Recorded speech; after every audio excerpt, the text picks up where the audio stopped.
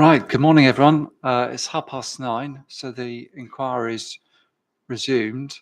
Can I just start if there's any housekeeping matters? I suspect the programme's probably at the top of that list.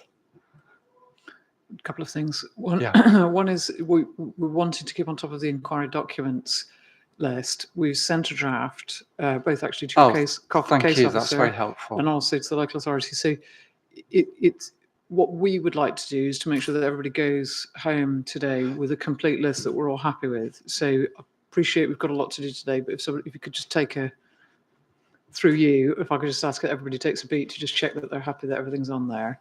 That's incredibly helpful. Thank you. Yes, thank you. I'm not going to take credit for that. No, okay, but thank you. And then the second thing is the inquiry programs. You rightly say we're a little bit behind. I'm still optimistic. I think we've got the Isleworth Society this morning. My understanding is that should be quite short. I'm certainly, again, just through you, sir, my understanding is that that's not going to deal with ecological matters, that being put off as written submissions, nor is it going to be dealing with the heritage stuff, which we've already dealt with, including all the visualizations and all that sort of. And in fact, I think I probably don't need to say it because I think you already said that. But I'm a little bit concerned to ensure that we complete the evidence today. I would like to, yeah. So, but I mean, assuming that's not going to go too late into the evening. We completely agree, and it should be achievable within a sensible inquiry day, bearing in mind it's a travelling day as well. Yeah. Well, from my point of view, it's whether it's travelling or not, that's not relevant. So yeah. Okay. Mr. Grant, anything? Nothing to add from me. That's all helpful. Thank you. Excuse the plural, but they're all six parties. Any housekeeping from you? Okay, so first witness of the day, Mrs. Casey.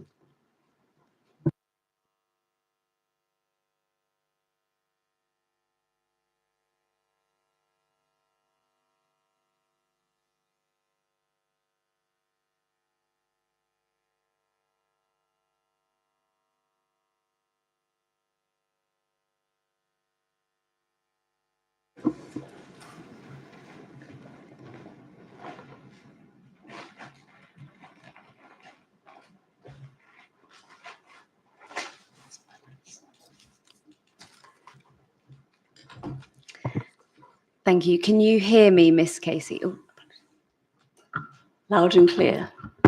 Can you hear me? Yes. Are you able to see each other? Just yes. About, yes. If you do have any issues at any point, I can move further down. Just let me know. Thank you. Okay. Thank you. So, Miss Casey, we have your proof of evidence. That's at core document A11 and the appendices to that at A12.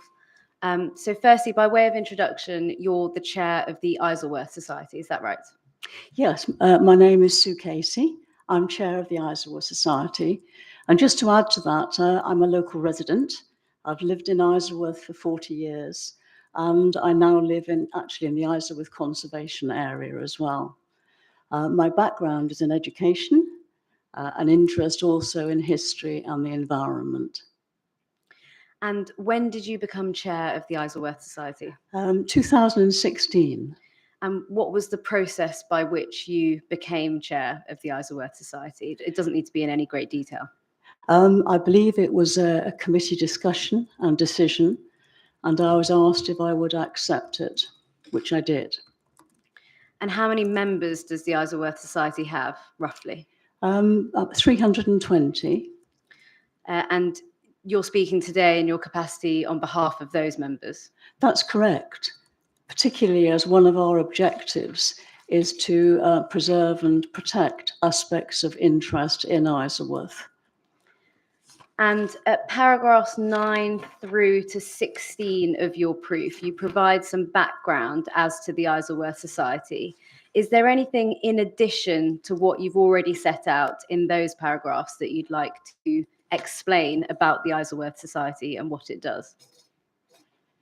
I think that's fairly comprehensive, really. That's fine. Moving then to the appeal site. From the perspective of the Isleworth Society, what importance does the appeal site have? Well, of real significant importance. As I mentioned, one of our objectives is to preserve, protect features of historical public interest. And this is really why we're here for Isleworth. This site is so important to the community and to further beyond Isleworth as well. This development would destroy that site. This development doesn't meet key government, key national, local and regional planning policies, which includes largely the loss of open space, historic, environmental and community interest in a site within a conservation area. And just if I could ask you to focus on the community aspect, what benefits does the community derive from the appeal site? Many indeed. There are people who actually work on the site. There are many who visit the site on different occasions and take part in open days and visits. There are people also who benefit from the nature on the site. So, for instance, the air quality of the site, the vegetation, the wildlife, all of those things have an impact on the residents of the area. And just following on from that, so in terms of the benefits that you've just set out in your answer, do those benefits, are those enjoyed by people other than plot holders? Certainly, certainly. They're enjoyed by people who live locally, but also people who live further afield, who visit on different occasions there, and also know about the site. I mean, food that is grown on that site is also of benefit through food banks and situations like that. I've mentioned also that the wildlife and the stories there go really far afield. I did mention in the proof about the BBC Young Reporter, which appeared in 2021, I believe it was. And she was the daughter of one of the plot holders on the site. But her stories of what that site means to her has meant that information has reached out to a lot of people. In terms of her creativity, she's written poems about the site, and she's just one of an example of young people who really directly engage with the site. And at section G of your proof, that's paragraphs 28 through to 31, you explain the asset of community value status of the site. That's right. Could you explain, was the Isleworth Society involved in seeking that ACV status? Yes, it was. It's had a run-up to the ACV status, really, with preserving Isleworth Green as a town and a village green in 2013. But it continued this in 2015. So it applied to the council. It felt it's very, very valuable as an asset for the community. And it put forward that application, which was in fact agreed in December, although challenged later on by the Northumberland estate. When you say it was agreed in December, could you just explain what you mean by that? It was granted, the listing was granted by Hounslow Council on the 22nd of December, 2015. And then I think you explained that it was challenged then by the Northumberland estates. And then can you just explain the process in terms of what happened after that, in terms of gaining that ACV status? Do you mean to refer to the tribunal or just to the next stage? Well, so after the Northumberland estates challenged the application, That's right. What happened after that? What happened then was that the parties agreed their dispute, and a judge was appointed to a first-tier tribunal, And that was by way of a hearing, which was agreed by all parties. And Judge Finlay took charge of this tribunal, and in December 2016, having read the evidence and looked at the position, she then agreed that Hounslow Council had in fact correctly listed the site as an asset of community value.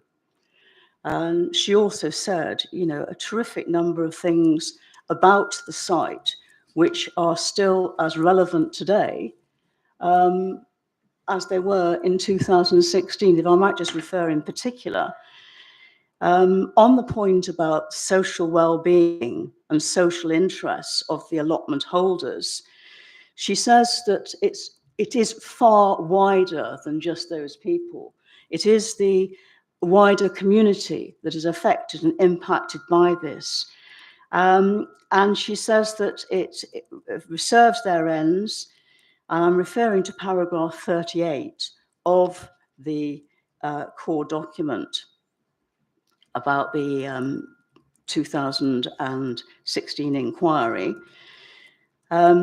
She says towards the end of that paragraph, I'm satisfied that the allotment land not only provides recreation and food for its direct users, but also provides community benefits as green space with concomitant benefits to air quality and visual amenity.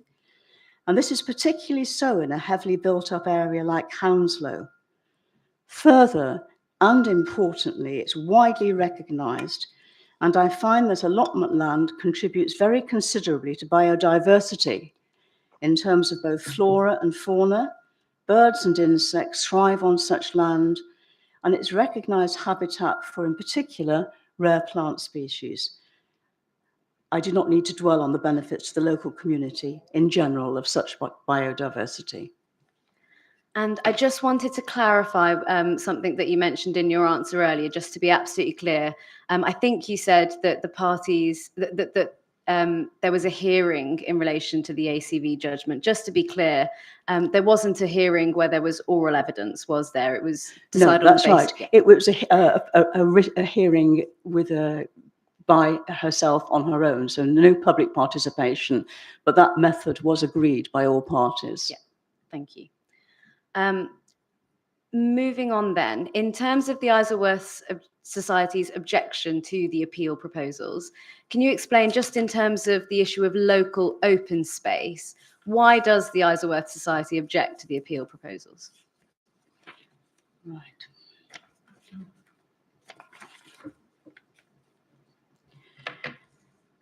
Because it's important for the local community, as I've mentioned already. And we feel able to say that also because we're protected by national policies such as the NPPF.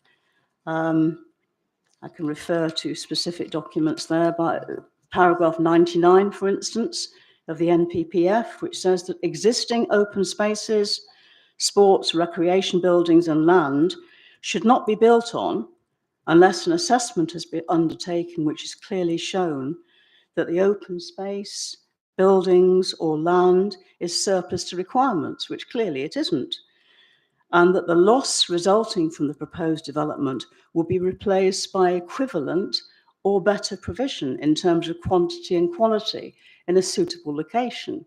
And clearly our case that it isn't. And the latter isn't really relevant as that refers to sport. And similarly, in the local plan, we have strong references in GB2 that I'm referring to 7.4, that the borough's open space, local open spaces are integral to the character and image of the borough. And I think I did mention yesterday in the heritage section in particular, why this space is important to the Isleworth Riverside Conservation Area. In addition, the Hounslow policy refers to it breaks up the built environment, and they do act, the allotments area acts as a kind of a buffer to the more developed area beyond it. And they add also to local context and amenity. And more importantly, we feel that they are certainly add to the health and the well-being of the borough. People who are allotment holders, as well as much wider as well. And in terms of the question of equivalent or better provision, the appeal proposals lead to a reduction of the existing site of local open space to 29% of its current size. And I think you say in your proof that that cannot amount to equivalent or better provision. Can you explain why you say that?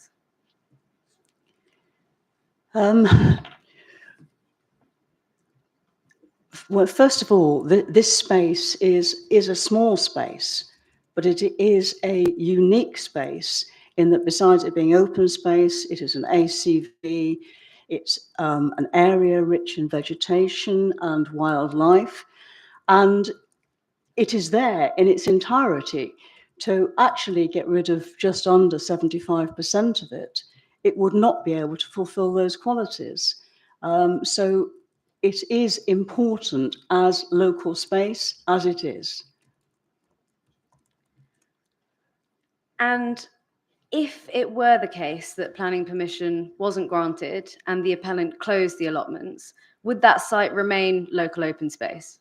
Yes, it would remain local open space. And would the community derive any benefits from the site, even if that were to happen? Well, the wildlife would still continue to live there, which would be of amazing benefit, with many, many learning opportunities and also for their life. But similarly, air quality and most of the other aspects would remain exactly the same. So it is of benefit to the community where it is. I think I did mention also on Wednesday when we looked at all the maps of the area, and apart from the Isleworth Cemetery area, which has its own interest, this area is kind of unique in that it has not been built on. And that's why we feel it is so very important that it is protected. And if it were the case that the allotments were re-provided elsewhere, would that address your reasons for objecting to the appeal? We do not think that any suitable location has been found for them, but the whole business is that we think that area is important as local open space. I would hope that the allotments would still be able to continue for many years more where they are.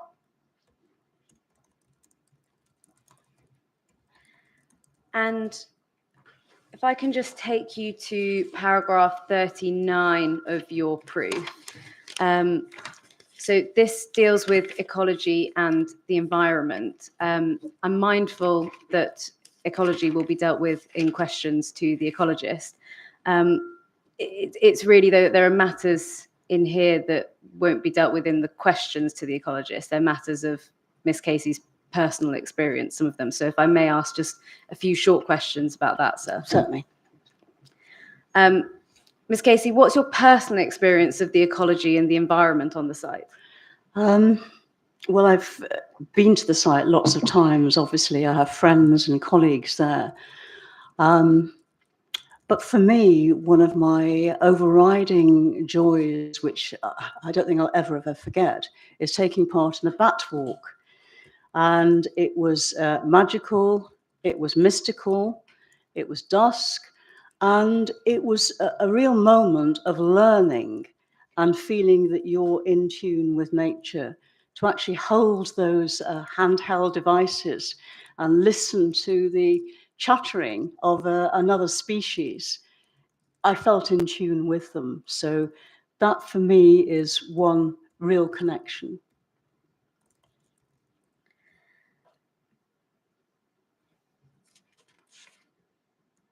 And in your experience of the site, what does the site contribute ecologically? I really think that we're going to have a formal session on ecology. Really, how am I to? It is difficult because the appellant specialist isn't here to. Understood. But Understood. I mean, there's obviously a difference between the amenity of the site and to the local people and the science of the ecology. So perhaps if you can sort of veer on the community side. Thank you. Understood. Thank you, sir.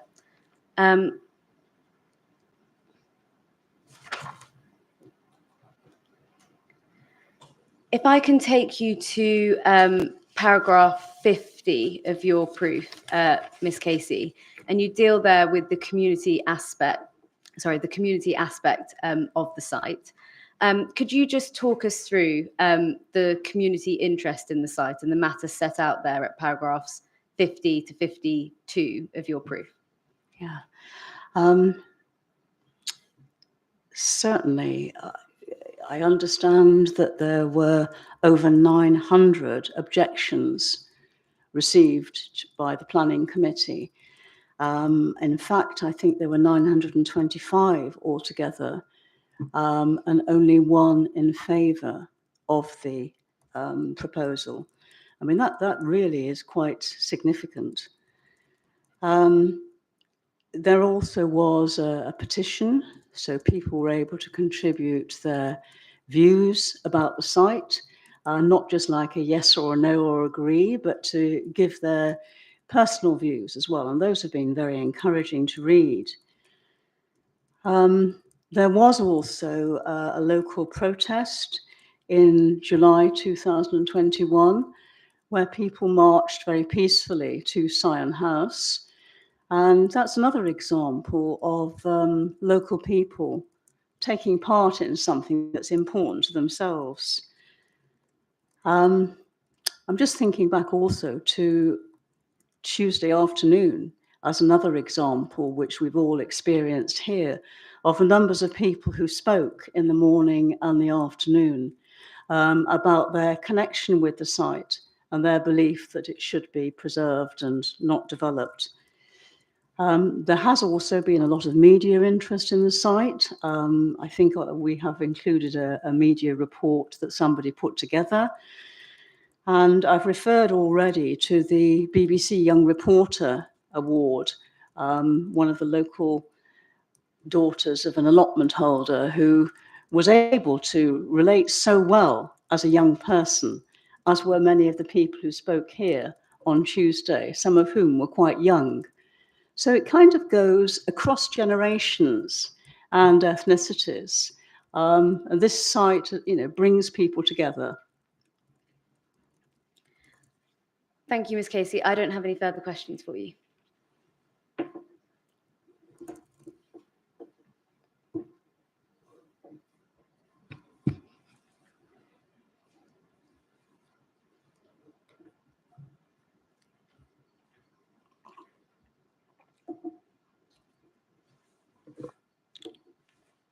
Good morning.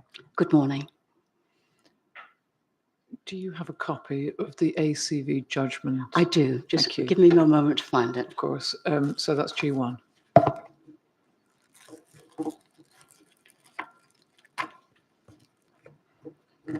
G1? Thank you. The judge who decided the matter on the papers had obviously written submissions from yourselves, I understand, and also Northumberland Estates and perhaps others. Is that right? I understand so, yes. And in terms of the implications of that decision, we can see that, can't we, at paragraph 1, under the heading Decisions and Reasons, Legislation.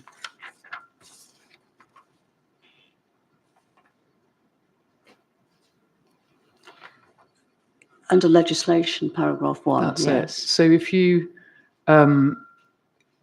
look at the paragraph, Yeah. it makes reference to the Localism Act, which requires local authorities to keep a list of assets which are of community value, Once it's on the list, it'll remain there for 5 years. And the effect of listing, and this is the point of the question, is that generally speaking, an owner intending to sell the asset must give notice to the local authority. And what that does is then initiates a process whereby a community has a right to bid. So the practical effect of an asset of community value listing is to offer an opportunity to bid, but not a right to buy. That's right, isn't it? This is apparently what it says. That's correct. But that is the only effect in practical terms of an asset of community value listing, which is to deliver or confer a right to bid to a community, but not a right to buy. That's right, isn't it? In terms of law, Yes. that's right. It obviously has other values, the community, in that it recognises it as an asset of community value. Hence my question about the practical effect of it in terms of what's its actual legal effect? Its legal effect is to delay sale pending an opportunity for a community to buy it. Well, that is true, but Yes. it also must have been fairly important for Northumberland Estates to actually challenge the ACV in the first instance, in 2015. You're perfectly entitled to comment. It's not what I was asking about, but okay. I want to just ask you a little bit about, that's it for the ACV judgment. thank Thank you. Do you have a copy of the opening submissions which were made on behalf of the Society? And if not, can they be provided to you, please?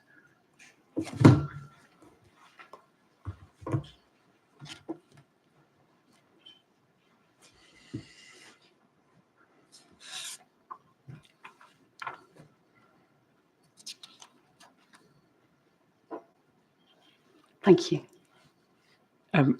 May I just, before I launch into any questions on it, may I just check that you had an opportunity to consider and agree them before they were submitted to the inquiry?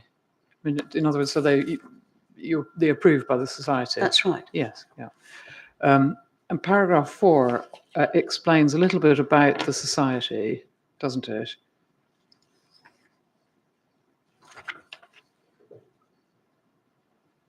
Yes. Yes. And it's part of its object is to preserve and enhance the unique character of the area in which it operates, at A, and at D, to secure the preservation, protection and enhancement of features and open space of historic and public interest. Correct. And it strikes me, certainly it will strike others, that unique character will of course include a Grade 1 listed building and a Grade 1 registered Absolutely. parkland, Sign House Yes. and Sign Park. And of course, they are aspects of the area of real historic and public interest, aren't they? Absolutely. Absolutely. Yeah. And no history of Isleworth would be complete without reference to Sign House and Sign Park and the history of the house, the royal connections over time. for example. Completely. And indeed, your Completely. website, I think, makes much of that. It does. It's a place that I also love to visit. And the inspector will have seen it last night, of course, on the site visit.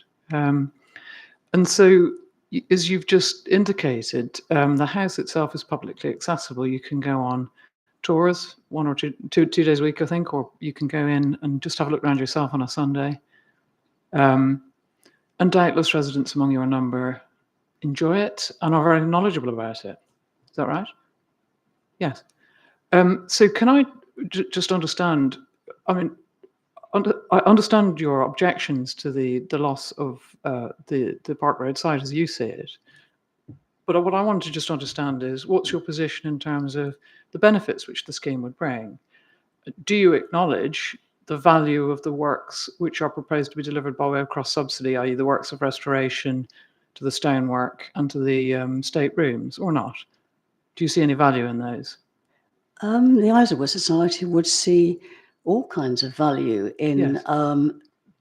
Buildings of interest preserved in its area. Indeed. As to whether this is the right way of doing that, Yes. that's where there would be a difference. Appreciate you and I, if you like, to depart from one another on that point, but Yeah. focusing on the scheme benefits themselves, in terms of timing, can you see the value of, if you like, jam today rather than jam tomorrow, delivering works within a 10-year period rather than a 25-year period? Do you see that that is, all other things being equal, much better? I don't see it just in terms of, a breakfast or the first meal of the day, or in terms of jam or tea. Sorry, it's an expression derived from economics. The point being that something that you can secure in the immediate future is more valuable than something which falls to be delivered much later.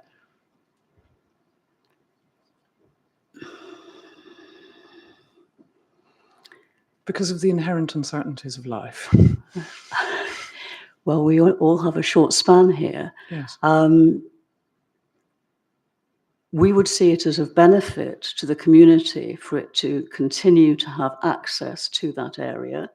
And we would hope that within our lifetime, those repairs might be done. But whether it means sacrificing this site, it's difficult to weigh up those two. I mean, that's fair, because actually one can see here that there are a number of competing objectives: the housing objective, cross-subsidy benefits, and so on. And all of those factors you'd acknowledge the inspector's got to think about, wouldn't she? It's not quite as simple as all that, is it? Well, that's true, and it's not technically an enabling development. No, it's not.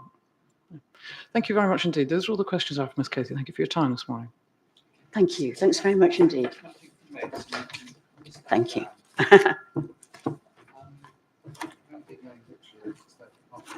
think we just keep going. Could we just have a couple of minutes to change over? Yeah. And then I'll leave it up to you to.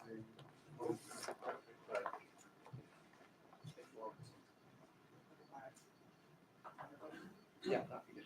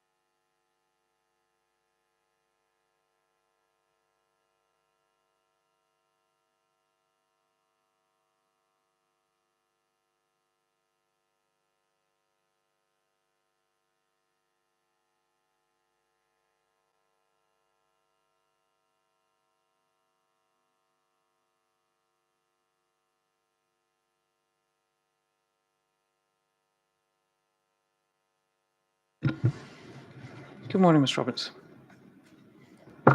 Good morning. I'll introduce Ms. Roberts, so by reference to her main proof of evidence, page 1. We know that your name is Pauline Roberts and you're a senior director of Litchfield. Correct.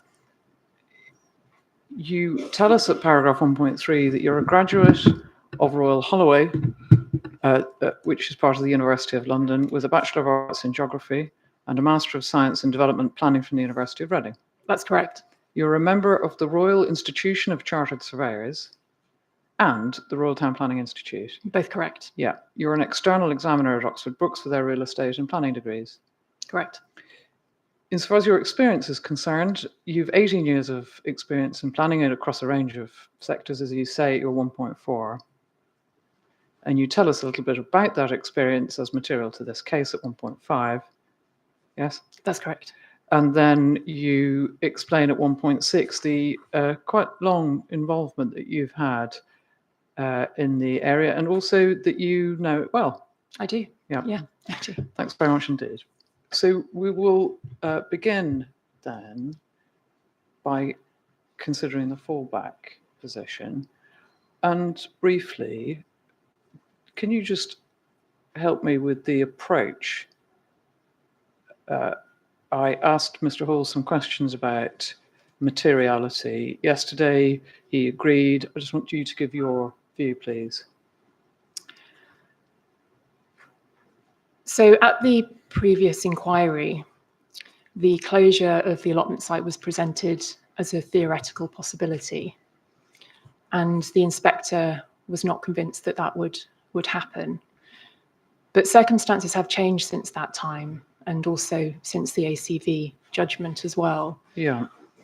And there are 4 points I'd like to note on that. Firstly, the appellant has successfully terminated the licenses that ended in September 2021. Yeah. They have refused to issue new licenses despite considerable pressure to do so. And they have allowed ongoing temporary use on an unlicensed basis, but that is only pending the outcome of this inquiry. Yeah. Now, we very much hope that planning permission will be granted, and Yeah. if it's approved, then there will be 38 allotments that are secured for the long term, for 50 years, through a legal agreement. But if it's dismissed, there's every likelihood that it will close. Why is that? Well, trustees would be advised that to continue the policy of not renewing licenses and to take possession of the site. And there's every likelihood that the trustees would follow the advice of their advisors, as they have done to date. And is that the information you've provided? Where does that come from? Specifically, who does it come from? It comes from the Northumberland Estates, the Yeah. appellant. Yeah, thank you. And so those points having been considered by Mr. Hall, he suggested that that's still only a mere theoretical possibility. Do you agree with that? I don't believe that to be the case. No.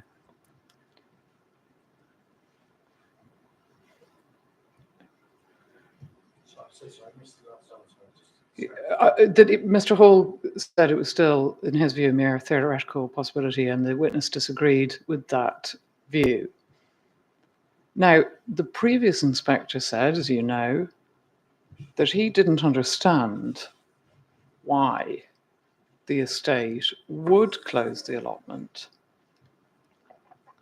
So he didn't understand that. It may not have been articulated. It may not have been settled. But what is the estate? Why would the estate do that? So it was evident in discussion yesterday that there has been a long-term aspiration by the appellant to redevelop the site. Yes. For the long term, and it's been quite open about that. Yeah. And the current the sort of former use of the site and the ongoing temporary use is interfering with that objective. So there's no incentive to retain allotment use on the site. It's contrary to its objective, longer term objective, to redevelop the site. I mean, is it, Mr. Hall seemed to think that the planning policy could restrain any change of use, but is planning permission required for every beneficial use to which the sites could be put? No, there are plenty of uses that could be achieved without requiring planning permission. Examples sort of biodiversity credits, agriculture, horticulture, uses such as that.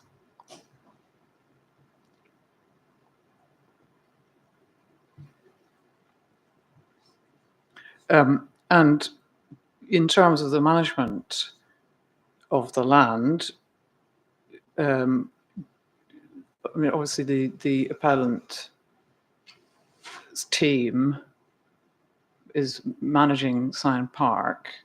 Is there anything you want to say about that, about the management of the appeal side in that context? The Scion House estate has got a large team. It's a large asset, including gardeners, horticulturalists, groundsmen, and so forth. So that would all be within the realms of the estate's capabilities.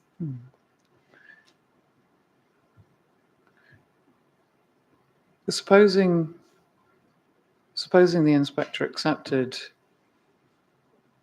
your evidence about what's realistic as a fallback, what weight would you invite the inspector to give to that? I think it must be given considerable weight.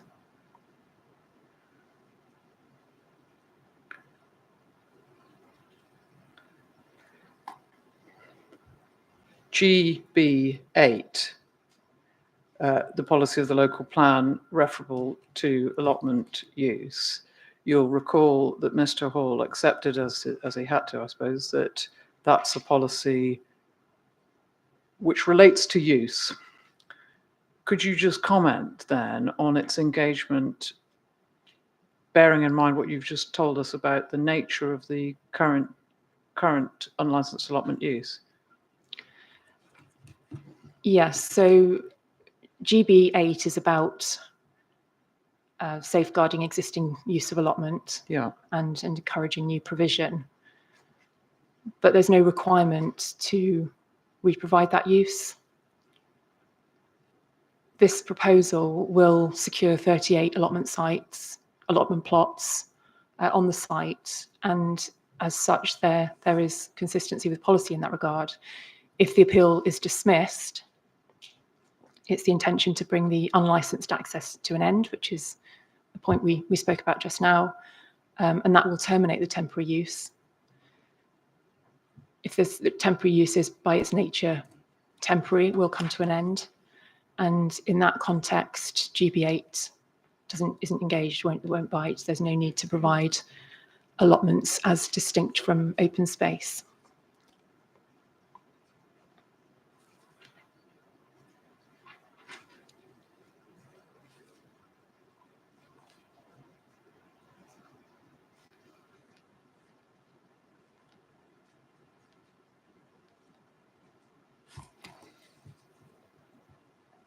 So do you accept there's any conflict with GB8 in the case? No conflict.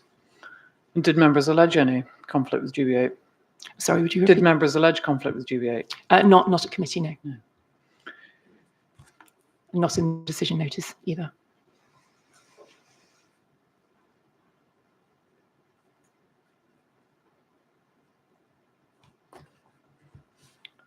Open space then, again, quite a lot of common ground secured through the cross-examination process. Mr. Hall accepted that one doesn't attribute equal value to all open space. All other things being equal, a site which has got public access to it will be more valuable than a site which does not. Do you agree with him? Yes, I do. Yeah.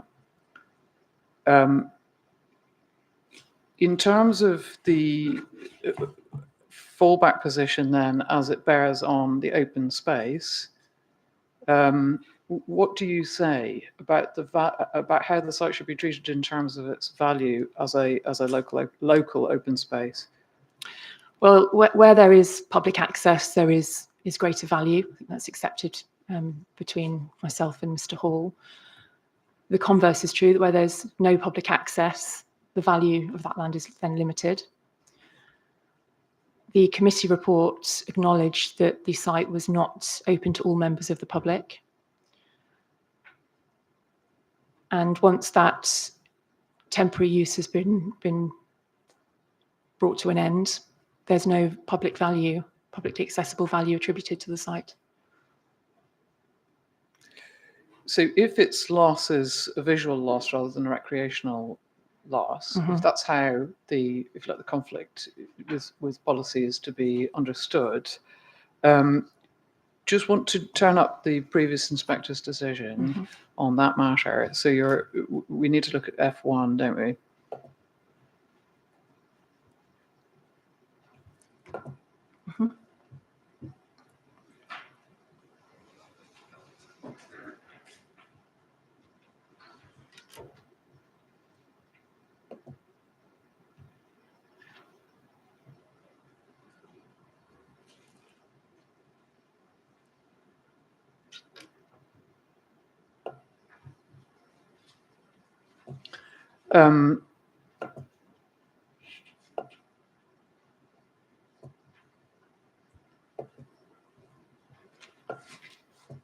If you look at paragraph 59 of the previous inspector's decision,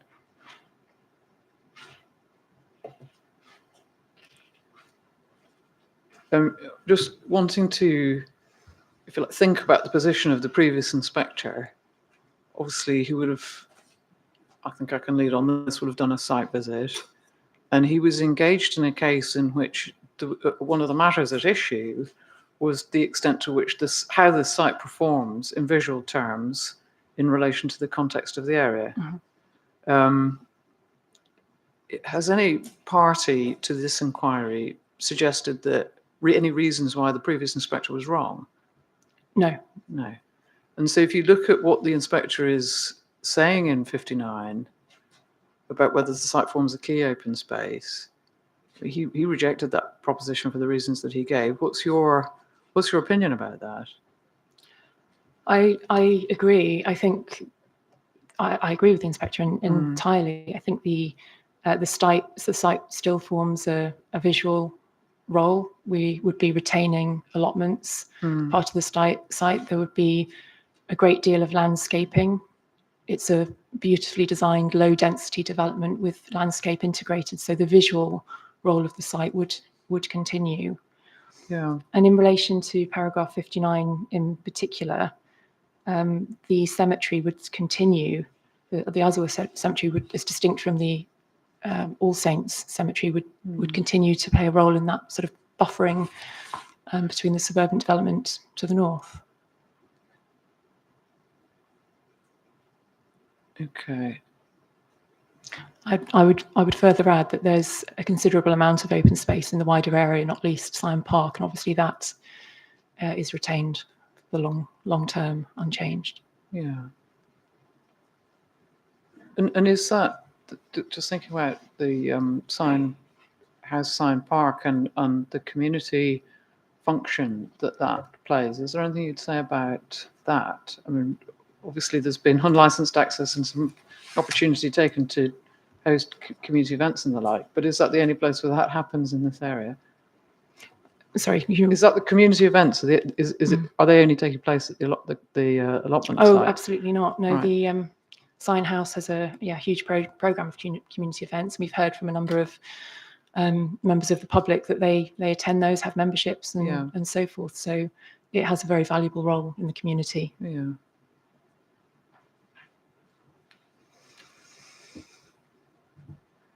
In terms of its open space function, really, that's what I'm asking. I'm not asking about the house in particular, but in terms of recreation and a community function in the park itself, does it play any role there? Yes, and there's a huge amount of open space provided there. Lots of opportunity for recreation. Inspector Sir, you may have seen some of that as you walked past yesterday. Yeah.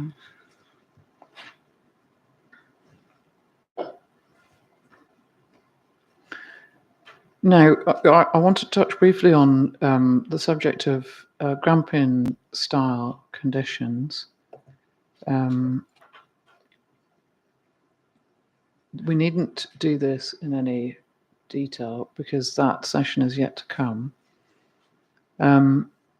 Just then, on approach, if you impose a Grampian style condition because you conclude that there's some prospect, just some prospect of the condition coming to fulfillment, it's not controversial as between us what the threshold test is and that it's a low one, but who bears the risk in that situation? The appellant. Right.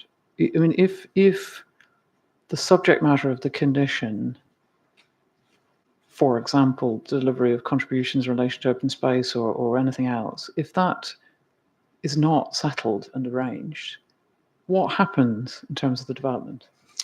It wouldn't proceed. You'd normally have a condition that says development cannot proceed until such and such has been achieved. Yes. So it's entirely on the appellant, the risk. Yeah.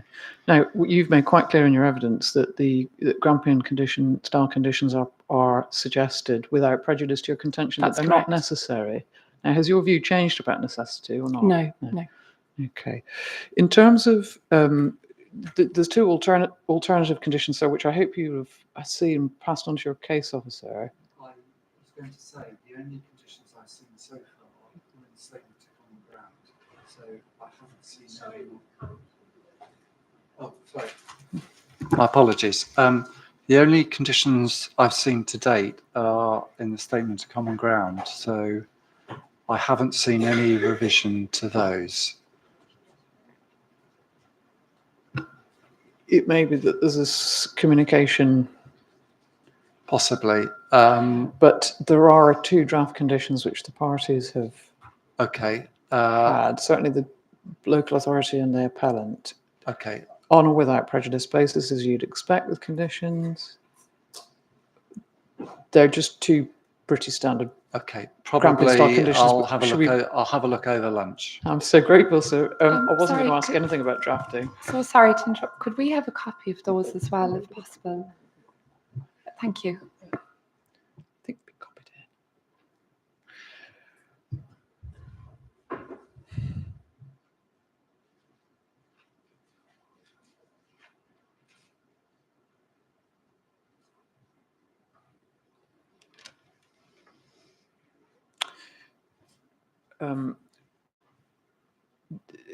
I don't want to deal with this briefly. In terms of who's in possession of the sort of requisite information as far as the council's 27-acre allotment strategy is concerned. I mean, I'm not suggesting there's any sort of evidential burden, strictly speaking, but there's maybe a practical one. So could you just say something about that, please? Yes, so the council has been undertaking an exercise in relation to the Grow for the Future programme and has identified land as part of that process for the purpose of allotments and community food growing. And that's within their sort of control at the moment. Okay, well, we'll come to the detail of that a little later on. But on open space,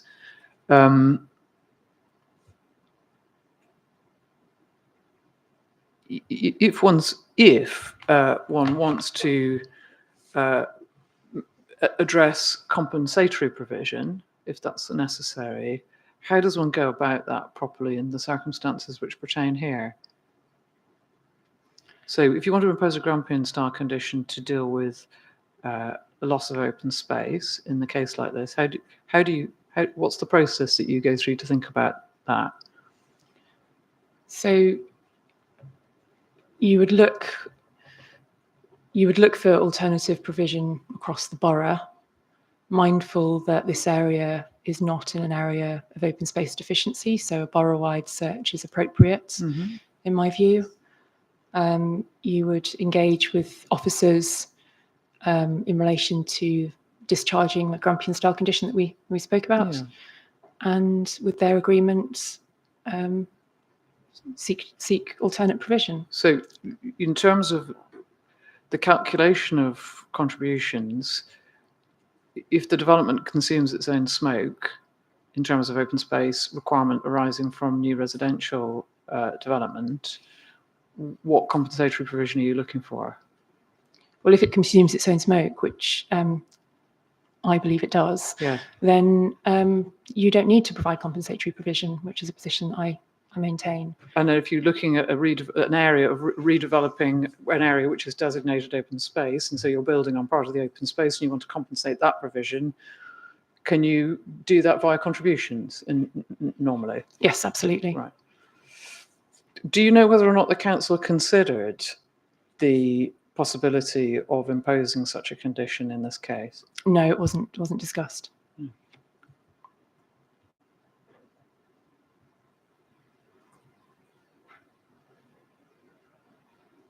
So thinking about, we're obviously in a situation in which the arrangements in the Section 106 planning obligation are agreed as between the local planning authority and the appellant. That having been settled, what do you say about compliance with the development plan as a whole? So the second reason for refusal falls away as a consequence of agreement, Section 106. We are left with just one issue where there's conflict, and that relates to the loss of local open space. Yeah. And in my view, that the harm arising from that conflict is limited for reasons that I have set out in my evidence, and is outweighed by a considerable package of planning benefits, which are material to the decision-making But process. before we get to the planning benefits which outweigh a policy conflict, can I just ask you to consider compliance with the development plan as a whole as a first step? Sure. Thank you. So my view is that we are in accordance and compliant with the development plan. There is one issue which relates to conflict with policies GB2 and London Plan G4 relating to loss of local open space. It's just one policy, and it's not unusual for there to be some conflict with policies. It's very unusual for a scheme to be entirely in accordance with every single policy in the plan, and policies do often pull in different directions and have competing objectives.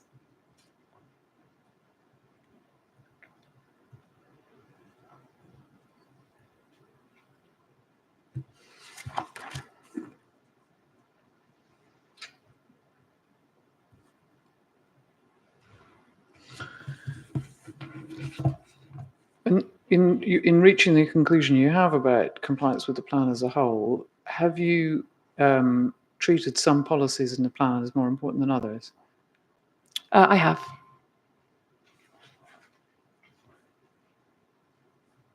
And I'm not going to ask you to rehearse all of your evidence, but have you indicated in your proof where you have paid particular emphasis? I have.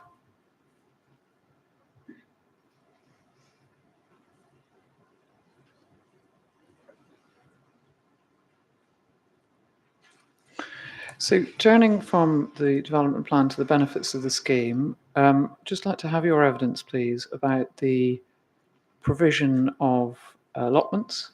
How's that to be treated, please? I think the provision of allotments should be given significant weight.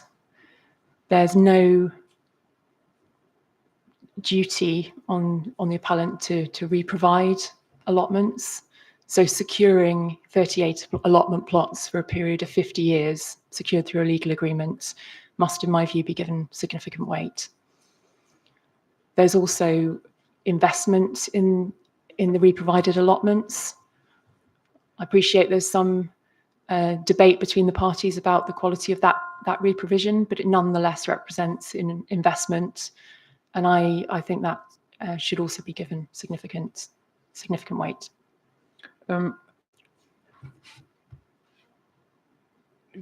There is, as you put it,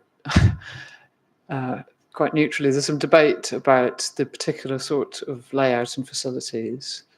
The appellant's proffered its view about what's appropriate based on what it understood the consultation responses to be saying and its conversations and so on. But is there any other way of dealing with that? Yes, it could be dealt with by condition.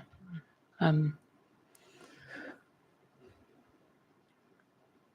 may not be crucial, but the 2015 position when the estate took over the management of the allotments, the inspectors heard a little bit about some survey work. Can you just provide some insight into how that was undertaken? Yes, it's been undertaken on an annual basis using a consistent methodology and undertaken by the head gardener of the Sign Park Yeah. estate, who is sort of qualified gardener in all respects. And in my view, it wouldn't have been done in any other way other than sort of fairly and honestly. I can't comment. I wasn't there at the time, but I can't. But in my view, knowing the head gardener and his professionalism, it wouldn't have been undertaken in any other way but fair. Has he? I mean, you said qualified in all respects. Would that include so relevant horticultural? You know? Land, yeah. No, there was a snapshot survey is being undertaken. It's on a day. It's on the site. Do you know of any published methodology which would indicate a requirement to consult with the people managing No. the allotments? No.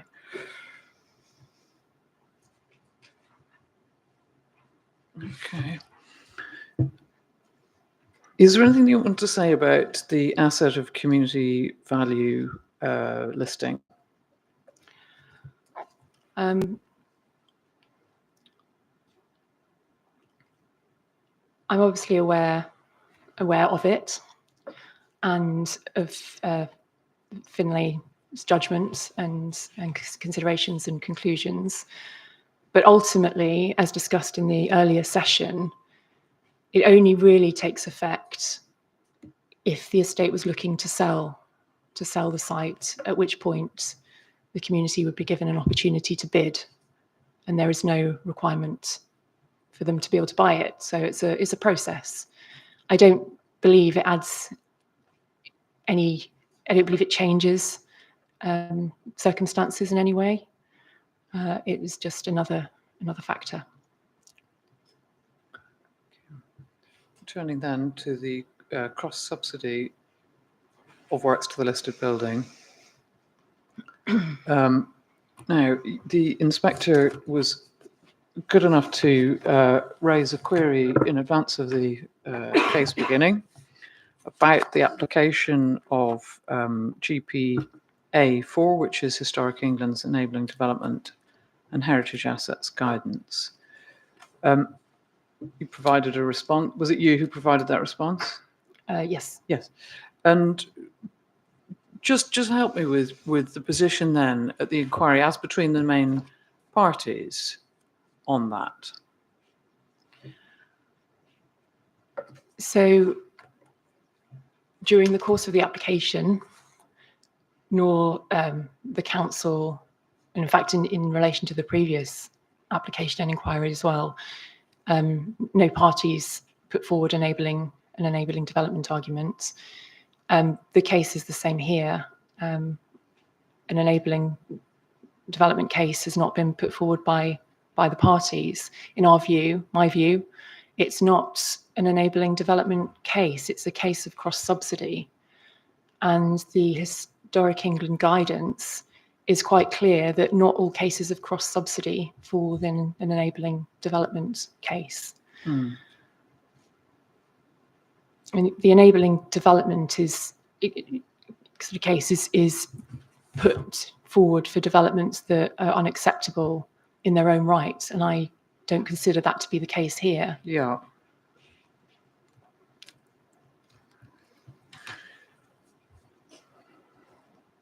Now, the Historic England Enabling Development Guidance directs decision makers to consider a range of alternatives to achieve essentially the same objective. Do you know what sort of principle that's based on? Established case law. The guidance is Historic England's Enabling Development guidance is based on case law practice. Case to do with what?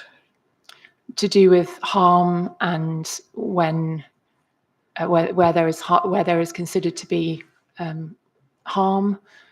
In that instance, alternatives should be explored.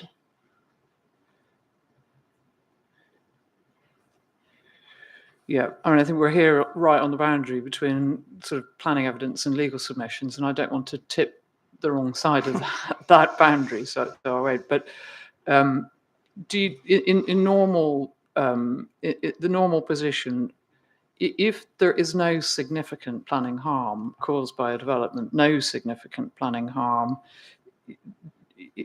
is a decision maker required to consider alternatives? Do you know? No, that's not the case. And does the enabling development guidance depart from that principle, or is it consistent with it? It's consistent with it. So just again, thinking about consistency, but now applying that to the council, could you comment on the consistency of a position which accepts that the enabling development guidance is not applicable, but nonetheless maintains that alternatives should be considered? It's inconsistent. It's sort of cherry picking aspects of enabling development without putting forward an enabling development case.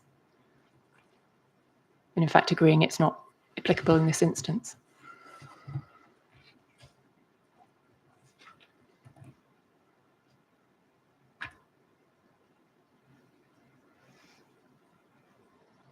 And again, still treading this boundary between your role and mine as carefully as we can. Could you help the inspector with your understanding of the materiality of the personal circumstances of an applicant for planning permission? Yes. Well, I would make reference to rebuttal, I think it's Appendix 2, Yeah, where this is addressed in legal note.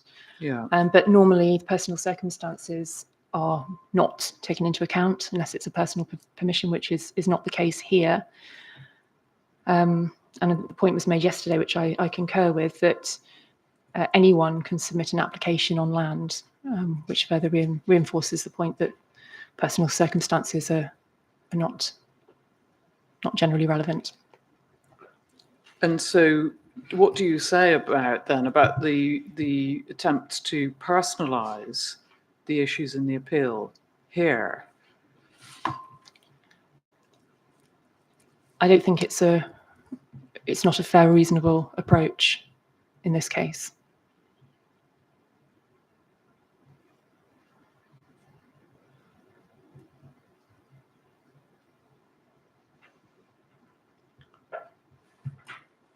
So just then coming sort of more squarely back into your subject area and a planning judgment then about the weight to attribute to the cross-subsidy benefit, please.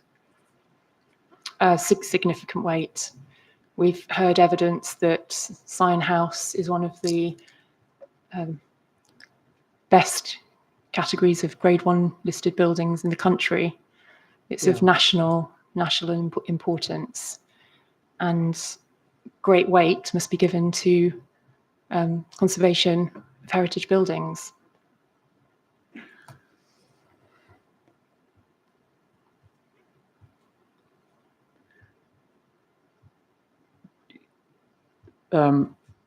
If you were to go for me to D1, which is the National Planning Policy Framework, and within it to section 15.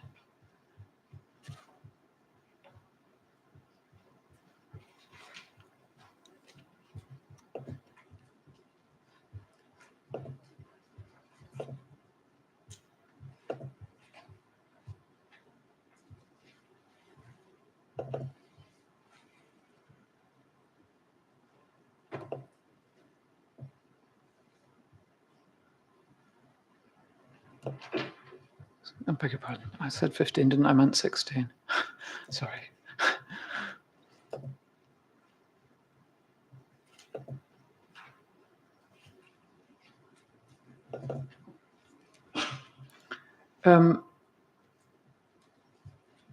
You've got the inspector will think about the import of subheadings in this section. But would you, the argument that the council was making hangs on this, that the advice about great weight being given to an asset's conservation is only appropriate where considering the impact of a development proposal. I just want to ask you this. If a planning appeal, planning permission delivers a cross-subsidy benefit as part of a Section 106 planning application, is that to be considered part of the impact of granting planning permission or not? Yes, it's part of the proposal secured through the Section 106. Yeah. And so what do you say then about the application of paragraph 199 in this case, in terms of the weight to attribute to the conservation of Sion House? Very significant weight. Significant weight. Yeah.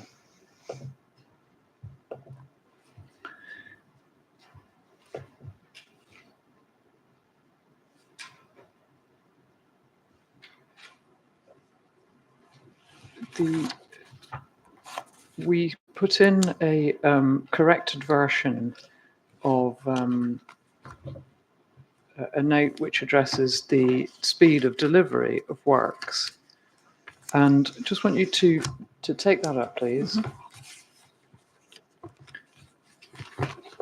And contrast the situation without the appeal proposal and the situation with the appeal proposal. What do you say about that, please?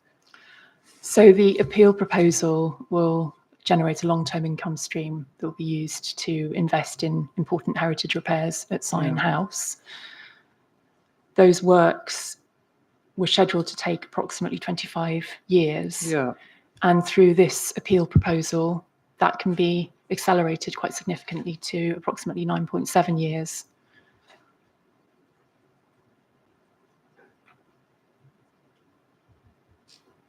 And what do you say about that? That should be given significant weight. It's an important heritage benefit.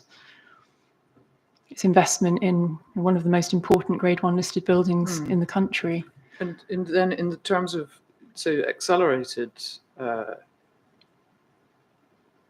investment, after if you like 10-year, predicted as a 10-year period, the ongoing funds which are available through the Hotel Section 106, what happens to those? Can they be spent on other conservation benefits or not? Yeah, they would continue to be invested into the maintenance fund, which is used for, as it says, maintenance of Sion House. It's exclusively for that. Mm-hmm. Yeah. And so in terms of additionality, what does one get here?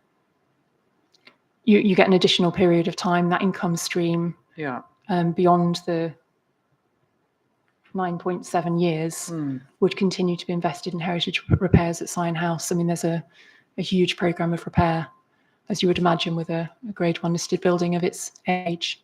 Yeah.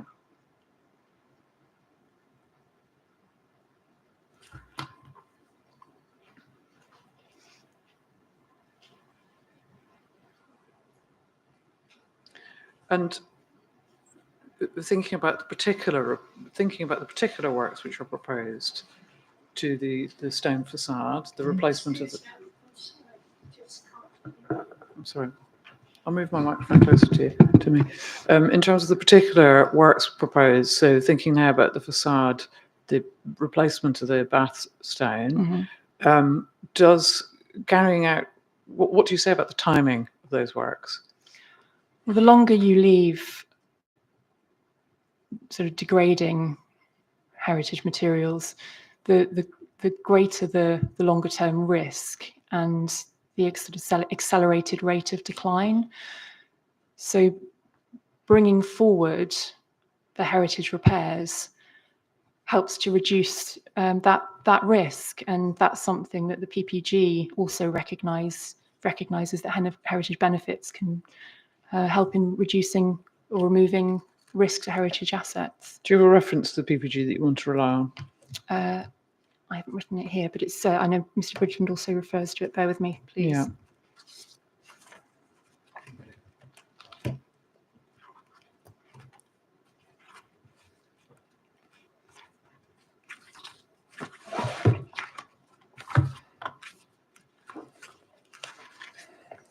So if I could refer you to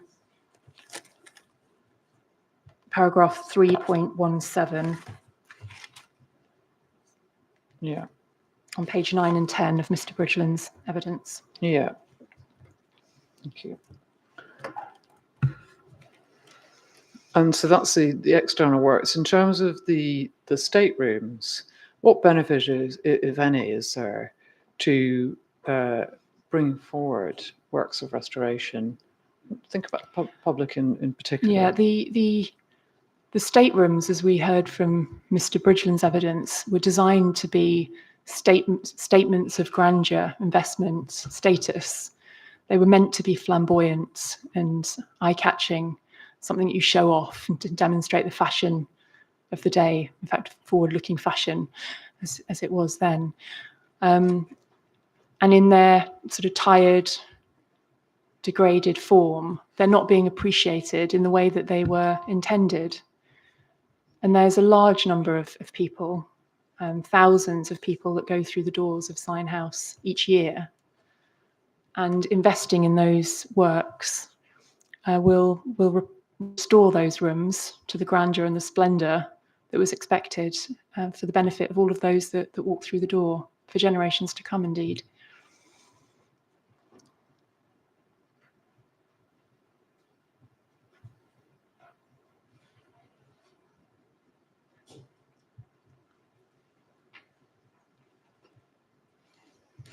So, thinking about all of the evidence that you've read and all of the evidence that you've heard, what conclusion do you reach overall about the weight to attribute to that particular benefit? Significant weight. And other benefits then, the housing and affordable housing, please.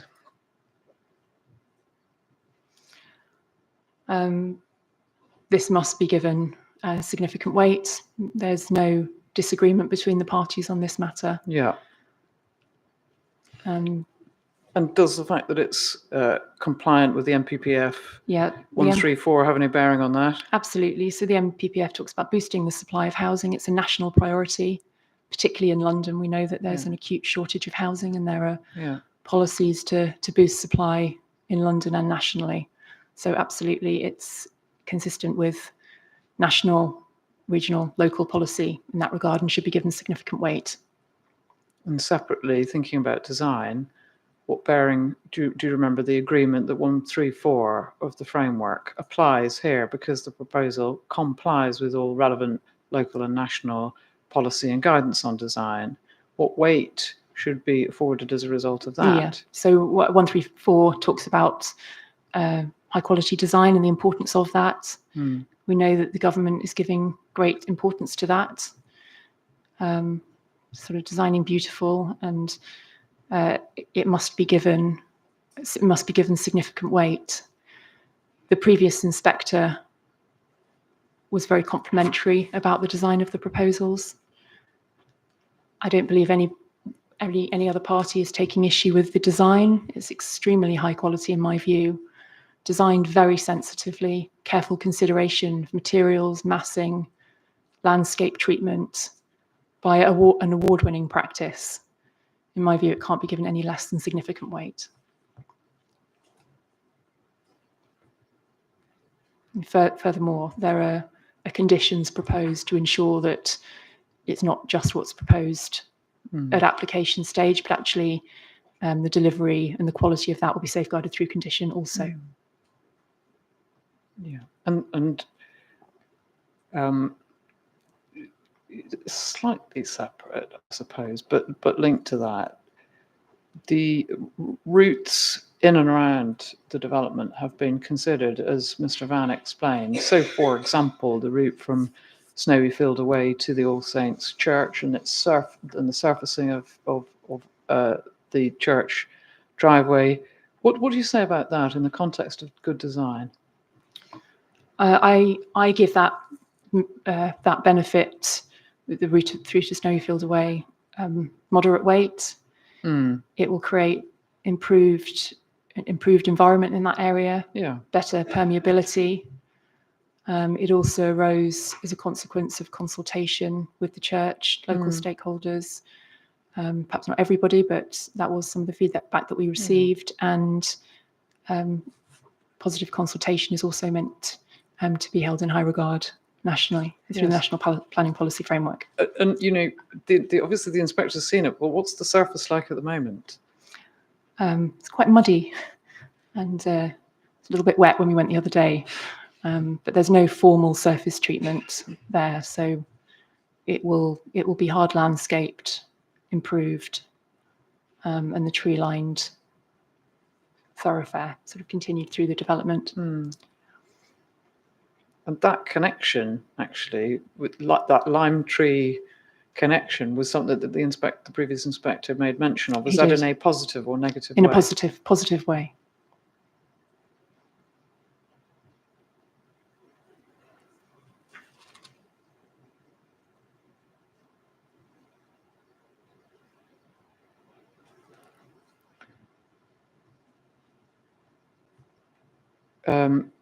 You'll have appreciated there's a dispute between ourselves and the council as to the weight to attribute to the NHS key worker lease, which has been proffered.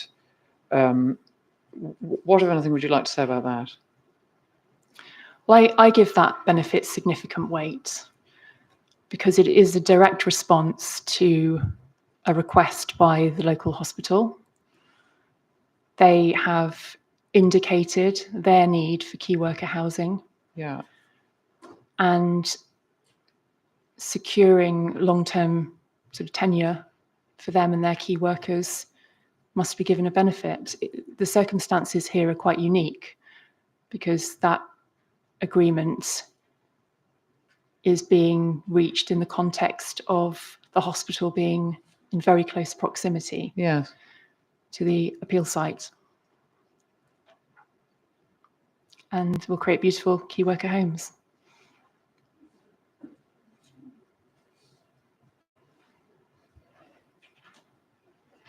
And what if anything do you say about Mr. Hall's contention that should only merit, you know, really a weight which sort of makes a difference if, and to the extent that the NHS just can demonstrate that it can't function properly without it. What do you say about that? I don't agree with that. The trust has indicated a need. We're responding to that need, and I think that should be given significant weight. I don't believe that the hospital needs to be on its knees for that to be attributed as a benefit.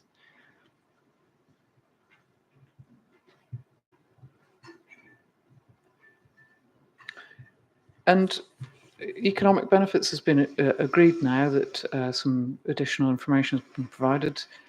So I don't need to ask you about that. But as far as biodiversity net gain is concerned, could you give your advice to the inspector about the weight which should properly be attributed to that? I consider that it must be given significant weight. It's a national objective. In fact, it's coming into force in November this year as a priority.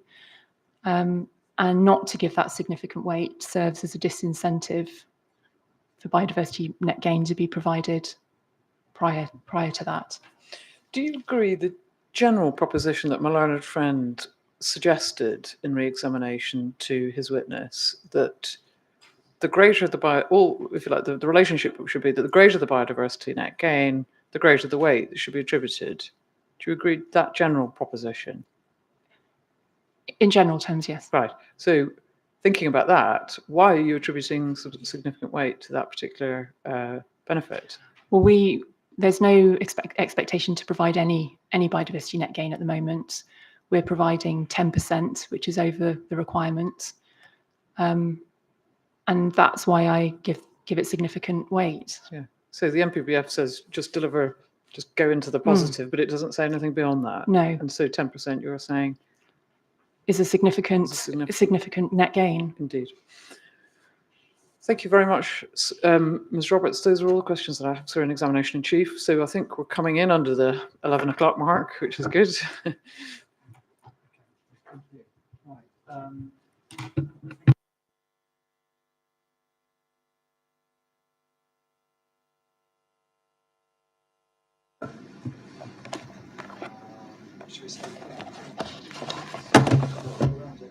Ten past.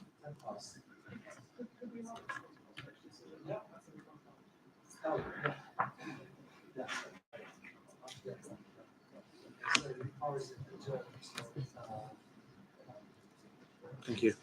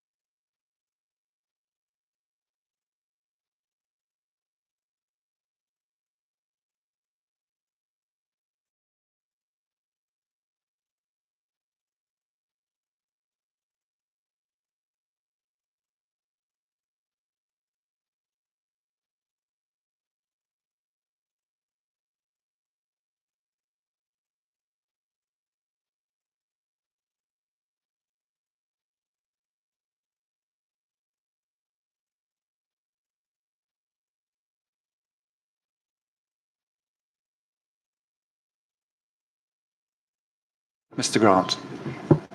Thank you. Ms. Roberts, good morning. Good morning. A few matters I want to go through first, which I suspect and hope won't be regarded as contentious between us, but I want to establish that those areas of common ground together. The first matter is that the appeal site, as designated local open space, has imparted to it a degree of protection, doesn't it? It does. And if we take up, please, the MPPF, which we've got at core document D1, can we turn, please, to the glossary, which is at Annex 2, beginning on page 64. And can you turn in particular, please, to page 70. And we can see there, can't we, towards the top of the page is the national policy definition given to open space. Do you see that?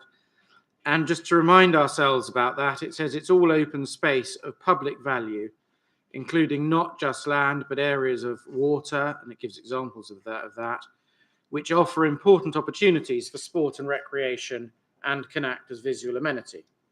Yeah? That's correct. And then in terms of the protection that we discussed momentarily, if we turn back in the framework to paragraph 99,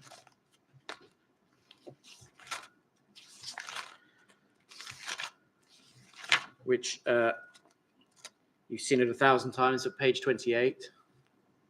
I'm there. And there we have, don't we, at paragraph 99, the decision-making policy in terms of open space. Yes? We do. And in terms of the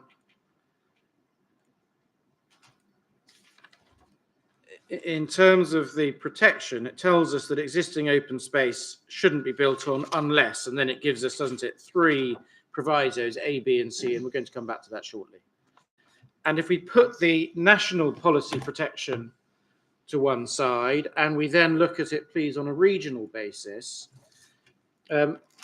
so far as the London plan is concerned, the relevant policy, as we know, is G4, and G4 is split, isn't it, into A and B. Part A is in respect of plan making, and Plan B is in respect of decision taking.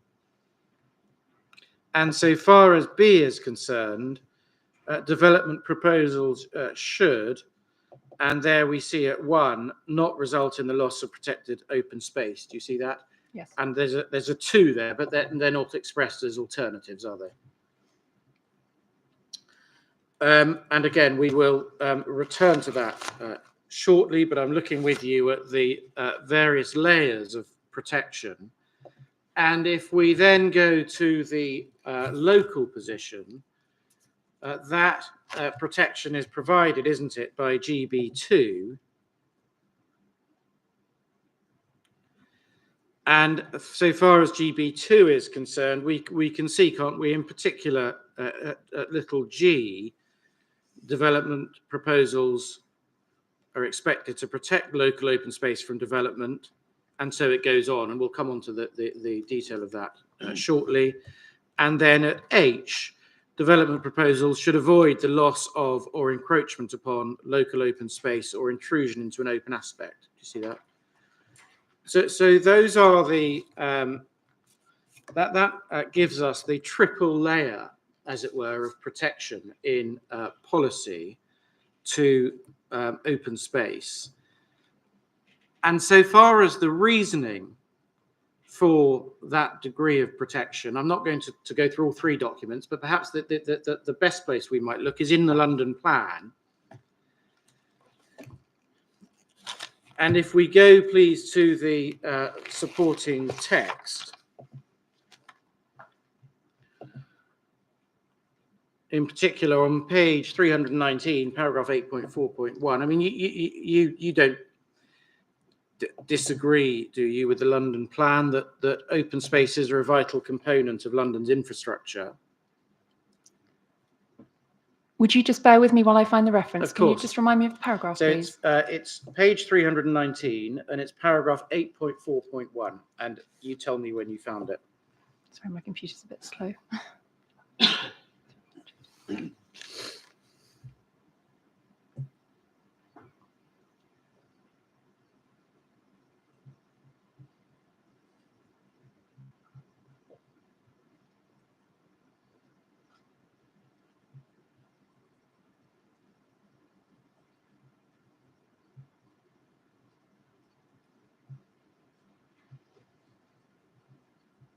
I'm there.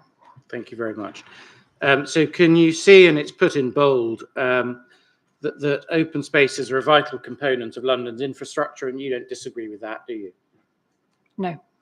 And the next sentence in the text tells us that all types of open space, regardless of their function, are valuable in their ability to connect Londoners to open spaces at the neighbourhood level. Do you see that? Yes. And again, I'd be surprised if you disagree with that as well.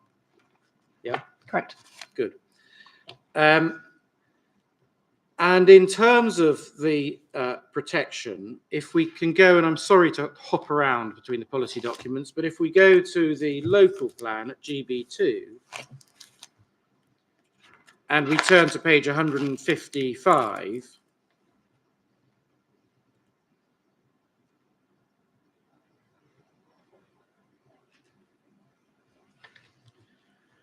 we see there the supporting facts, or the justification, as it's sometimes called, for the policy. And can you see on the left-hand column on this page, under the heading Open Space in the Borough, if you go, please, halfway down the paragraph, as the population in Hounslow, do you see that? As the population in Hounslow is set to grow by around 30,000 people to reach 280,000 by 2030, local open space will need to be protected alongside Greenbelt and MOL to ensure that provision meets the needs of future residents. Do you see that? I do see that. And as a matter, I suppose, of common sense, not just policy justification, so far as local open space is concerned, the protection is intended to protect it not just for now, but for the future. That is the purpose of the designation. Well, that's the justification for the policy, isn't it? And in terms of the quantitative position, we'll come on to qualitative in due course, but in terms of quantitative issues, it's agreed between us, isn't it, as a matter of fact, that the proposal would result in the quantitative loss of open space measured at 0.81 hectares. That's correct. And so far as the 0.81 hectares is concerned, if we want to put that in the context of the appeal site, we agree between us, I think, that that's 71% of the site. That's correct. And it's agreed, isn't it, in the statement of common ground, and of course we can turn to it if we need to, but agreed between us that the appeal site isn't surplus to the open space requirements in the borough. It's put at paragraph 8.1. It's not surplus, but we're not located in an area of deficiency. Not talking about areas of deficiency at the moment, but it's not surplus to requirements, is it? No. No. And so far as deficiency and the relevance of that to policy, there was some discussion by that, we can turn to it later if we need to, by the inspector in the previous appeal decision, wasn't there? Yes. Yeah. And so far as the approach taken by the previous inspector is concerned, and when we need to go to the decision letter, we will, but always tell me if you want to. The inspector concluded in respect of open space that in respect of that scheme, the loss of open space was unacceptable. If you go to the decision letter, it wasn't a trick question, it was a matter of fact, but if you go to the decision letter,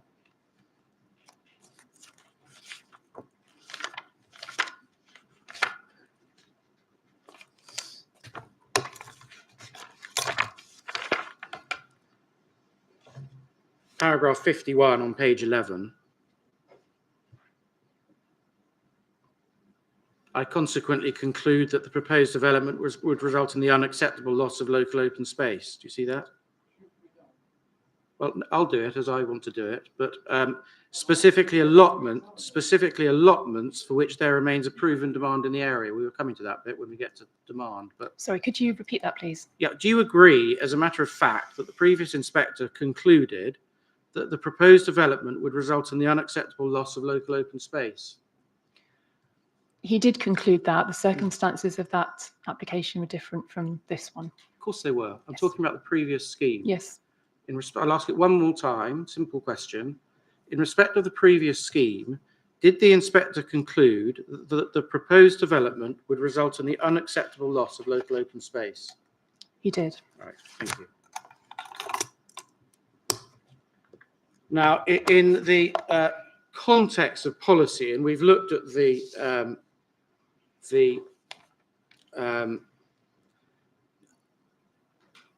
the way in which policy seeks to protect open space, but I just want to understand again, because I think there's significant areas of agreement between us in terms of policy conflicts. I understand the points you've made in writing and in evidence in chief.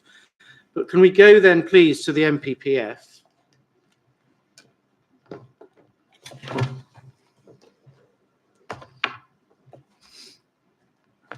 And to paragraph 99.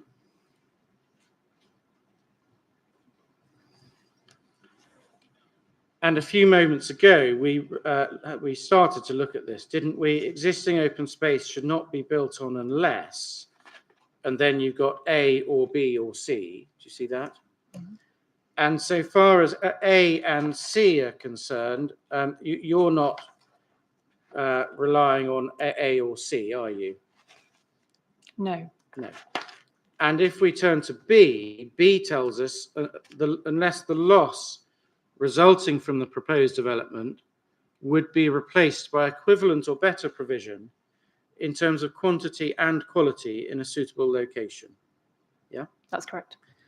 And in terms of the way in which the government framed B of paragraph 99, without wishing to state the obvious, it was expressed in terms of quantity and quality, wasn't it? That's correct. In other words, equivalent or better provision had to be in terms of both.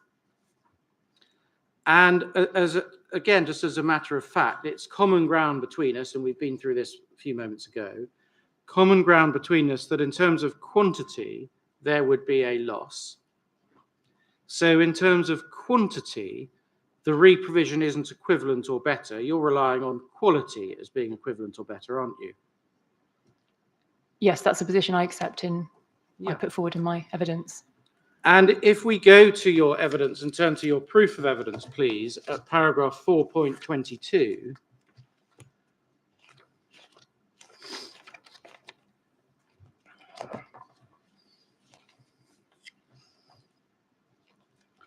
you tell us there, Ms. Roberts, you accept there's conflict with ...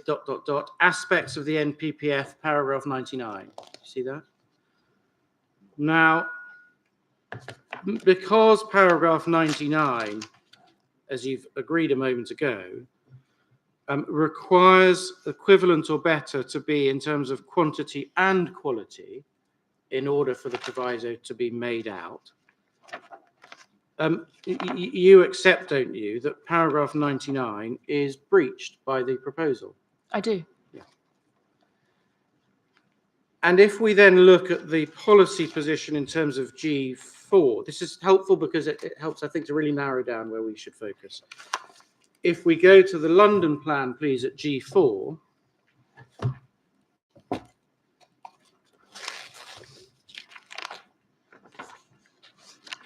and as we saw before, the decision taking part of this policy is part B. Yeah. And we agreed earlier that so far as paragraphs 1 and 2 of B, they're not expressed as alternatives, are they? No.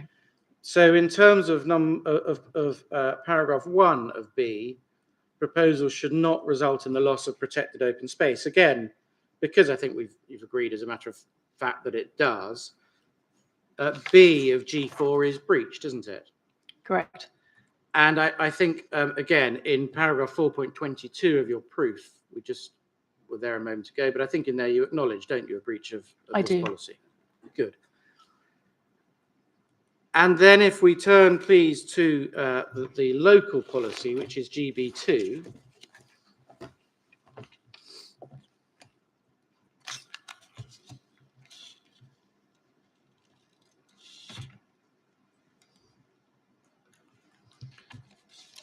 And we open alongside that your proof again at paragraph 4.22. At 4.22, you tell us very fairly, I accept there is conflict with local plan policy GB2.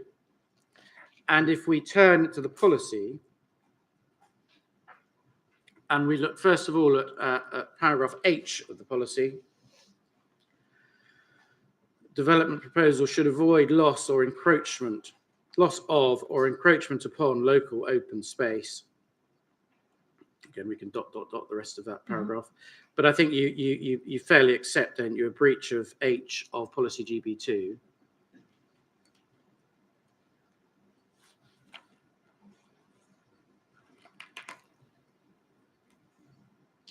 Yes. Yeah. And so far as G is concerned, G says protect existing local open space from development, especially where it would lead to deficiency. And again, there was the discussion, I'm not going to go over it, that the previous inspector reached conclusions on the interpretation of that. But then there are the provisos. Proviso 1, unless it's been assessed as clearly surplus to requirements, well, you're not taking that point, are you? No. And then the second proviso, or it would be replaced by equivalent or better provision in a suitable location, that's the point you take. Mm-hmm. And so far as the third point, the third proviso, or it's for alternative sports and recreational provision, that's not a point you take. No. So you accept the breach of H of GB2, and so far as G is concerned, is it your position that you accept only a partial breach of that because you rely on the equivalent or better argument? I accept that there's a breach in the policy. Yeah. Okay. Yes, I accept there's a breach in the policy, including G and H. Thank you very much. And I understand your argument about the weight to those conflicts, but we'll come back to that. Yes, indeed. And in your evidence in chief, you were asked some questions about the fact that so far as the council's position is concerned, there's really one objection, which is the open space objection. Yes. And so far as that's concerned, I mean, you're a very experienced planner. I mean, we all understand, don't we, that it's not a question of the inspector counting up how many policies are breached and, on the other hand, how many are complied with. That's not the exercise that is carried out, is it, numerically? No, I appreciate that. Yeah. Some policies carry greater weight than others, but they all need to be considered in the overall context. Yeah, and we have both been around long enough to know that often there is one issue or one objection which is perfectly capable, isn't it, of being of giving rise to conflict with the development plan overall. As I mentioned in my evidence in chief, it's not unusual for there to be some conflict with policy. You often get policies that do pull in slightly different directions. An example of that is a policy promoting housing versus one that seeks to protect open space. And we referred earlier to the growth in population. It's also need to be housed as well. So that's where you have these tensions. Of course there is. But I think you're agreeing with the proposition, which is that it's not unusual, is it, for one objection or one issue to be sufficient to give rise to a breach of the development plan overall? That can be the case in some circumstances, but I don't believe that's the case here. I know that's your position here, but as a matter of principle, you accept that a single issue can give rise to a breach of the plan overall? It very much depends on what the issue is in question. All right. So far as allotments specifically are concerned, can we just start off, please, at just, again, I think this is going to be agreement between us, at why allotments matter and what allotments bring in terms of benefits.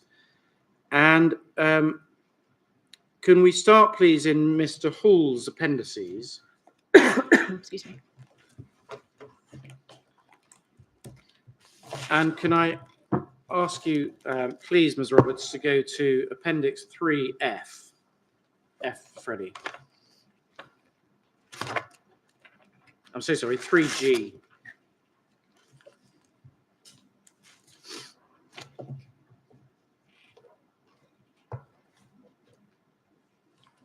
And again, you let me know when you've got there.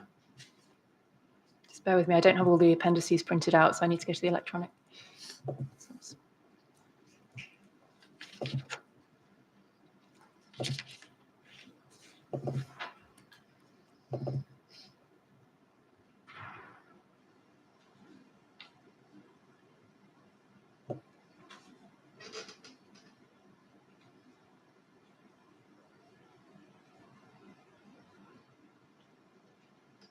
Could you please remind me of the core document number, please? No, I'm so sorry. It's in Mr. Hall's appendices, the core document for his proof. Please, yes, I need the electronic.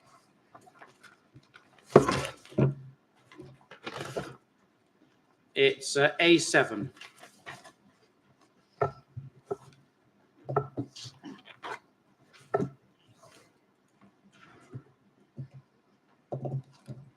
Apologies, I'm now there. Thank you. Thank you very much. And at 3G, what we're looking at here is the National Allotment Society's, one of the documents published by them. And this is a section that they publish on the benefits of allotment gardening. Do you see that? Yes. And we see there are a series of subheadings, don't we? First of all, what's described as social capital. And let's look at just the first sentence, for example. Gardening is good for you, and allotment gardening offers additional benefits that help to ameliorate loneliness and enable citizens to contribute to society, especially beyond retirement. See that? Yes. And then so far as the mental well-being, which is the next subheading, let's just look at the first sentence, a growing awareness of the role that gardening plays in both preventing and alleviating mental ill health. And then next, healthy activity, which talks about the physical benefits, helping plot holders to keep fit, even if they have sedentary jobs. The physical exercise also contributes to their mental well-being. And then it goes on to talk about the importance of fresh, local, seasonal produce.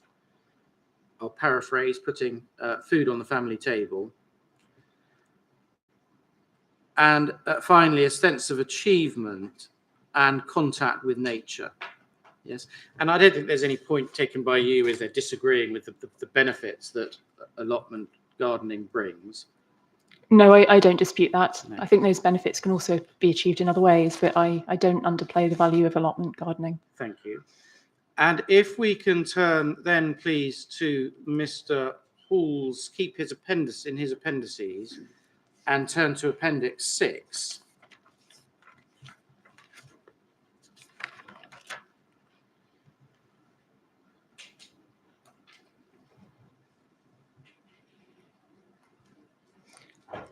Yes. So that is the government's policy statement on assets of community value. Do you see that? Yes. And the bit of this that I just want to pick up with you, please, is on page 6 of the document.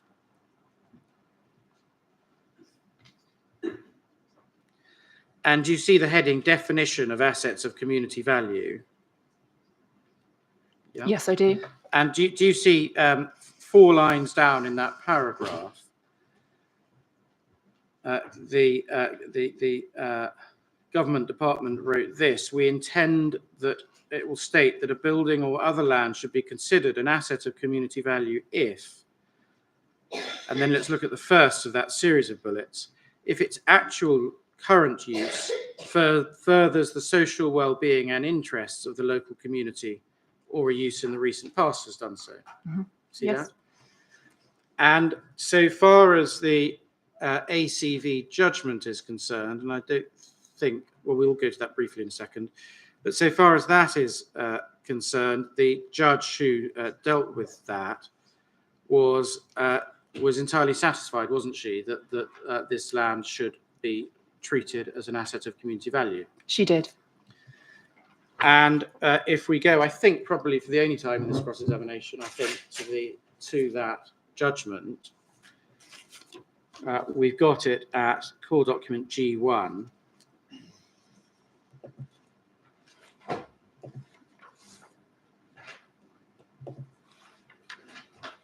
And again, Ms. Roberts, you tell me when you're ready. Yes, I'm ready. Thank you. And if you could please go forward to paragraph 38, which is on internal page 10. In fact, 9 it starts.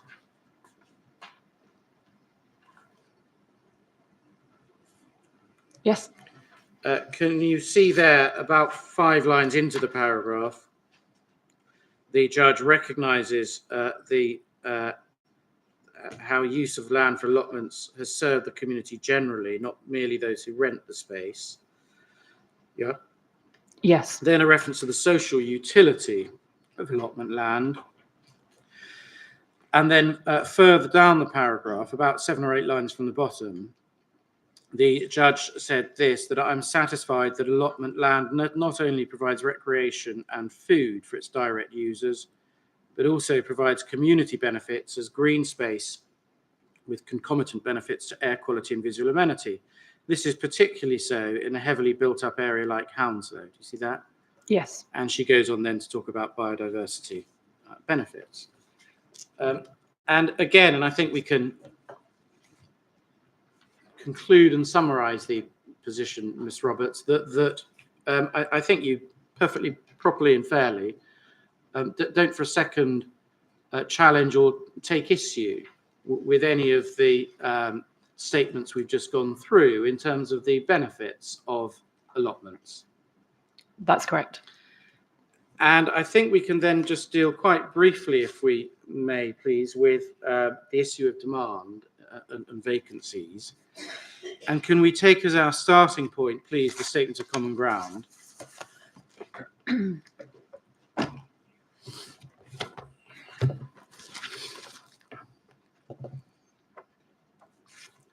And in particular, Ms. Roberts, could we go to paragraph 8.1 on page 13?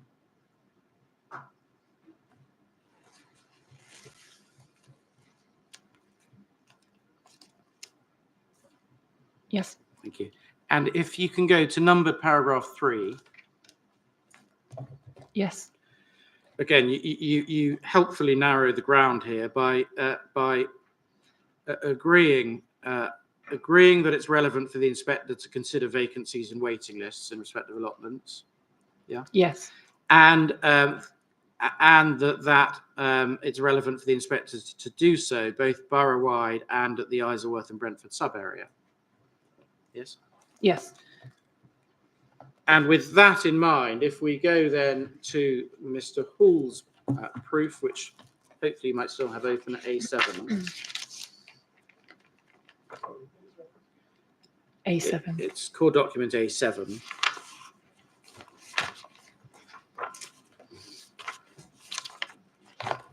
And in particular, please, may we go to page 44, paragraph 12.47.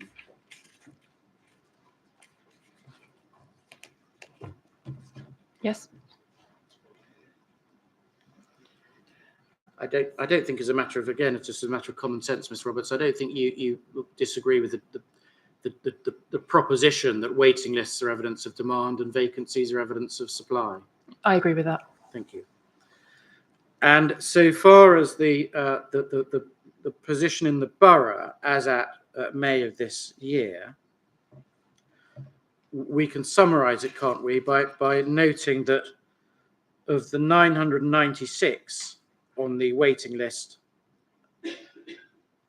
that there were vacancies amounting to 21, but the 21 includes, doesn't it, the Well Meadow 9? Yes. And so when you remove the Well Meadow 9 on the basis that of what we know from the council's evidence that those are intended to be brought back into use, and of course there's a waiting list, so we can fairly assume, can't we, that they'll get snapped up. Once that happens, all other things being equal, we'd have a waiting list of 987 for 12 vacancies, wouldn't we? That's right. And to put that in another way, and I'm sure your team will check my maths in case I've got it wrong, but you can, I hope, take it from me at the moment anyway, that that means one vacancy for every 82 people on waiting lists. Take your word for it. Thank you. In terms of this sub-area basis that you've agreed in the statement of common ground is relevant for the inspector to consider, Mr. Hall did the exercise in his evidence, which is that where you look at the sites which are noted in bold on this table, and you add up the numbers on the waiting list, that comes to 185. Do you remember that evidence? And so far as the vacancies are concerned, that those were for 9 vacancies. Yeah. But those 9 vacancies are the Well Meadow 9, aren't they? So on the assumption that the Well Meadow 9 gets snapped up, as we spoke about a moment ago, there would then be in Isleworth and Brentford 176 people remaining on the waiting list for 0 vacancies. You're nodding, but we can record that. Yes, that's right. Thank you. And on a ward basis, because you floated the idea in your proof of evidence of looking at it on a ward basis, but so far as this list is concerned, that would take us to Cole Park allotments, wouldn't it, as the site that's within Isleworth Ward? Yes. And so far as Cole Park is concerned, 67 on the waiting list for 0 vacancies. Yes. And I think probably lastly on this topic, if we go over the page to Mr. Hall's table 3. If I may add, or just clarify, the Park Road allotments don't feature on the council's list and don't contribute towards your supply because it's not a council-owned allotment, as was discussed yesterday. So supply could be increased through the appeal proposals by providing 38 allotment plots, albeit they wouldn't be council managed. Yeah, this relates to council managed sites, doesn't it? Appreciate that. Thank you. And then if we go over the page to page 46,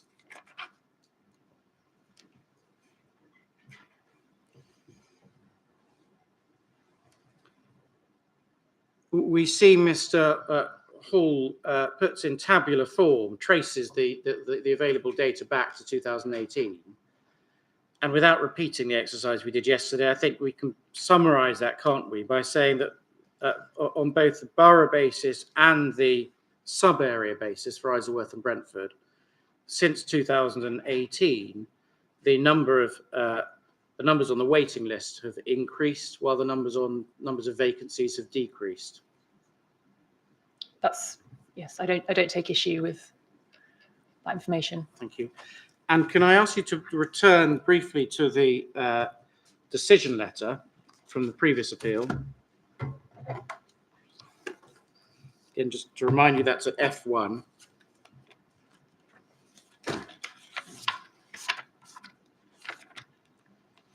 And can we go to the paragraph that we were at earlier, paragraph 51 on page 11?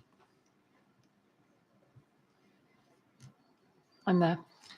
And do you remember 10 or 15 minutes ago, Malone, a friend, asked me to take you to the second part of that sentence, specifically allotments for which there remains a proven demand in the area. Do you see that?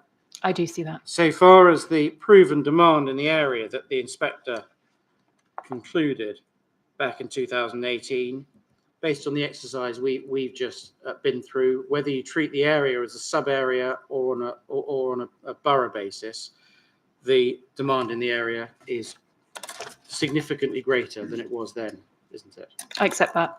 Thank you very much. So far as catchment area is concerned, I think we can probably deal with that succinctly. Just sorry, before we move on to that, whilst talking about supply and demand, it mustn't be lost that this appeal proposal secures allotment provision, net addition of allotment provision. Thank you. So far as catchment area is concerned, well, we'll come on in due course to talk about what would be provided in terms of quality and who that might appeal to. So we'll come to that. Okay, thank you. So far as the catchment area is concerned, you've seen, I think, the various council documents in terms of open space strategy and the green infrastructure strategy and so on. And you've seen, haven't you, the theme that runs through there of the 15-minute walking time to allotments based on survey data. And then the council's aspiration for what it refers to as 15-minute neighbourhoods. Yes? Mm-hmm. And so far as the consistency of that with what is said by the National Allotment Society,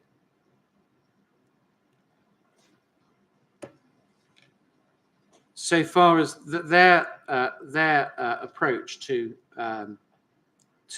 neighbourhoods is concerned, do you recall that part of the material which is in Mr. Hall's evidence? I do. Which talks about 20-minute neighbourhoods based on 10-minute walking each way. Mm-hmm. So on that basis, the approach that the council, through their various studies, have taken to catchment area for allotments, that is more generous, isn't it, by way of a 15-minute walk than the 10-minute walk, which is promoted by the National Society of Allotments?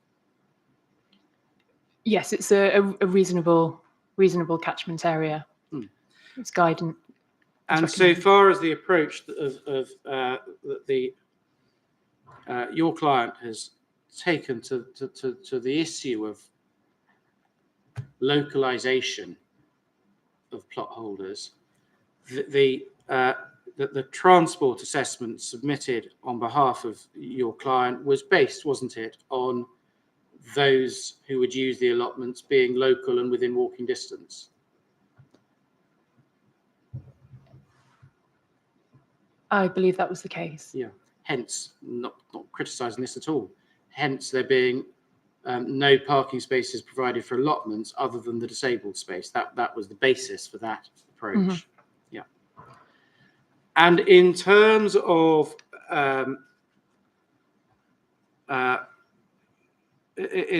provision issues, by which I mean increasing provision in the borough.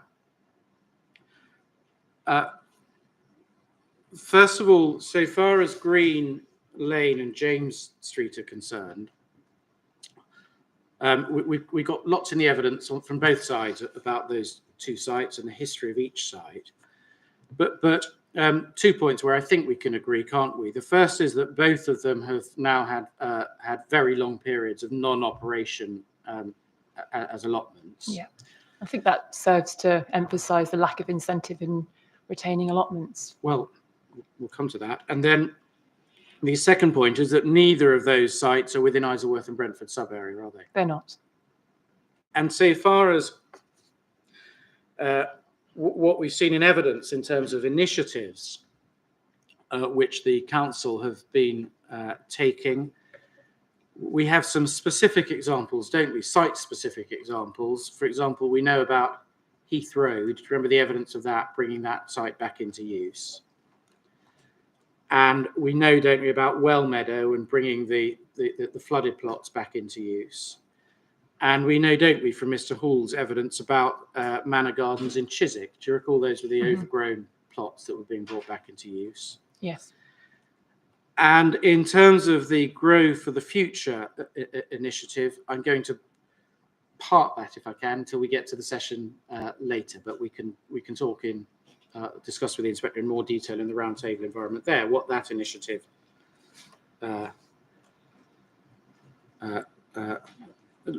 looks to achieve. And before we move off this topic, please, can you take up document, I think it's A24, is it? This is the note that was submitted to the Planning Inspectorate in July on the planning obligations. Do you remember it was a sort of where we've got to document? Oh, yes. Yeah. I think it's A24. Just bear with me. Thank you. And the point has been made by the appellant, I think, through you and through Malone and Friend, that well, it's the council are in the best position to know what land is or isn't available. But in terms of what had been what was being canvassed for an off-site scheme, the council returned to the appellant's proposal by referring to any allotment space that would be re-provided as being, first of all, no less than 0.81 hectares. Do you see that? Secondly, in Brentford or Isleworth. You see that? Sorry, could you? Of course I can. So I'm in paragraph 2 of the note on planning obligation. Yes, I can see. And can you see towards the bottom of the first page of the document, it says the appellant proposes an obligation to pay a contribution towards off-site provision of allotments. Can you see that?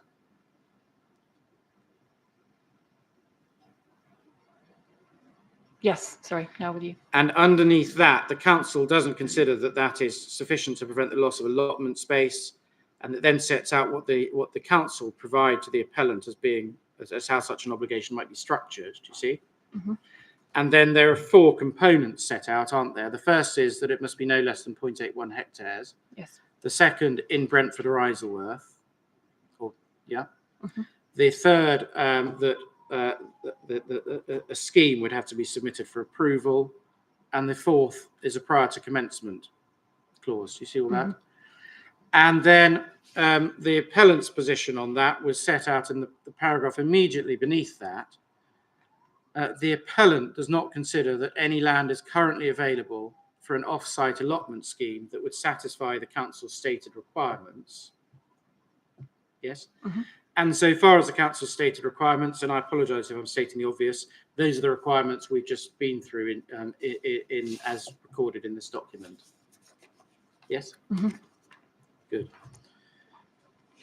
Can we turn next, please, to the fallback position?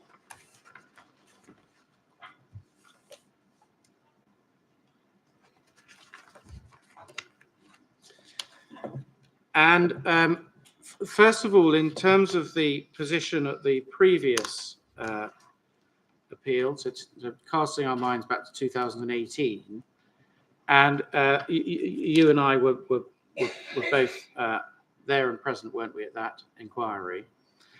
And so far as this position is concerned, i.e. closure going forward of the allotments, that was, and you can, if you need to, you can refresh your mind in due course from the council, from the appellant's closing submissions, but I'm sure you're familiar with it. Which are not before the inspector, so it's... Well, we may not need to put that in, but we can if we need to. But I'm not at the moment happy to have the question premised on the content of them without them being before the inspector. All right. Well, we'll see what the answer is. Do you recall, don't you, that the appellant specifically put the position as a fallback position, which enables the land to be closed today if the NE chose to? Yes, that was the case then, but circumstances have changed since that time. I understand the factual circumstances you're relying on, but in terms of the way in which it was put last time, yeah, I think you're happy to agree that that's the way it was put by the appellant at the previous inquiry. It was presented more, yes, yeah, more theoretical. And in terms of the position now, first, as a matter of fact, if the if your client brought the allotment use to an end, the land obviously would continue to be designated as local open space and to function in that way. Mm-hmm. And in terms of the approach, the factual approach that you're setting out for your client's approach to the site if he lost the appeal. You obviously, as a very experienced, very fair, if I may say so, planning consultant, you in the ordinary course of events are provided with instructions from your client, and when you are preparing evidence for public inquiry in the form of statements of case, proofs of evidence, etc., that obviously, this isn't a trick question, I promise you, that obviously records the position as it's indicated to you by your client. Yes, I'm following client instruction, but it is a matter that has been discussed in the recent past. Yeah. So if we can just trace that through, please, can I ask you just to have a look at the statement of case, which is at A1, which is dated April of 2022.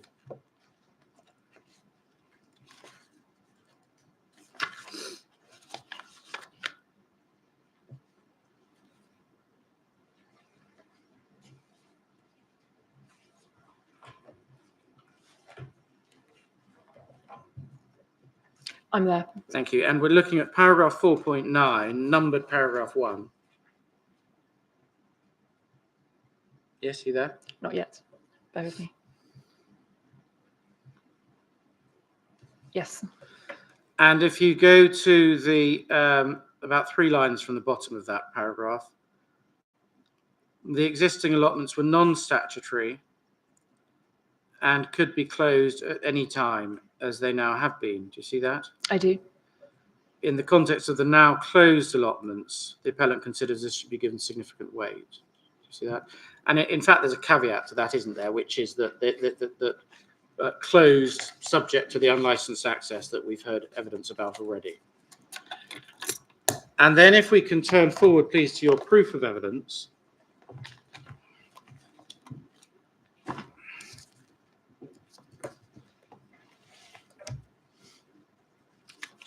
And in particular, please, can we go to page 50, paragraph 7.37.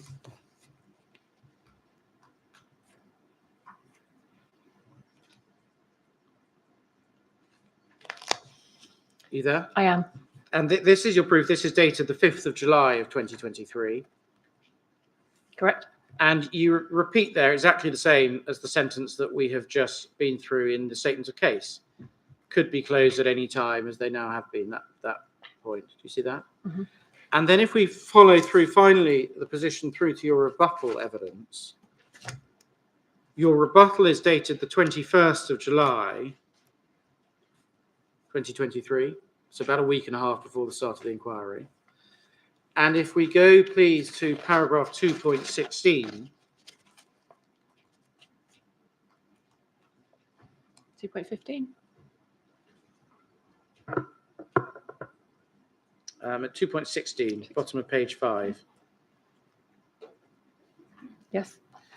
You say there the Park Road allotments are private and non-statutory and cannot be relied upon for allotment provision unless the appeal is allowed. Do you see that? Yes, I do. Now, sorry to interrupt. At 2.15, I also say that the availability of plots is not secured at present, and that the only mechanism in prospect for securing allotment provision on the site is by the proposed development. I can completely understand that point.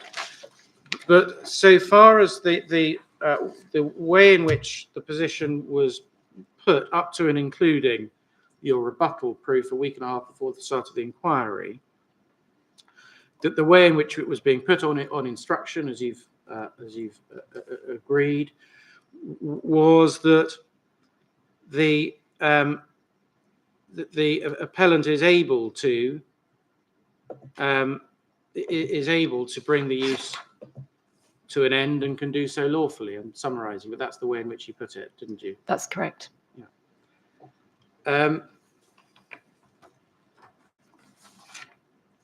If you turn, please, to the decision letter again, at core document F1.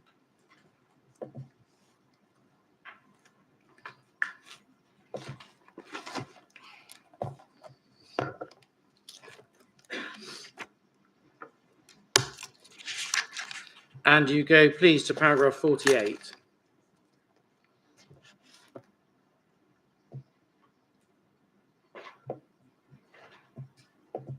And again, I'll wait for the nod, Ms. Roberts. As to Yes, I'm there. Thank you. You'll see there the inspector deals with it in this way. The appellant's undisputed assertion that it could simply close the allotments overnight would not remove their LOS designation. Well, we've been through both limbs of that, and I think we agree that to be the position, don't we? And then the inspector says, I cannot understand why the estate would choose to do so if this appeal fails, since it would be in nobody's interest and could hardly act to the record of good custodianship of its land in the area. See that? I do.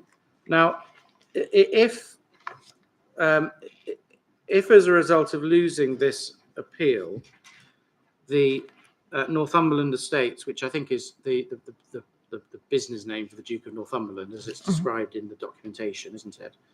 So if Northumberland Estates decided that's the end of the allotments, is that, in your view, and just picking up the words that were used by the previous inspector, is that consistent or inconsistent with the Duke's record of good custodianship of its land in the area?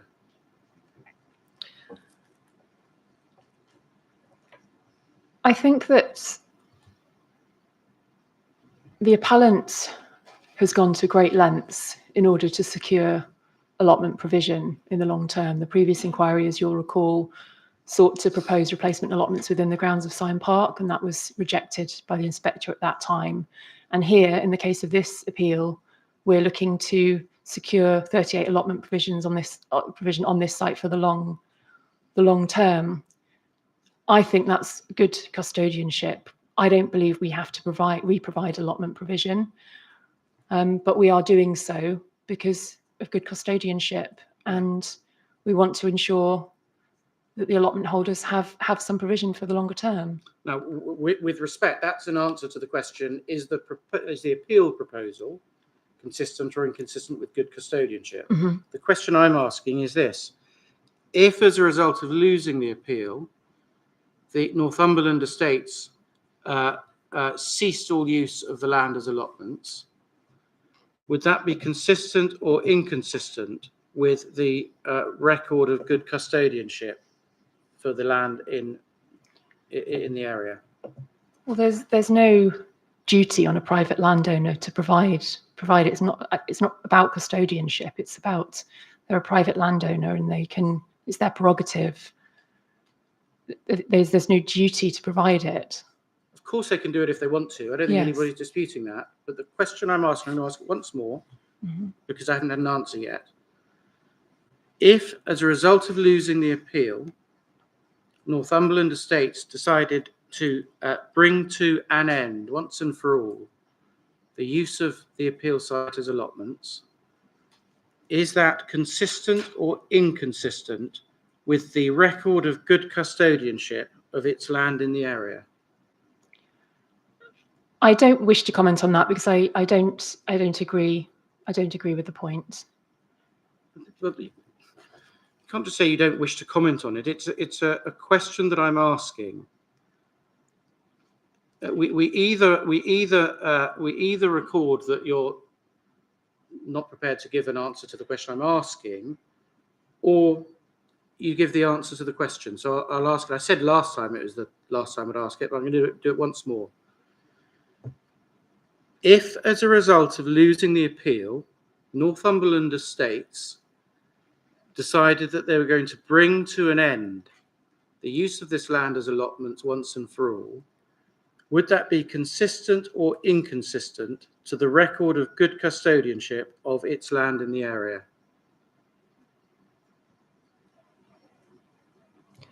That is what the inspector said last time.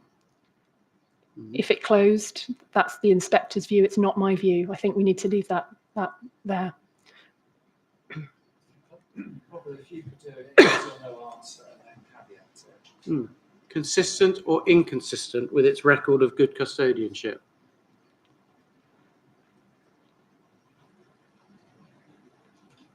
I don't agree. I don't agree with that. You don't agree with the inspector's proposition. I understand that. Yes. But that's not the question that's being asked. But I think we've understand your position. Okay. Thank you. In respect of how you want to deal with that question.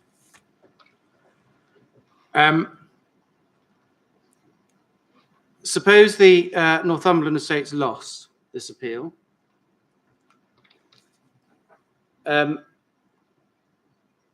In terms of leaving aside the custodianship point, and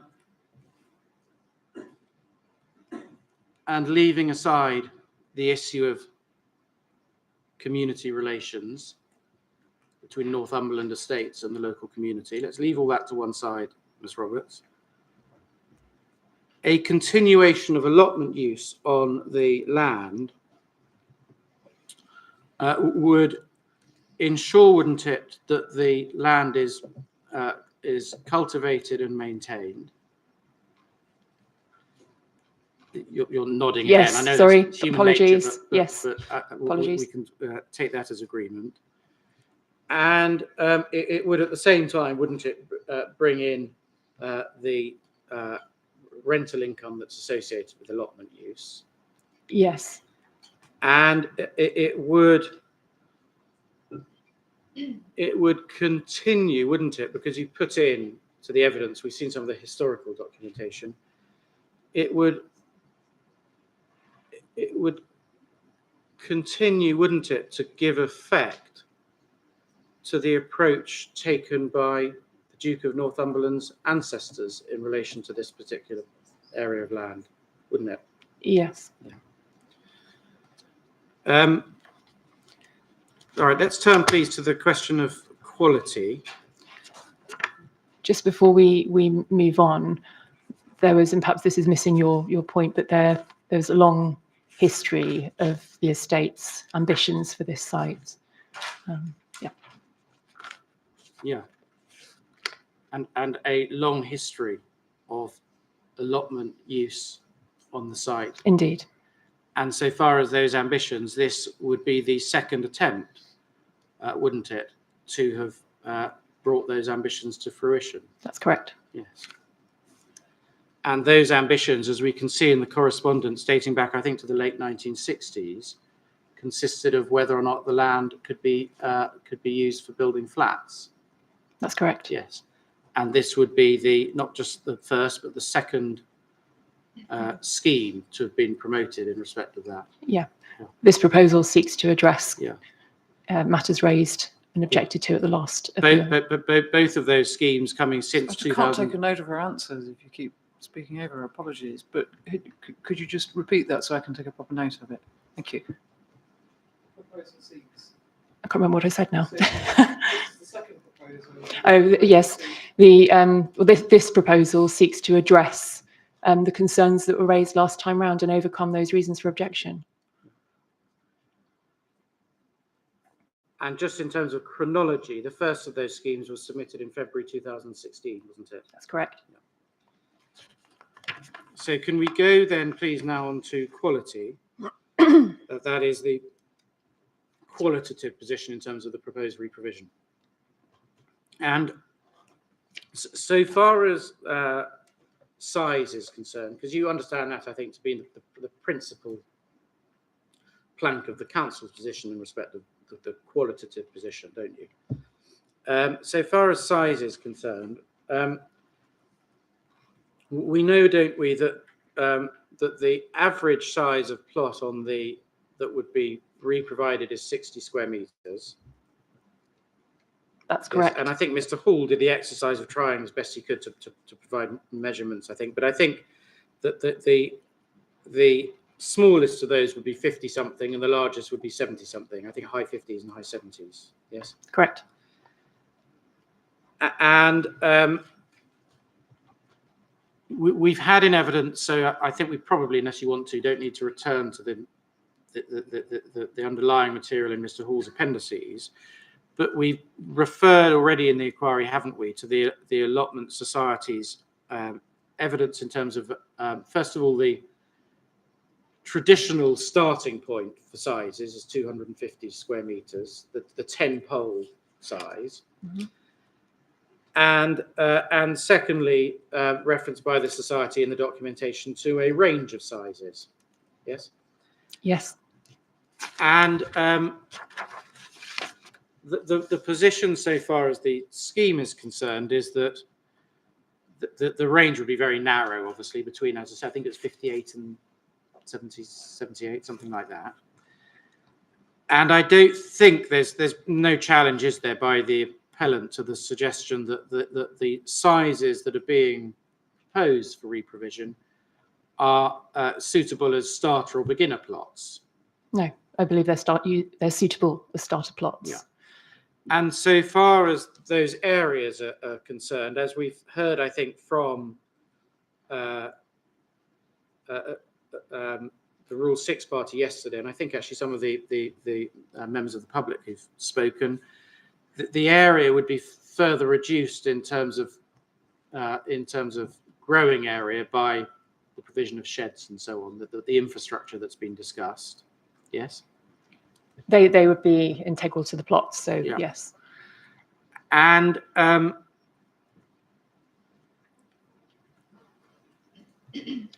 and in terms of how the sizes have come about, in the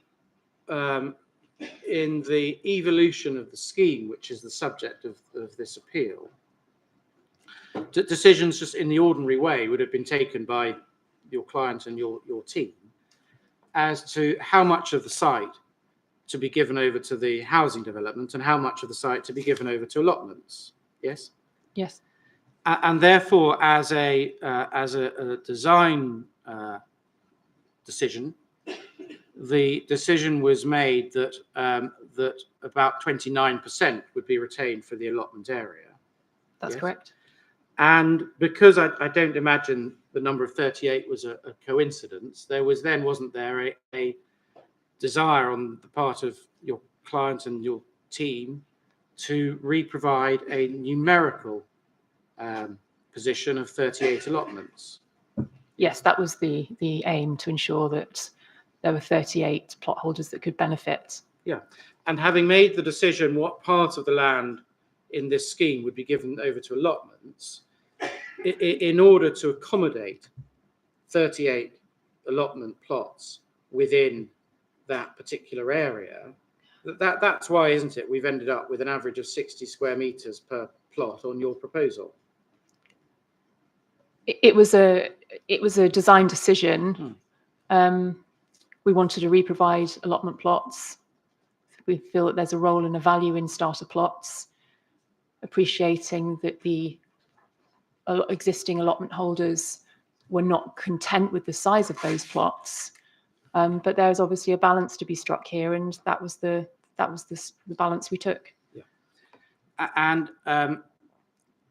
And in terms of the approach that the inspector takes to the qualitative position, subject to the let's call it the infrastructure point, the sheds and so on, we'll come to that in just a second, but subject to that, it's open to the inspector, isn't it, to reach the conclusion that in his judgment, by virtue of the sizes that the re-provided plots would be, that by virtue of size alone, the re-provision in qualitative terms isn't equivalent or better.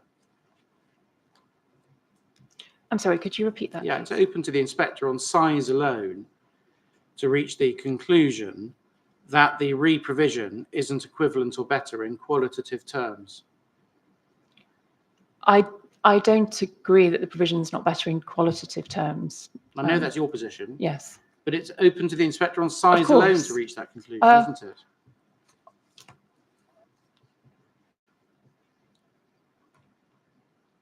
Would you please repeat the question? Apologies to ask again. It's just as a matter of planning judgment.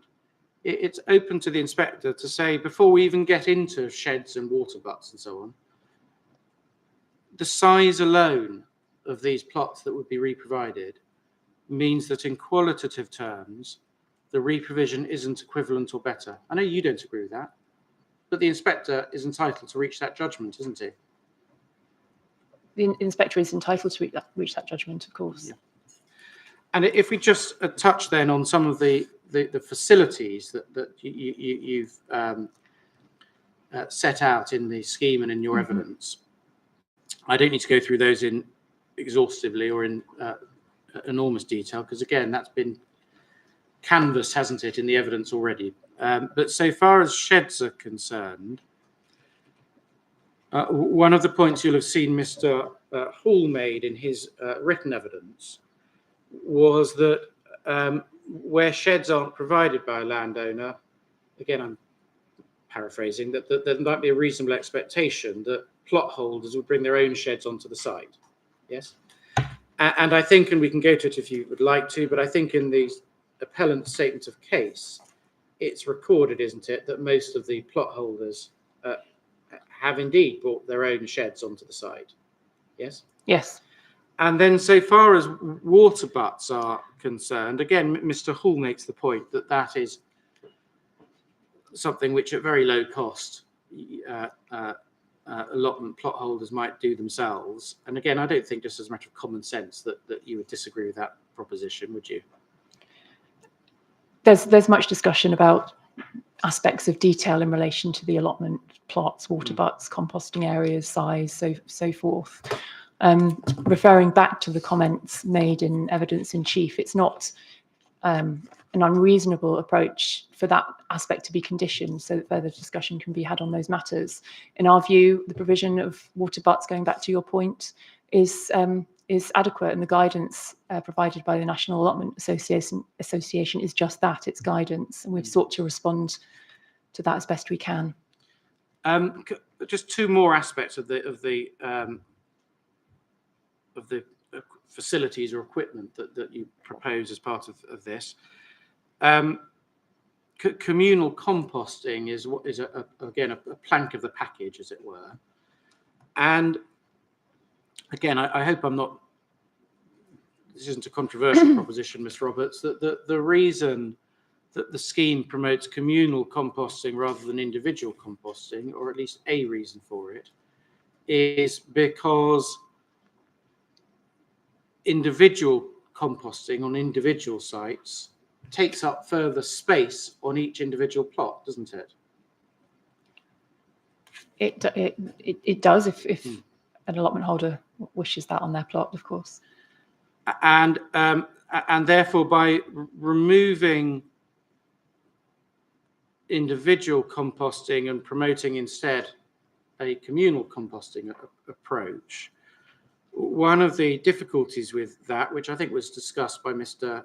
Hurton yesterday for the Rule 6 party, is that so far as composting is concerned, different allotment holders do it in different ways and have different individual preferences, don't they?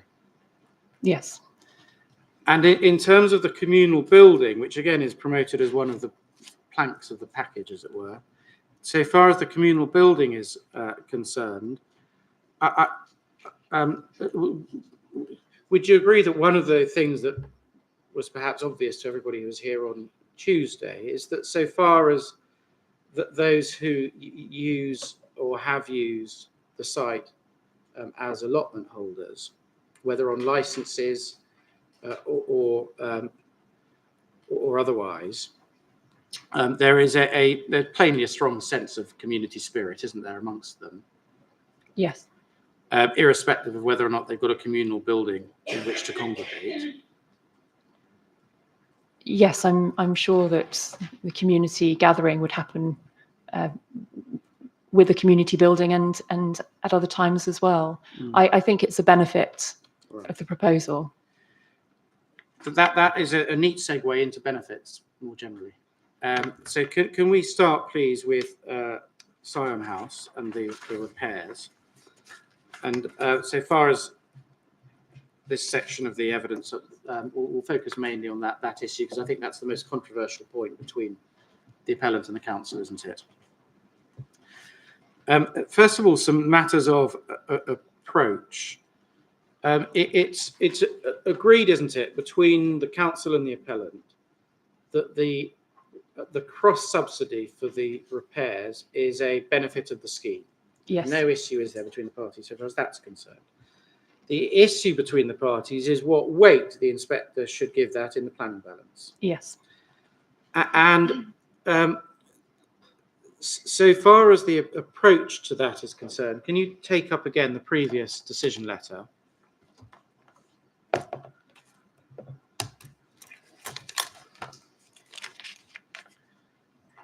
And could we go, please, to page 6?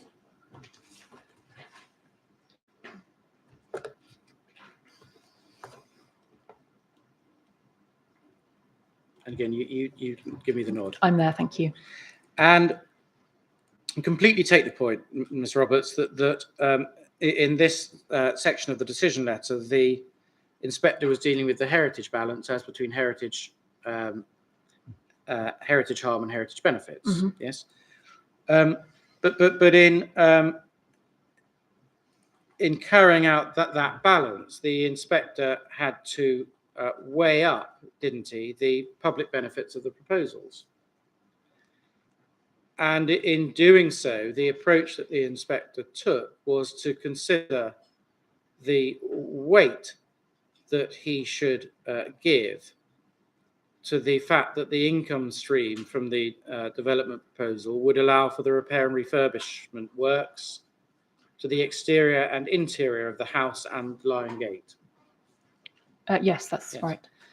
And what we can see the inspector doing as a matter of approach, in particular at paragraphs 25 and 26, is to set out his approach to the weighting of that benefit in that case. Yes? Yes.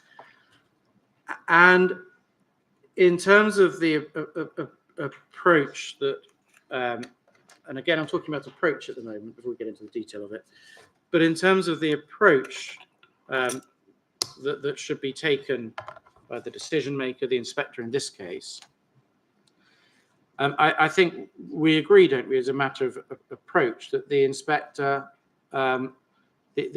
needs to decide, as a matter of judgment, what weight he gives to this particular benefit in the balance.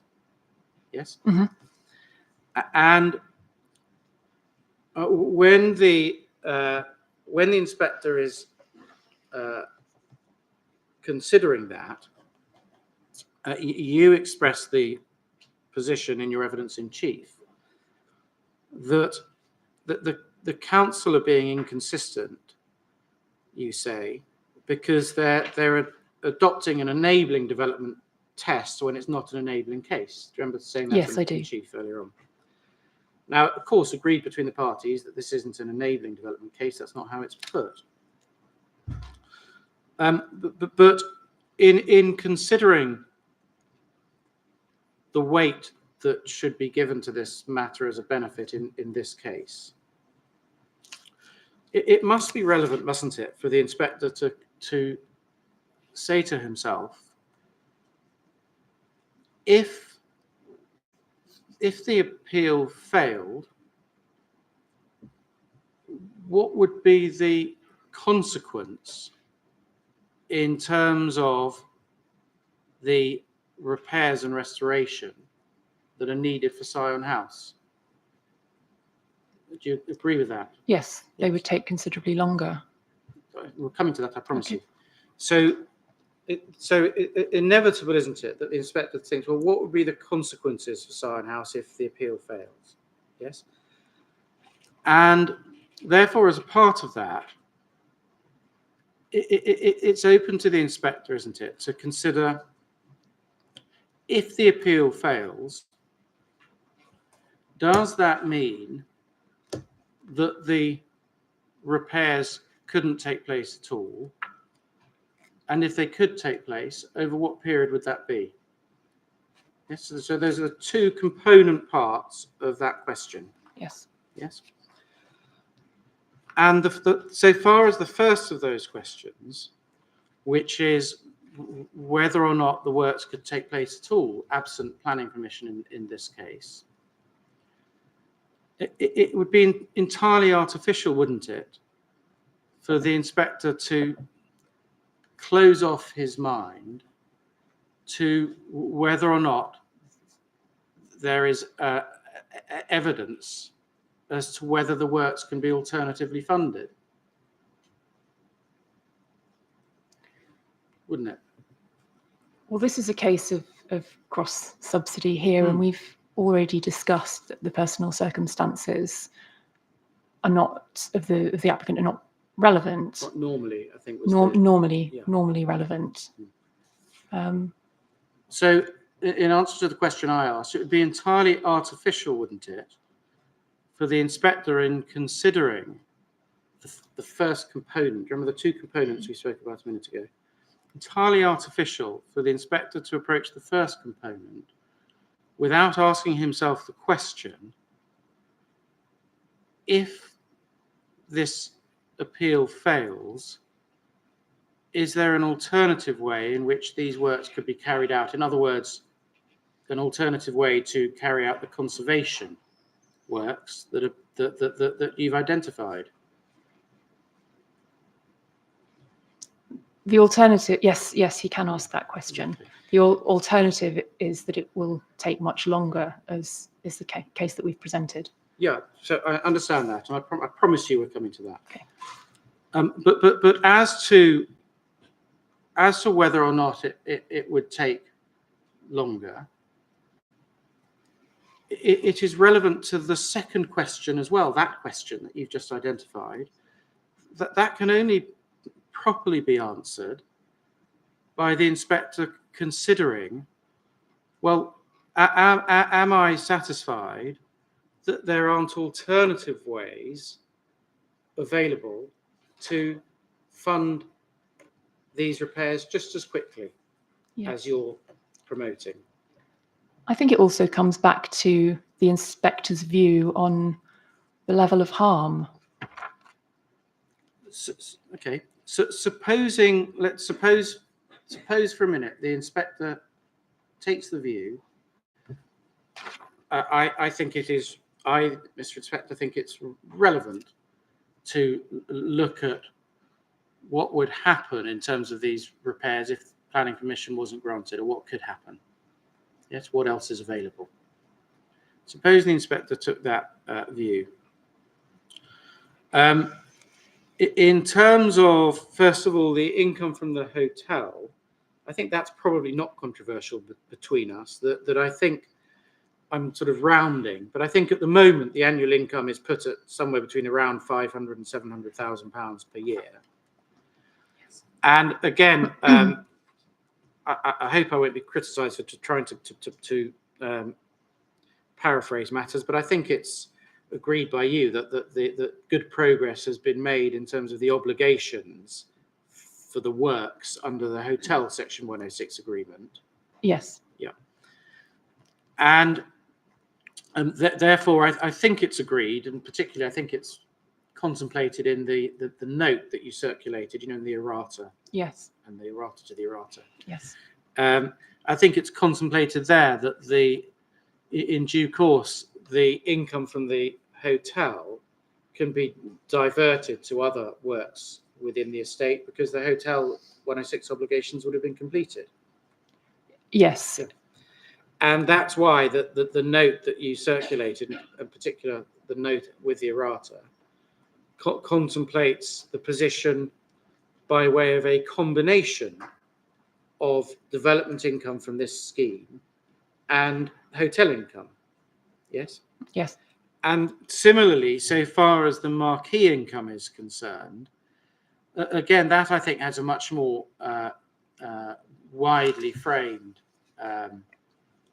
use that is required by the obligation. And again, on the assumption that that which is a temporary permission gets renewed, and you discuss that in your evidence, on the assumption that that gets renewed, the way in which the note and the errata is framed is again to contemplate the marquee income being diverted towards the repairs which are the subject of the cross subsidy for your scheme. Mhm. Yes? Yeah. And in terms of other sources of income, I mean, and again, I promise you, Ms. Roberts, you don't need to repeat the point about your view that the inspector shouldn't look at the personal circumstances and so on, because again, I've asked you to go with me at the moment on the basis that the inspector concludes it is perfectly appropriate for him and he's entitled to look at other ways in which the matter can be funded.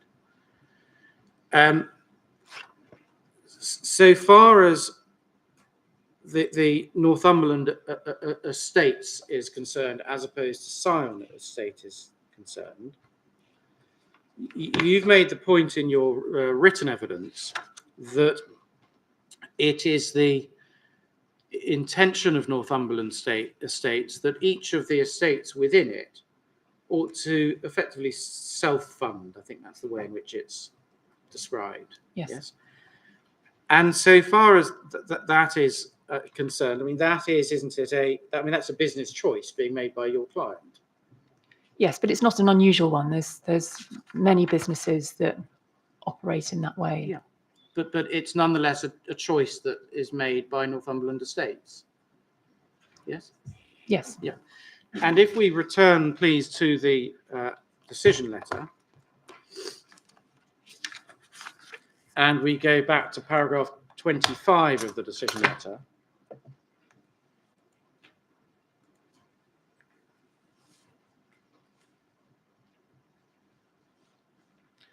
you'll see on lines 2, again, you tell me when you're there. I'm there. You'll see on lines 2 to 3, the inspector made the point that he has no understanding of the appellant's or the duke's wider financial interests. See that? Yeah? Yes, I see that. And then in the final sentence of that paragraph, I'm not convinced that alternative sources of funding do not or could not exist. You see that? I see that. And the position so far as this appeal is concerned is the same, in as much as you're not instructed to set out for the inquiry the wider financial interests within Northumberland Estates. Yes? That's correct. I'm not able to advise on that. Yeah. And in your proof of evidence, can you turn to page 30, please?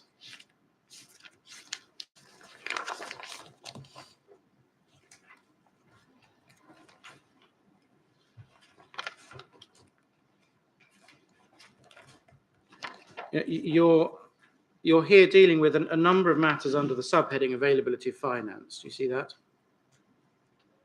Sorry, So could you this repeat is- the page number, please? Yeah, page 30 is the final page of a section which begins on page 28 under the heading availability of finance. Yes. And on page 30, you refer, for example, under its own bullet point, to private/charitable fundraising. See that? Yes. And you say there, another option available to the estates is to seek to fund the repair through a public fundraising appeal. This, however, could take a substantial number of years to generate the required income to fund the important works, and there's no certainty that charities will be attracted to it, nor that anywhere near the amount of funding required would be raised. Yes? Yes. And in terms of the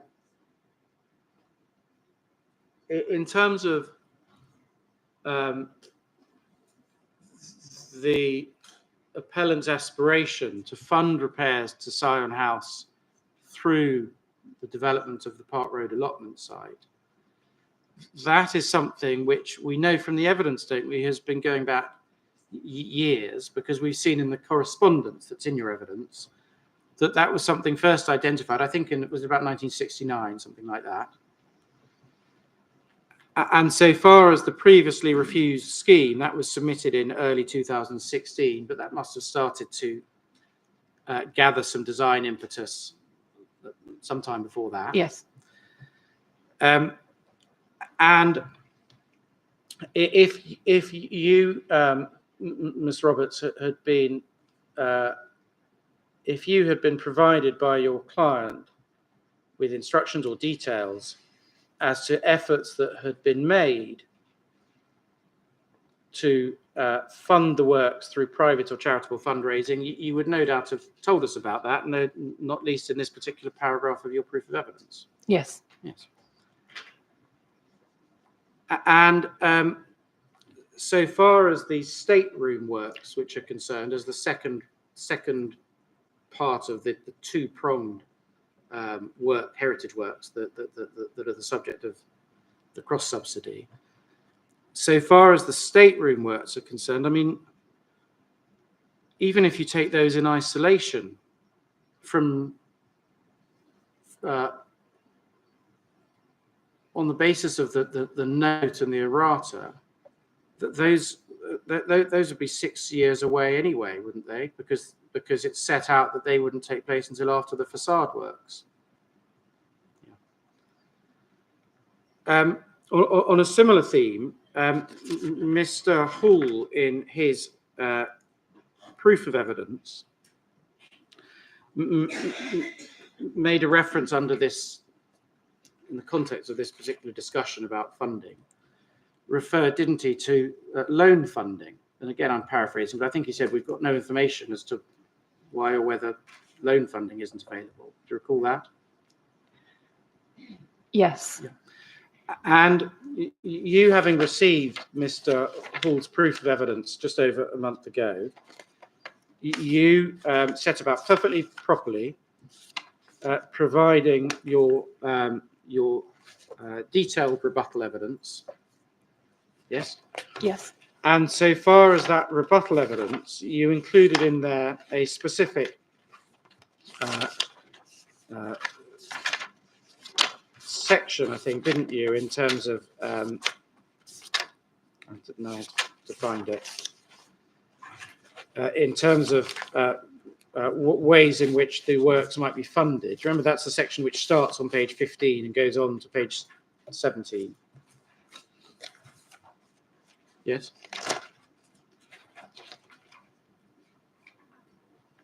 Yes. Yeah. And again, and I completely understand that you can only give evidence that is consistent with material provided to you by your client to include in your evidence. But, Yes. but It does, however, remain our view that we don't need to provide alternative sources of funding. I completely understand that. And you remember the premise to this whole series of questions was assume for this series of questions that the inspector takes the view that he's entitled to look at what else would happen if planning permission was refused. Understood. Okay. So in your rebuttal evidence, where you deal in quite a lot of detail with the evidence that had been provided in proofs of evidence by not just the council but the all six parties, within this section which deals with the heritage works and funding, you don't, I think, do you, pick up on the point that had been made by Mr. Hall in his written evidence about loan funding? Do you? No. No. And again, it's no criticism at all of you, Ms. Roberts. The reason you haven't done that is because presumably you hadn't been given information or instructions by your client about efforts that had or hadn't been made in terms of loan funding. I haven't been provided any information No. about loans. No. Lastly, on this topic, please, can we just go to the framework at paragraph 199?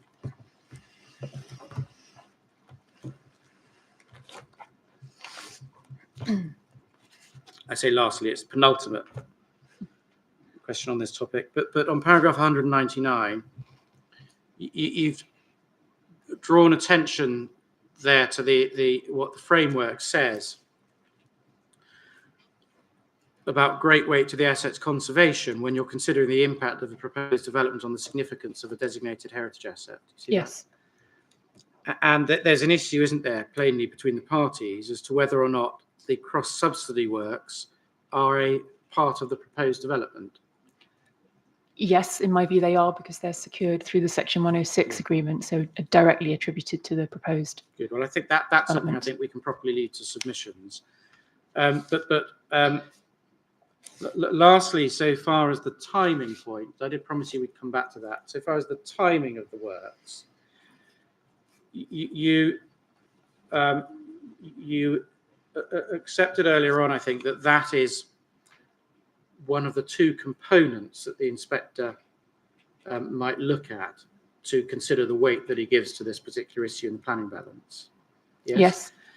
And so far as that component is concerned, in other words, the acceleration point of the works, yes? Yes. You accept, I think, that the first component, which is whether he's satisfied as to whether there might be alternative funding, that is inevitably relevant, isn't it, to the issue of acceleration. Well, I in this case, I don't believe it is. I don't believe that we need to consider alternative sources of funding. It's not an enabling development case.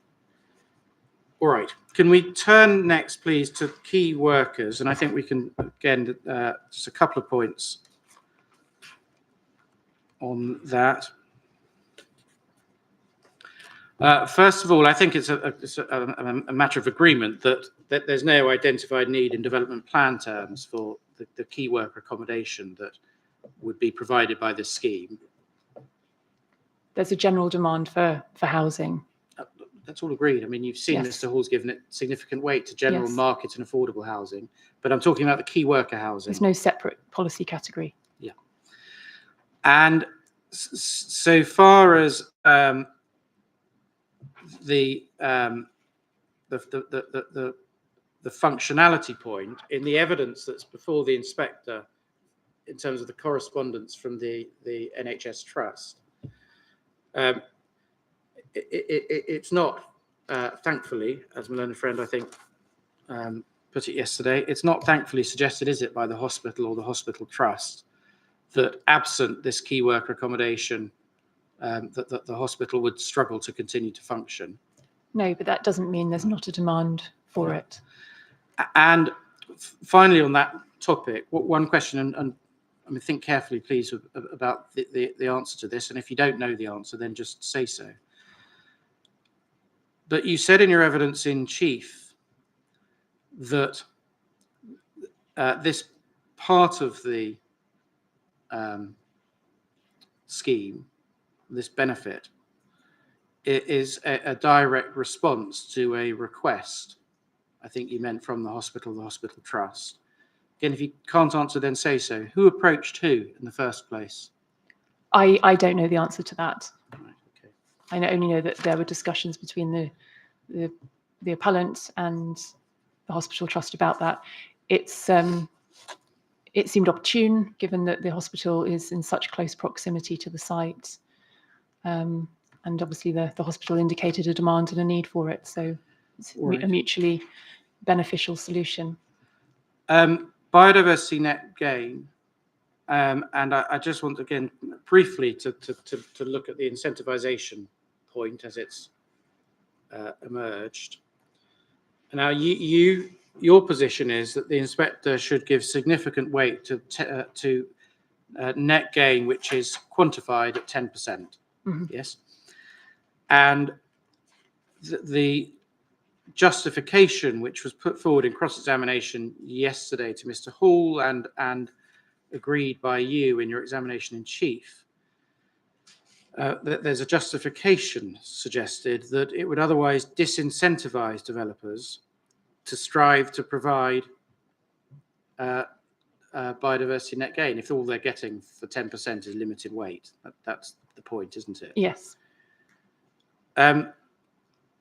But if developers, if we're going to look at it in those terms, if inspectors in a case like this, gave significant weight to net gain quantified at 10%, then having been given significant weight, if developers knew that's what they'll get for it, that disincentivizes developers to strive to provide gain which is greater than that, doesn't it? I think from November, when it comes into force in any case, the 10%, the weighting would need to be sort of recalibrated. All right, as we are today, As because we are I think today. I think you made the point in your written evidence. Well, let's not look at that. As we because are it's not today. in force yet. So as things are today, if a developer gets significant weight for 10%, what's the incentive to provide more for a commercial developer? There wouldn't be an incentive to provide more, but nor would there be a need to in policy terms. And you agree, I think, don't you, as a matter of approach? I think you agreed it in your evidence in chief. You agreed with the general proposition that the greater the gain, the greater the weight. Yes? Yes. Good. Can we move then on to three, I think, discrete points to finish off? So I'm not going through each and every single benefit. Three discrete points to finish off. The first is GB8. And can we have a look, please, at the statement of common ground?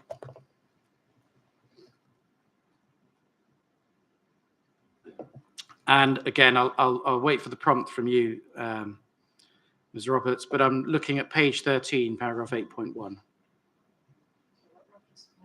Statement of common ground, page 13, paragraph 8.1. I'm there. Thank you very much. And if you look to numbered paragraph 2, you'll see there the second sentence. It's agreed that the existing allotments would not be retained as required by policy GB8 of the Hounslow London Plan. Do you see that? Yes. And if we can turn, for not much more, I don't think, than a moment, to GB8.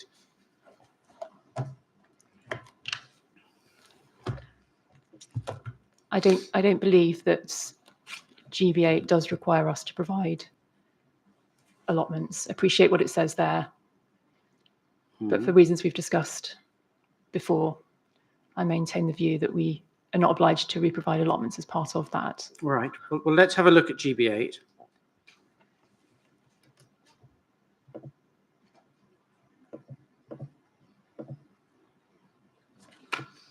And in particular, it was F, I think, that Mr. Hall referred to.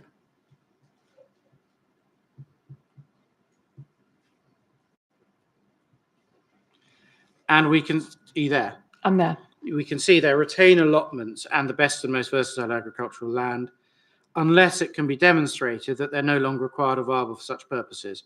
Now, you're not seeking to demonstrate, are you, that it's no longer required or viable for such purposes? That's not part of your case. Well, they're subject to the outcome of this inquiry. They will be no more. They're a temporary use at the moment, and you can't retain a temporary use. Yeah, let's look again at the wording of the proviso. Unless it can be demonstrated that they're no longer required or viable for such purposes. It's no part of your case, is it, to demonstrate that allotments are no longer required or viable? Well, they're no longer required by the appellant because we are looking to put residential development. Do you accept the first part of F, which is that they wouldn't be retained as set out in the Statement of Common Ground? Well, they wouldn't be retained, no. Right, okay. Second of these three final points, please.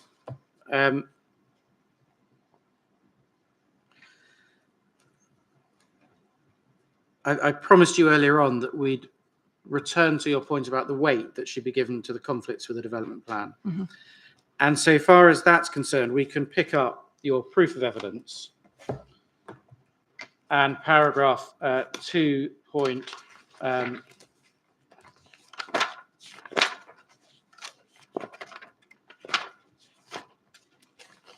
think it's 2.22.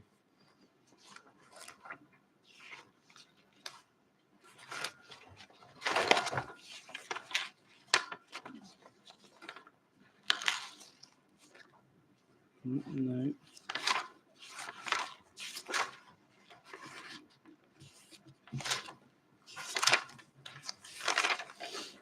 Yeah, I'm so sorry. It's my mistake. It's 4.23 on page 18.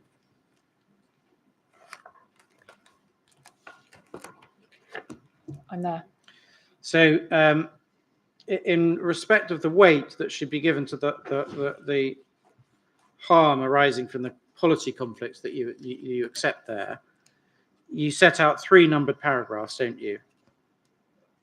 I Yes. do.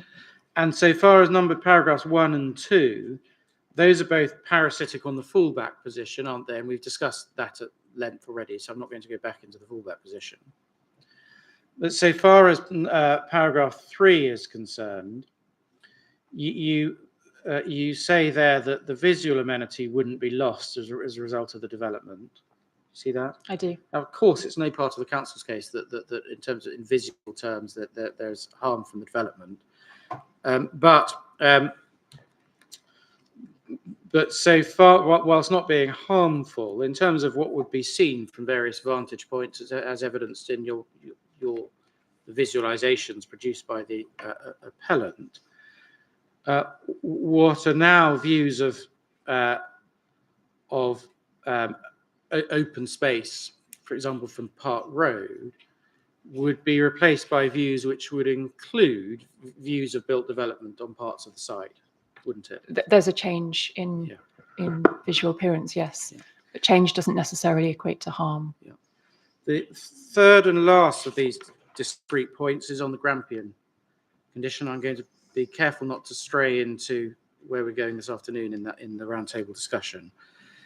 But we're agreed, aren't we, on the test in terms of the prospect, whether there's some prospect, and in terms of the approach that has to be taken to that test.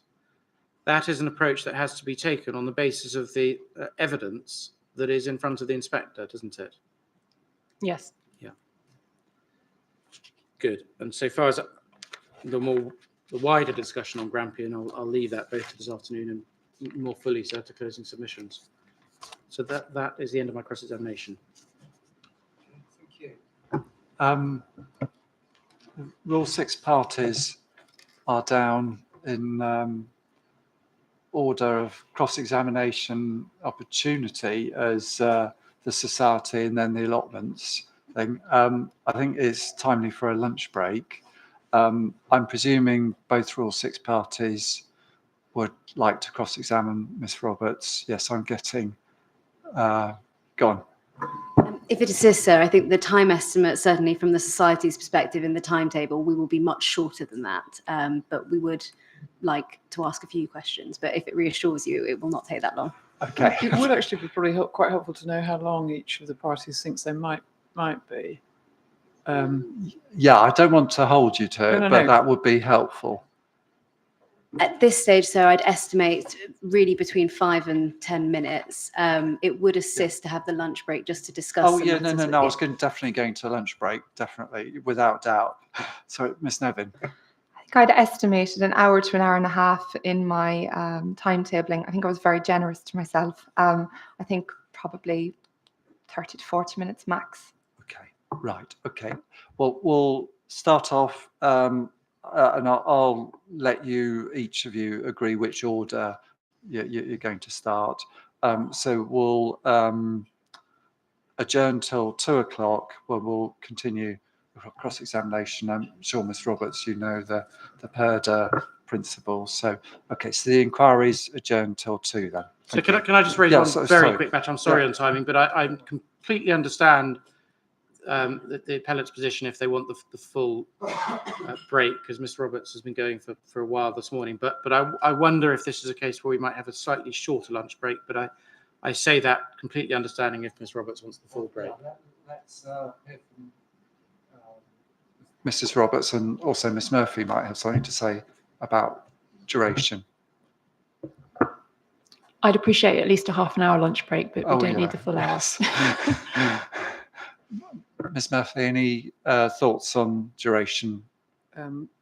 Well, just a couple of things. Of course, nobody in the team will be speaking to Miss Roberts, but we will bring her a sandwich if that's okay. Yeah, yeah, of Just course. ask Yeah, by all means. somebody to do that, just so that that's understood. In terms of a lunch break, I'm pretty relaxed about this. So really, whatever suits you, Ms. Roberts, is fine by me. Okay. Well, I think half an hour is too little. So let's go for 45 minutes. And by all means, Miss Roberts should be fed.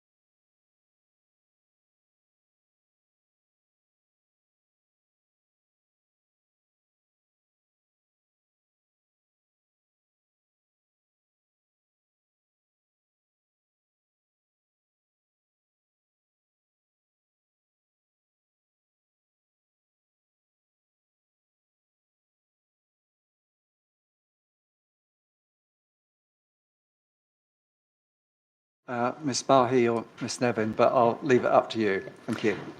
Sir, we'd agreed between ourselves that we would go first. So. Are you settled, Ms. Roberts? I am, thank you. Good afternoon. Afternoon. I'd like to start, please, by clarifying a few points on the occupation and the cultivation of the allotments since Northumberland Estates took over in 2015. And you deal with this recent history of the allotments at paragraph 5.33 of your proof onwards. That's core document A8. So if I could ask you, please, to turn to that paragraph.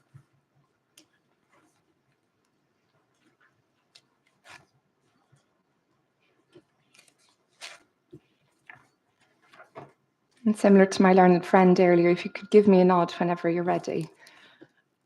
Was that 5.38? 5.33. 33. I have that, thank you.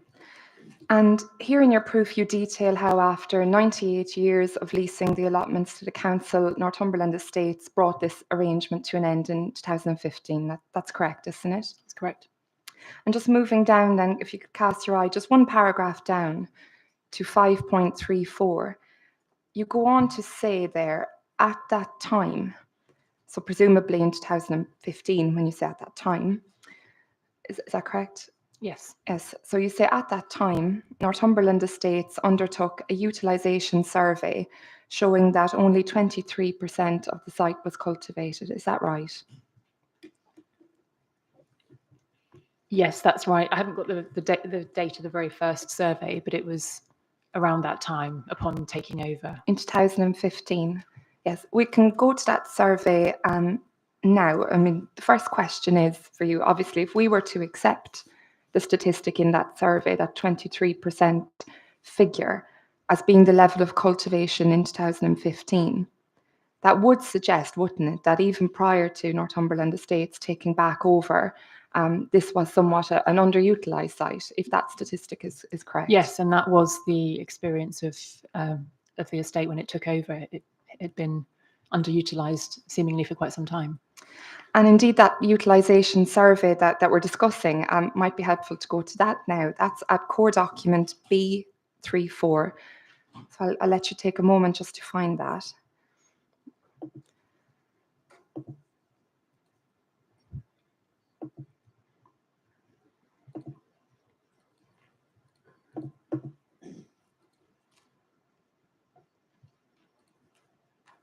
Please, could you provide the reference again? Absolutely. It's core document B34.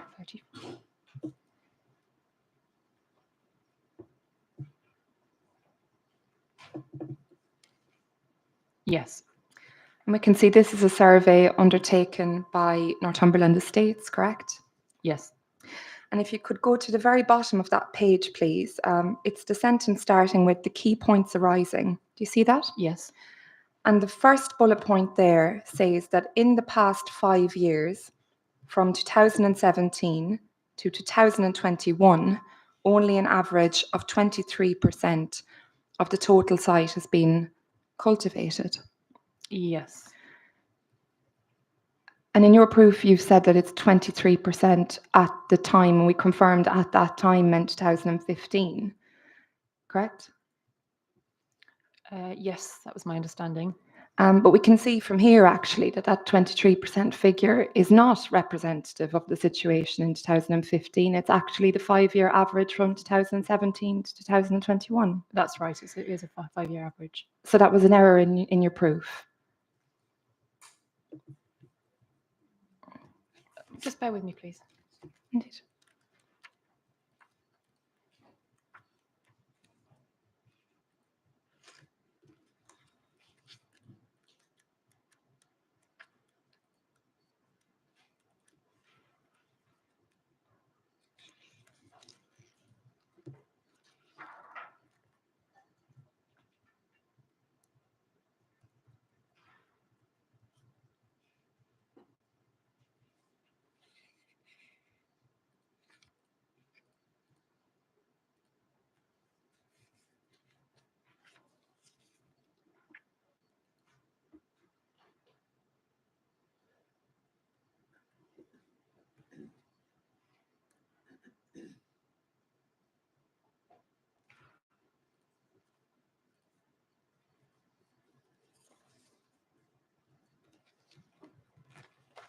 that first bullet point does talk about the 5 years from 2017 to 21, being average of 23%. It's the average figure for 2017 to 21. Thank you.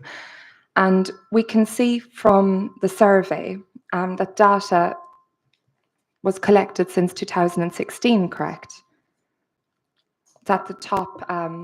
It's just in that sentence that describes what Table 1 is showing. Yes. It says it's been collected since 2016. Yes. And we know if we look in the table 2, the first date of inspection is listed as July 2016. Isn't that right? Yes. And so if we're counting backwards, then we know that that first inspection took place some 10 months after Northumberland Estates took back control in September 2015, yes? Yeah. And we know that a certain amount of things did change in that time. Not least, we know that there was a new agreement that was proposed to allotment holders, yes? Yes. And we know that not everybody decided to take up that agreement. Yes. Yes. So in actual fact, this survey doesn't represent the situation at the time Northumberland Estates took back control in September 2015.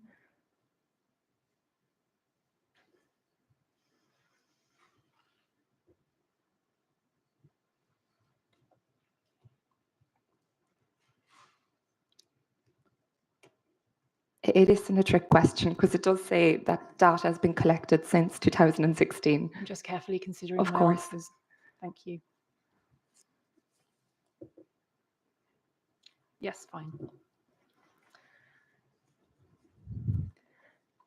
And so logically, because we know not all allotment holders decided to renew their agreement with the estate, that there would have been less people, or the stats would have shown less cultivation from this survey than was the case in September 2015.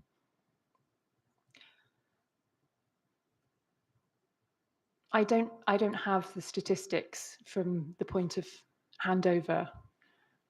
So if not everybody renewed, then it would be a logical step that there is a reduction. Just a point on methodology. At 5.34 of your proof,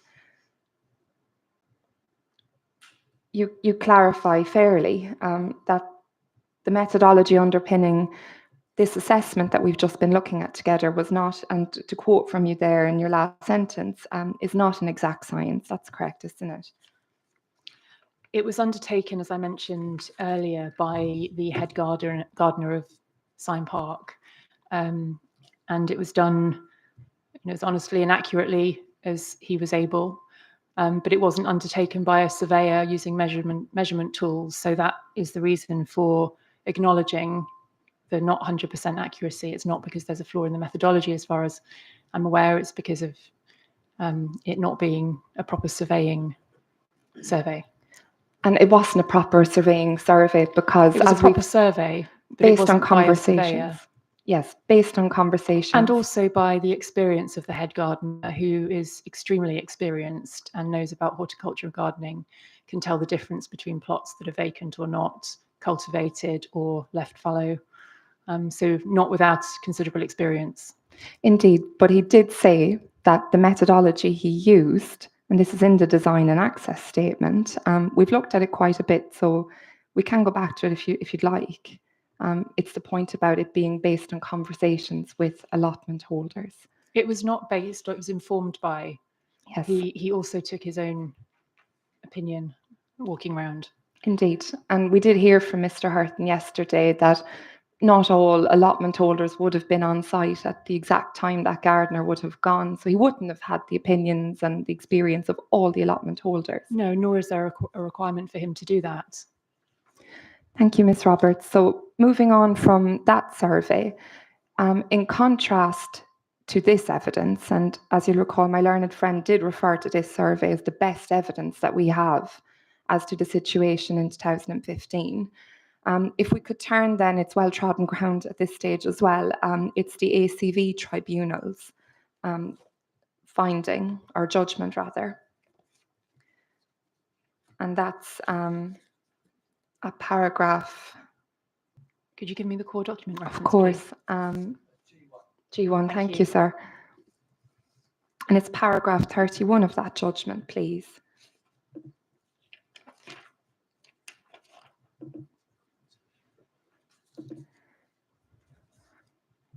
And we can see at paragraph 31 that at this point, bearing in mind that this judgment did come in December 2016, correct?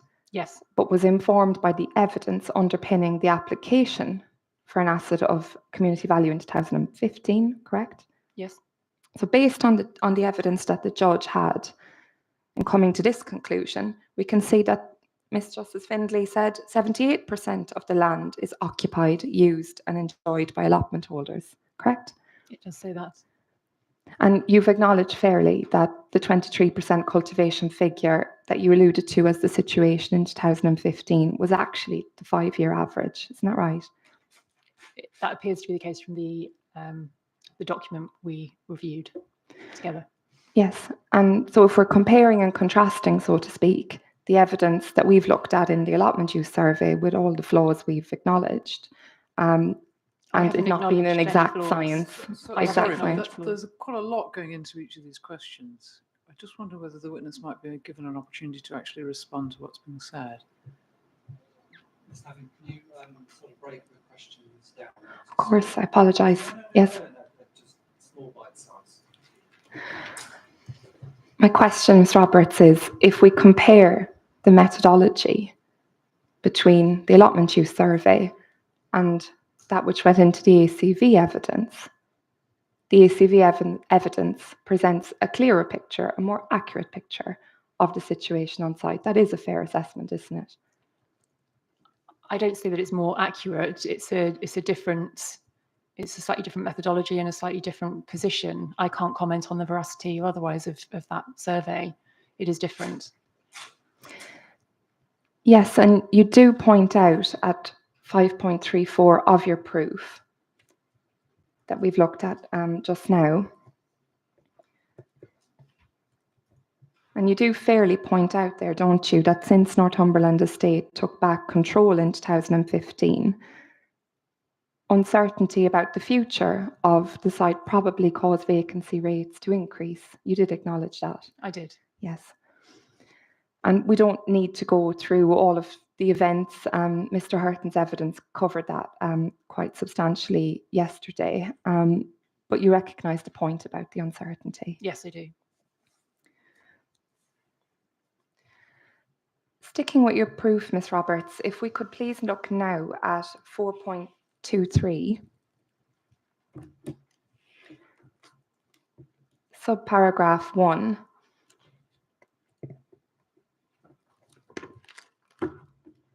I'm there. And this is where you recognise, or you say rather, that there will be no loss of recreational amenity value. The allotments are not currently formally operational, and with the exception of a small number of individuals, offers no recreational amenity to the community. That's what you said in your proof. It is. And my understanding of this is, on your assessment, there's no loss because you can't lose what you don't already have. Have I fairly understood your evidence on that? There's no loss of recreational amenity value because the allotments are being secured through the proposal for the long term. So the recreational value would continue on the site, but also that there's temporary use at the moment and it's not open and available to the sort of larger public at large. Yes, and that's the point you make the next paragraph down at subparagraph 2, where you clarify that allotments are no longer formally operational except by a few individuals. There is no public access to the site, correct? Yes. Now, you'll recall over the past few days, we've heard from members of the public, we've heard from Mr. Hurton, and we've heard about blackberry picking occurring on site, correct? We have. And we heard an account of that taking place just last Sunday. Yes. A rainy day. An allotment holder sat in her car and waited to let people in, correct? Yes. Do you recall that? I do recall that. We heard about open days and nature walks, did we not? We did. We heard about bat walks. We did. People enjoy that. We've heard about apple picking, have we not? We have. And donations to food banks. We have. These are events by invitation. It's not a publicly accessible space that anyone can go to. It's by those that have got formally licensed access, now unlicensed access, or by invitation for their friends and family. But those who have that unlicensed access, they are facilitating broader public access to the site, aren't they? It broadens the number of people that can have access to the site. But it still remains limited, a limited number. And we know from the Planning Committee report, which is core document C1,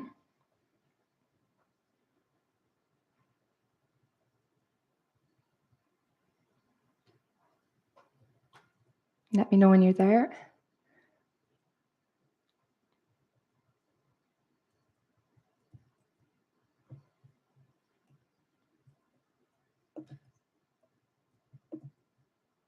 Yes. If you go to paragraph 5.3 of that report, we can see that there were 924 objections to this application. Isn't that correct? Yes. And that does show the level of public support and feeling, indeed, for these allotments, does it not?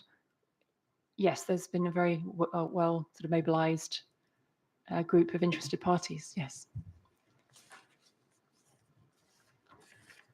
The next point I'd like to discuss with you, Ms. Roberts, is the question of the facilities, the equivalent or betterment point. Now, I don't propose to go through each of the facilities in turn. I think our evidence on that is quite clear, and indeed I would adopt the questions or observations by my learned friend.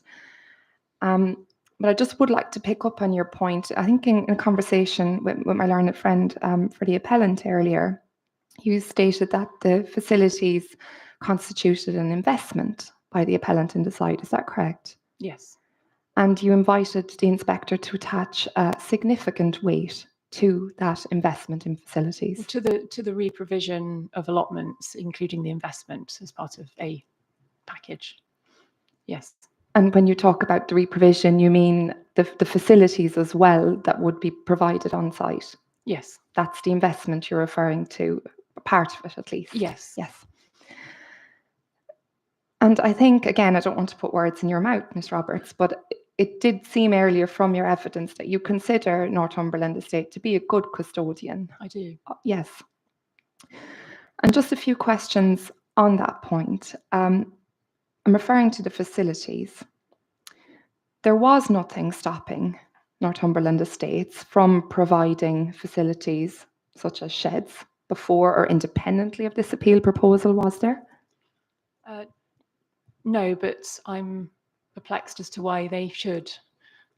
They could, of course, but why should they when there's a longer term plan to re-provide the allotments where there'll be investment secured as part of that? I absolutely recognise that they didn't want to. My question was there anything stopping them, regardless of whether they wanted to or not? Well, they could have done that if they had wanted to at that time, and they do want to, but as part of this proposal. And I understand the estate has a very good head gardener. Exceptional. Yes. And if composting and management of composting was an issue in the allotments, as you point out in your proof, there would have been nothing stopping the head gardener or someone else from Northumberland Estates assisting allotment holders if that was indeed a problem. Yes. Yes.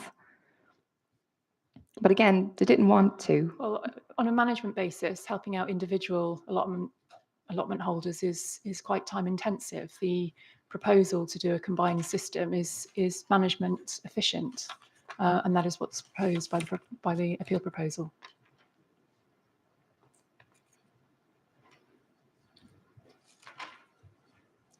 I would also add the comment I made earlier that the detail could always be left a condition if there were matters that remained of concern. And we know that Northumberland Estate owns the land. That's been pointed out to us many times over the course of this appeal, correct? Correct. And just in terms of, if I could ask you please to turn to 4.14 of your proof. And this is subparagraph 10. So it's internal page 16 of your proof. I'm there. Thank you. You recognise, or you state here, the boundary treatment to the existing allotments is in a poor state of repair in some locations, and so the site has poor security, correct? Yes, that's my understanding.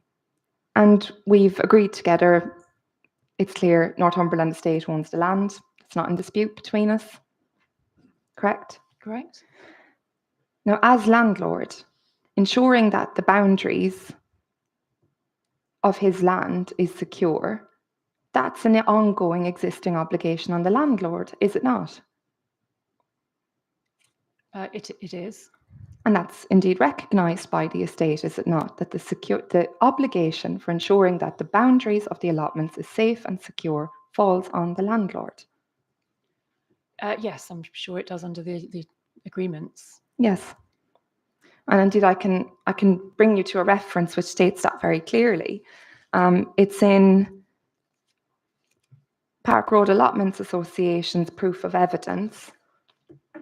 That is A10, core document A10. And it's page 26, please.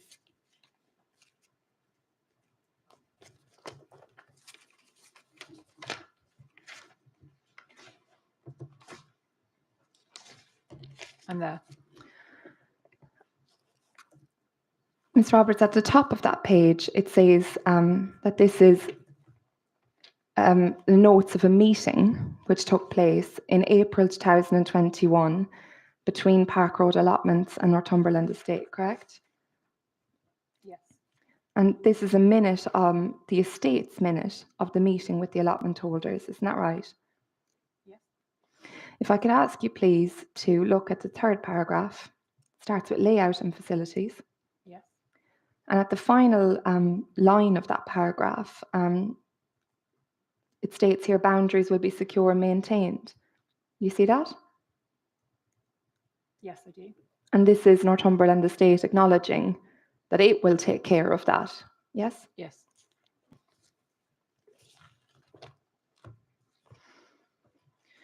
And if boundaries have become insecure or in disrepair in the meantime, based on everything we've looked at together, it's clear, isn't it, that the obligation fell on the estate to ensure that they didn't fall into a state of disrepair. Yes, that's right. I'm not aware that there is a severe breach of boundary conditions. There is repair needed, but the estate regularly visits site, and as a responsible custodian, I'm sure, regardless of the outcome of this appeal, would be addressing any deficiencies in boundary treatment, severe deficiencies. But that is a matter for them. You've just said now you're not aware that there's been a major breach of these boundary conditions. But if we just go back to paragraph 4.14, subparagraph 10 of your proof.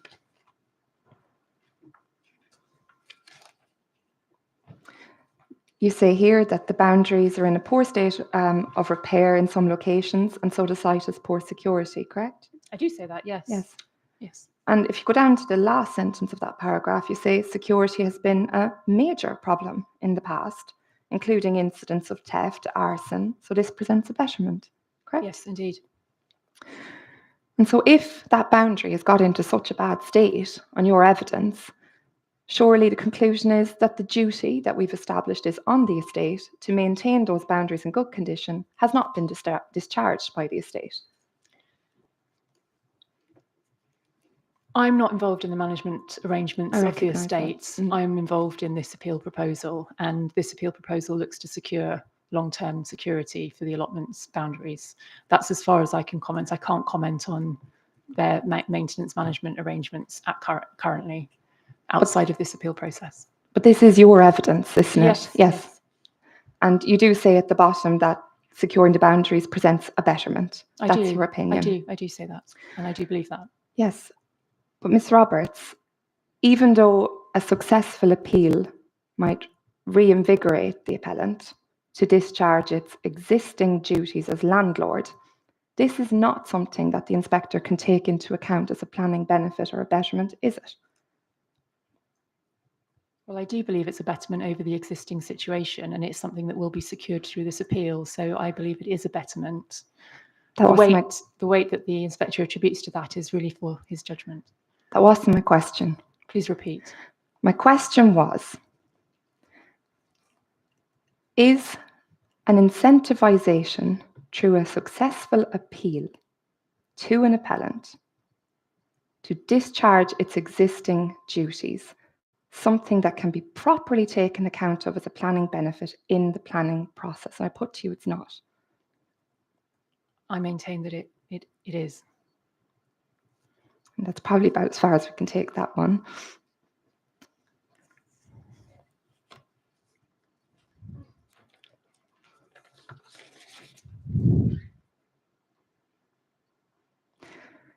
Just like to turn now to harms and benefits and the issue of the heritage asset finance.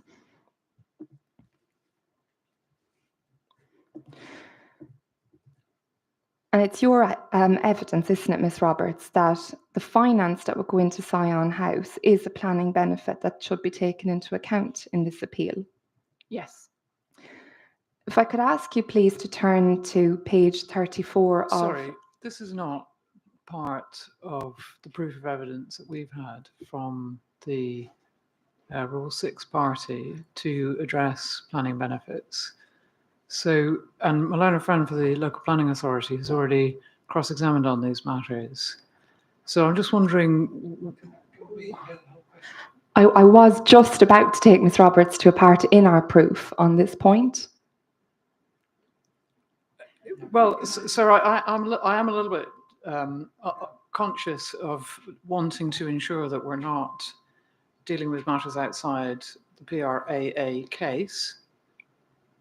It is in our proof. I would quite like to hear the whole question, and then we can decide. So it's page 34 of our appendices, please.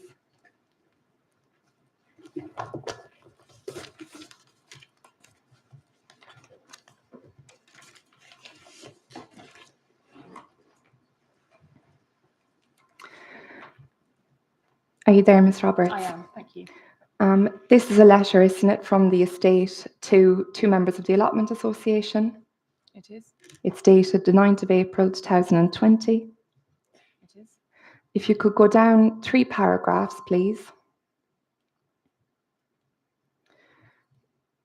We can see that paragraph says, inevitably, we were disappointed with the planning decision because the long-term issues that we have been sustaining, that we have with sustaining the future of Scion House and the schedule of its repairs remains, and Park Road remains one of the very few ways in which we can address that. It does say that, doesn't it? It does. So logically, if Park Road is one of the few ways, it means there are potentially other ways this could be funded. I'm not aware of any other ways that it can be funded. But that's the logical interpretation of this paragraph, isn't it? So I had understood that we were going to be taken to a part of the proof of evidence which addressed the planning benefits of the scheme, and instead we've been taken to one of the letters to reiterate part of the local planning authority's case. Now, sir, of course it's a matter for you, but obviously I've not sought to cross-examine the TIS witness on planning benefits. I've sought to focus attention on the council's case in that regard. This does seem to be something of a reprise, but out with the proof. Well, it is part of their proof, and I mean I think it's probably a yes or no question. It's not a technical matter, and I think it's a straightforward answer. And given that the letter was written to the association, I'm inclined to accept the question. on that basis because it was written to the association. I can read what it says, and it does imply that there could be other ways, but as I say, I'm not aware of any other means of the works being funded.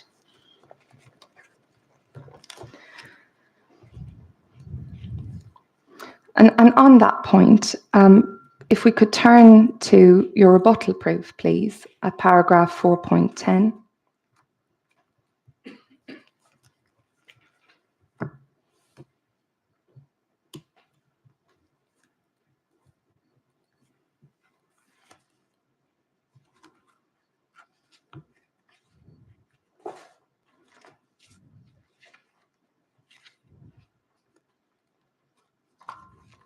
I'm there. We can see here it states that you maintain that the objective, as you understand it from the statement from Northumberland Estates reference there, is for each of their estates to be self-sustaining, correct? Correct. But Ms. Roberts, a private landowner's preference for how he manages the finances of his estate, isn't a planning benefit that the inspector can take into account, is it? How they manage the estate isn't a benefit in itself. The benefit arises from investment in heritage assets. Yes, and you did say to my learned friend earlier that you acknowledged this was a business decision, didn't you? The way that the estate structures its accounting and its business interests is not a matter for me. But I put the question to you again, as a matter of general principle, you do accept, don't you, that a private landowner's preference for how he manages the finances of his estate is not something in a planning process that an inspector can take into account as a material consideration? The personal finances are not a consideration in this case. Yes.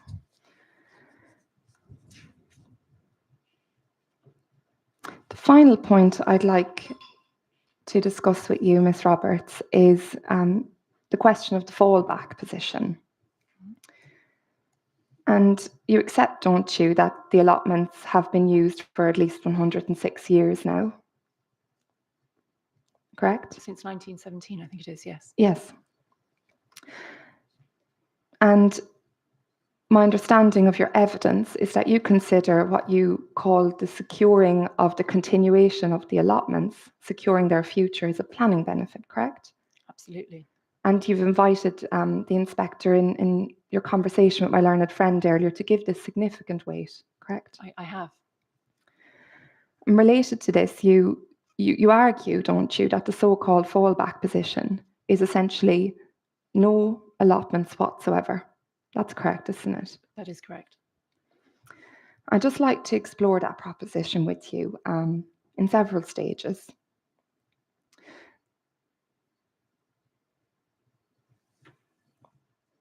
To be somewhat blunt, essentially, as I understand it, the Duke's position is, if I don't get planning permission, I would close the allotments, correct? I don't think it's as abrupt as that. I think every effort has been made to maintain allotments for the long term. We tried to provide it as part of the first proposal. We're seeking to retain them long term here, and the estate has allowed unlicensed activity to continue pending this appeal. So yes, they could, and their trustees are most likely would be advised to do that, not to renew licenses and take possession of the site. Yes, they could do that, absolutely. I understand we hope that won't be necessary. And when you were asked about, well, why would the appellant do this, you said because this is contrary, ongoing use of allotments is contrary. So again, I wonder if I could be helped by where in the proof of evidence the PRAA has engaged on these matters.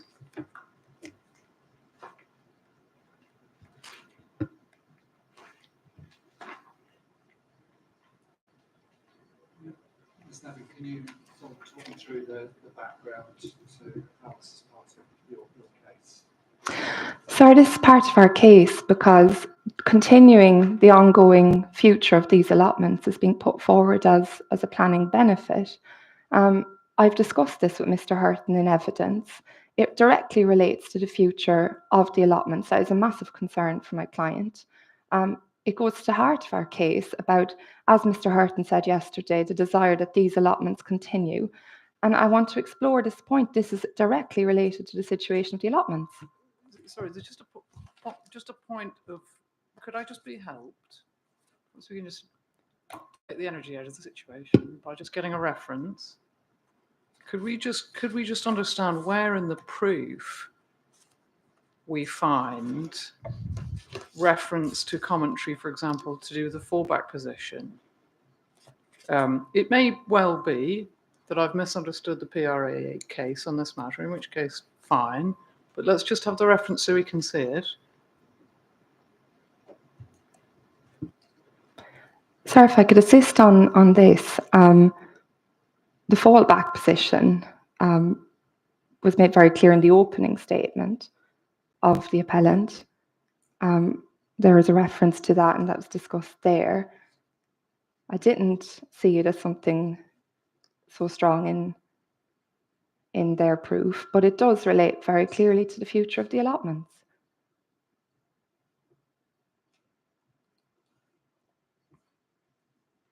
The problem is I do need a reference to where it's part of the evidence of the party. So if you need a couple of minutes, I'm quite happy to pause for a couple of minutes.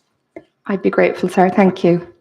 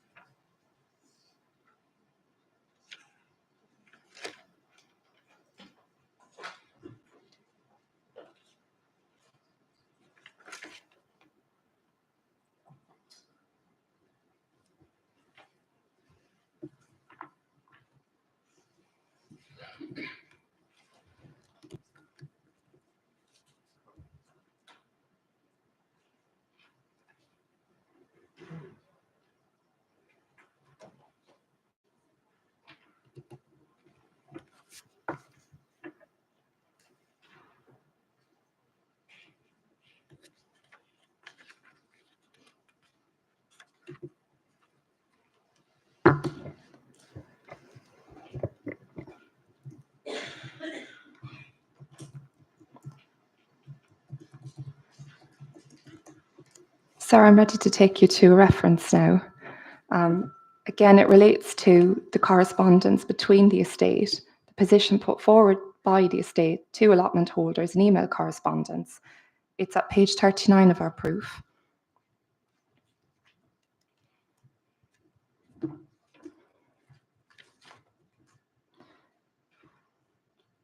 And sir, this is an email from Mr. Barnes of the estate to the Allotment Association. It's dated 25th of January 2021. Second paragraph down, we can see Mr. Barnes of the estate telling the Allotment Association, I think everyone is aware of the position that it is only through achieving planning permission that the long-term future of the allotments will be secured. So this makes very clear the fallback position, support or you get no allotments. It'll be as obvious to you as it is to me, sir, that doesn't provide a proper evidential basis for the questions which are being put. So I think rather than have a second performance of the local planning authority's cross-examination on the subject, I think it would be my respectful submission preferable to proceed with a matter which is part of the PRA case more squarely.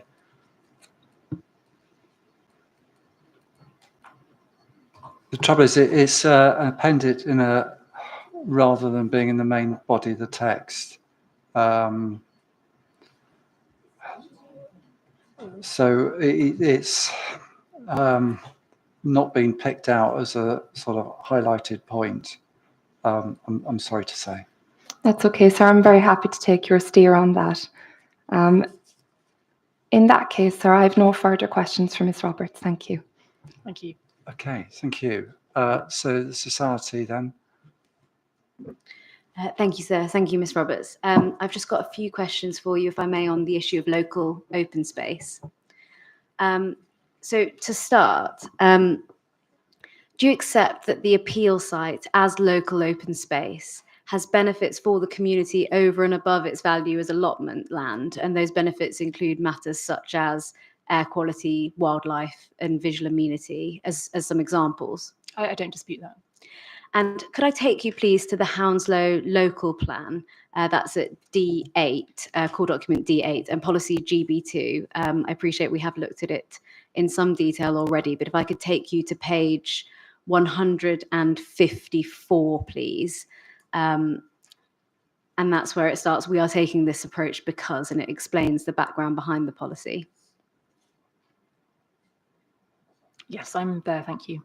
And that's really reflected in that element of the policy, isn't it? So, for example, at paragraph 7.4, it says local open spaces integral to the character and image of the borough, breaking up the built environment and adding to local context and amenity. And it goes on to make reference to tranquil spaces for quiet recreation. Furthermore, at 7.5, there's reference to local open space playing a role in providing habitats and biodiversity, boosting environmental resilience, and helping to control flood risk and mitigating the risks of climate change. And finally, at 7.6, there's references there to being valued for landscape, heritage, and biodiversity, amongst other matters. That's right, isn't it? Yes, the text does say that. Thank you.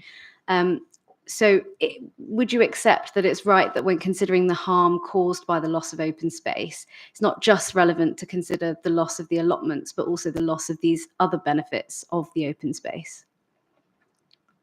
Yes, that's fair. And if I could ask you then just to move to the question of quality of reprovision. So you accept that in terms of quantity of reprovision, there will be a loss of quantity. But as I understand it, your position is that in terms of quality, there is no loss in that the reprovision provided is of equal quality. Is that right? Yes, well, the reprovision in itself is a very significant benefit. And then in terms of the facilities, yes, our view is that my view is that it's a benefit over the existing situation. And in terms of quality, is it right that matters such as, for example, air quality, tranquility, habitats, biodiversity, they all are relevant to the question of quality as well, aren't they? Yes. And would you accept that none of those would really be provided by reprovision of only 29% of the site? No, I don't accept that. There's significant tree planting, landscaping. The allotments would be retained. I think there's 23 trees to be removed and 71 going back in its place. There's no objection in terms of biodiversity policies, and there's a net gain of biodiversity overall. But for example, let's take tranquility. It must be the case that 29% of a tranquil area is less tranquil than 100%, for example.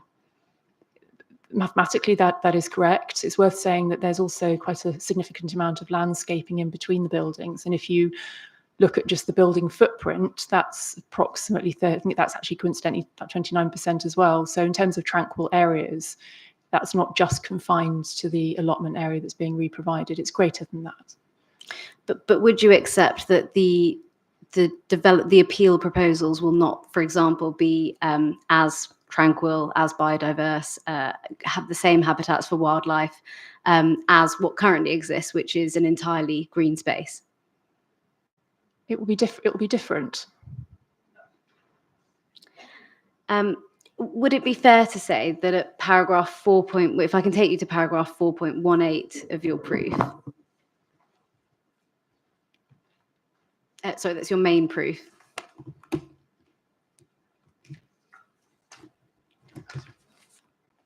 So could you give me the reference again, please? Sorry, yes, 4.18. It's page 17. I'm there.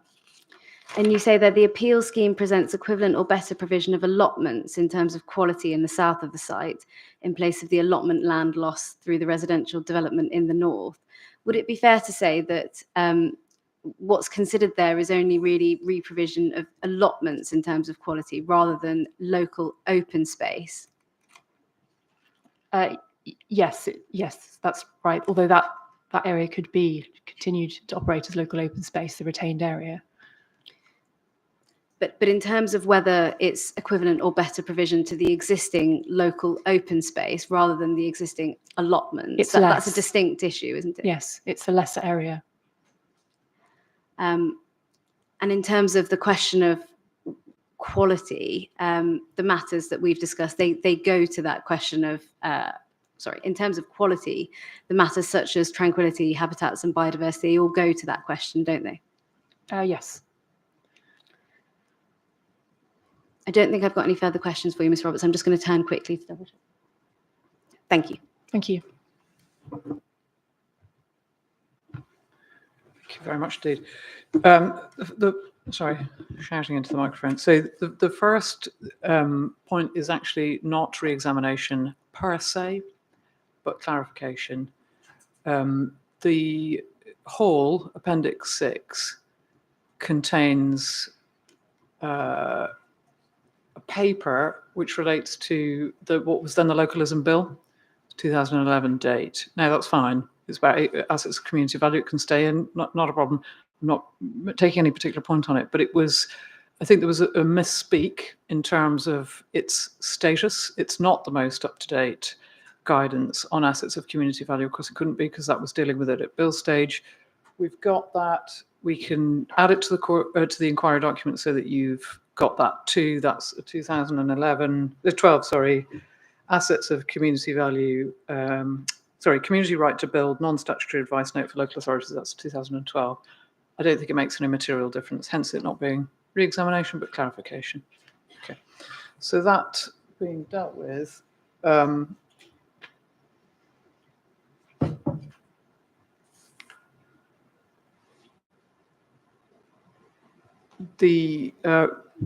afternoon. Good afternoon. The first thing that we're going to seek to clarify, if we can, relates to the fallback position.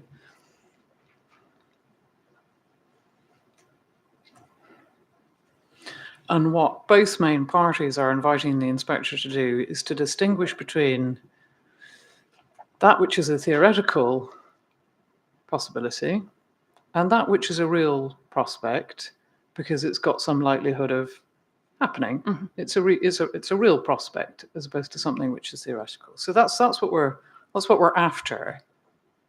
What's the real prospect here?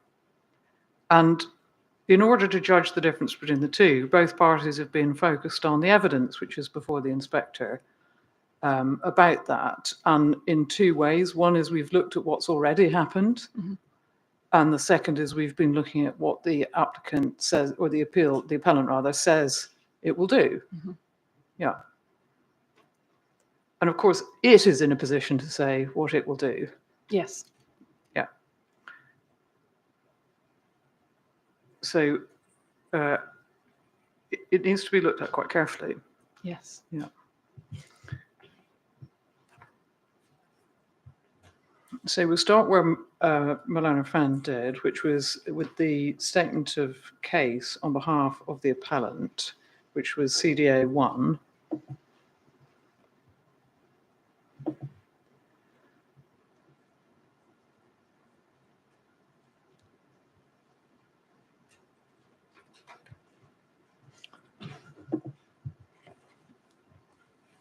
And when you have that, it's paragraph 4.8.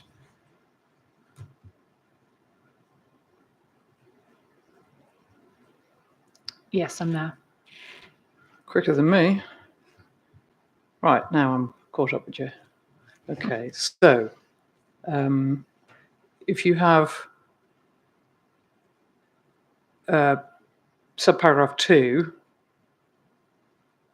that concerns the loss of publicly accessible local open space, doesn't it? It does. Yeah. And it reads, when operational, the allotments were only accessible to allotment holders and their friends and family, which limited the public benefit to these members of the local community only. As the allotments are no longer operational, there's no public access to the site. Now, can you help me with what was meant by that? So the allotments, the license have been terminated as of September 2021. And the ongoing activity is on an unlicensed basis, pending the outcome of this inquiry. Yes. And so if I were to ask you the question at that point, had a decision been taken to close the allotment or not, what would you say? A decision has been made to close the allotments. And is that what's reflected in 4.82 as far as you're concerned? Yes, absolutely. Right. Yes. And so that's what's meant by close, is it, in this context? Yes, and the fact that the licenses haven't been renewed and that notice was served to terminate them. And what about rent? Has rent been accepted since September 2021? I don't believe so. No. So a decision not to renew licenses, a decision not to accept rent. Mm-hmm. Yeah. And insofar as your proof's concerned, if we go to your main proof, please.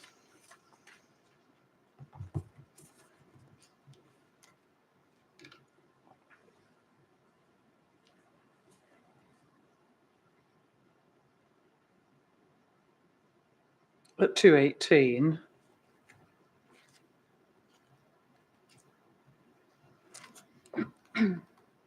you are saying there that one of the planning benefits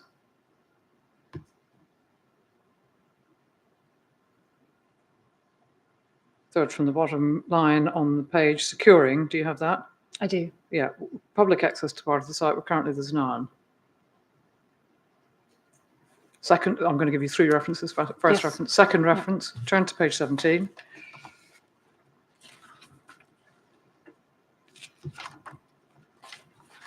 And page 17 gives us the very end of a series of subparagraphs which began at paragraph 4.14 on page 14. But I want you to turn to 17, look at subparagraph 30. Beg your pardon. So let me just check the reference. Yes, subparagraph 13. Yes. With a private non-statutory allotments, it's the estate's prerogative to close it as it's now done. Again, that's the second reference. What's meant by close in that context? Not renewing licenses, not taking rent as we've discussed. Yeah. And when you say, for some continued use on a goodwill basis to provide, I've mangled that, save for some continued use on a goodwill basis to previous license holders. No new licenses have been issued since 2021. Thinking about that goodwill basis, a proposal to locate new allotment capacity in the southern part of the site will in practice mean relocating growing from one part of the site to another. The goodwill involved here is, what does that relate to? Why pending the planning appeal would you have allowed, if like, some unlicensed access to continue? Because if the appeal is allowed, then those unlicensed allotment holders can relocate, hopefully without too much interruption to their crop growing and so forth, rather than asking individuals to leave to have to start again. So I think it's been a pragmatic way of trying to be fair to everyone. But does that that goodwill, if you like, temporary use, does that undermine the decision that's been taken? No, it does not. Right, I see. Third reference then, 38. Paragraph 6.5.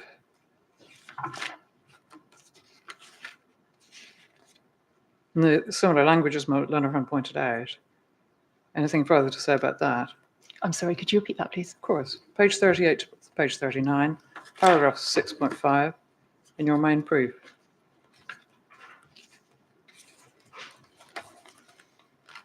Yes. No. Anything to add in that you've used similar language there? No, it's consistent.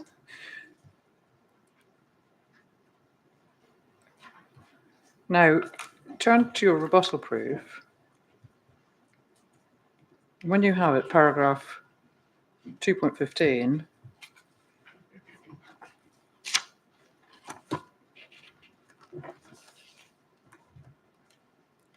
I'm there.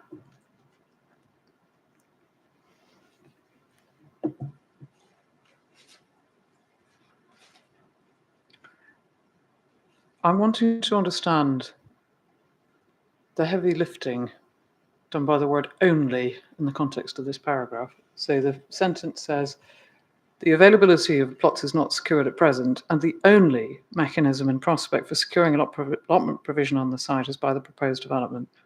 What's meant by that? So if the appeal is dismissed, the trustees will have a decision to make about permanent closure. They have already been following advice of its advisors, which is to not renew licenses. It's every likelihood that they will continue to take on board that advice and not grant further licenses and seek possession beyond that. If you were to go back to the opening statement made on the first day, at paragraph 6, I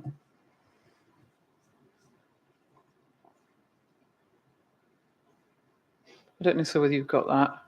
The appellant's opening statement? Yeah. Thank you.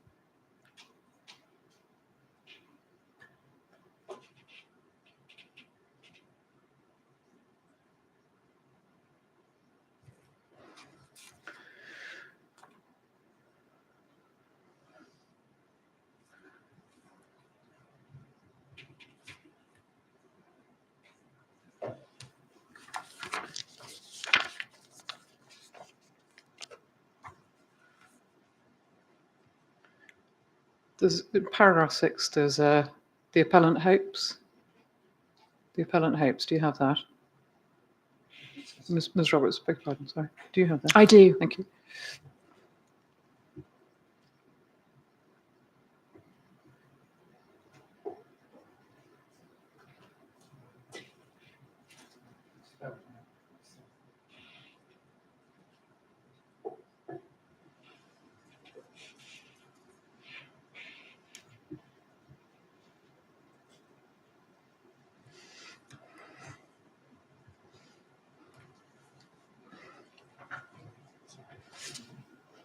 Let's get my paper file. It's not on the electronic file.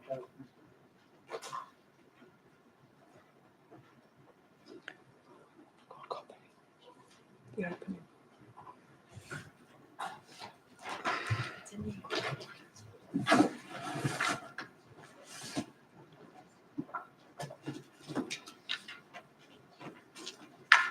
So my apologies. Paragraph 6. Not at all. Paragraph 6. This is as to the fallback position. Dealt with the previous inspector's decision on that. And it says, but since then, and it recites the information which you've already emphasised to the inspector. And then it says the appellant hopes that planning permission will be granted, but if not, trustees would be advised to persist with the current policy of not granting new licenses. In addition, they'd be advised to bring to an end the current arrangement of allowing unlicensed access, and that is to avoid the ongoing sterilising effect of active allotment use and the development potential of the site. They can be expected to follow that advice as they have to date. So you've essentially confirmed those instructions in your evidence. And now this question. What's your advice to the inspector as to the likely fallback position in the case, those matters taken into account? I think the change in circumstances since the previous inquiry should carry very great weight. and should be material in the decision-making process. And does that fallback include an active allotment use in the absence of planning permission? No. No.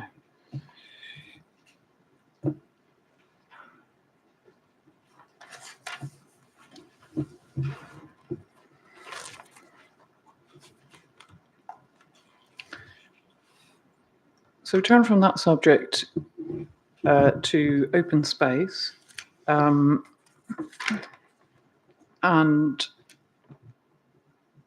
to questions that you were asked about the London plan. So now I know that's a slightly unwieldy document, but I'd ask you to go back into it if you can, please.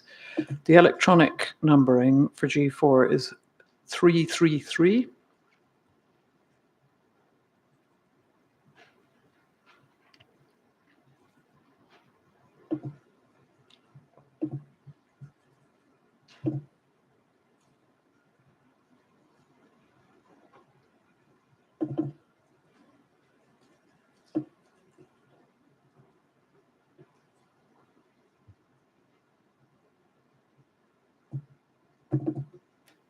And we're here thinking about the particular value of different areas of open space.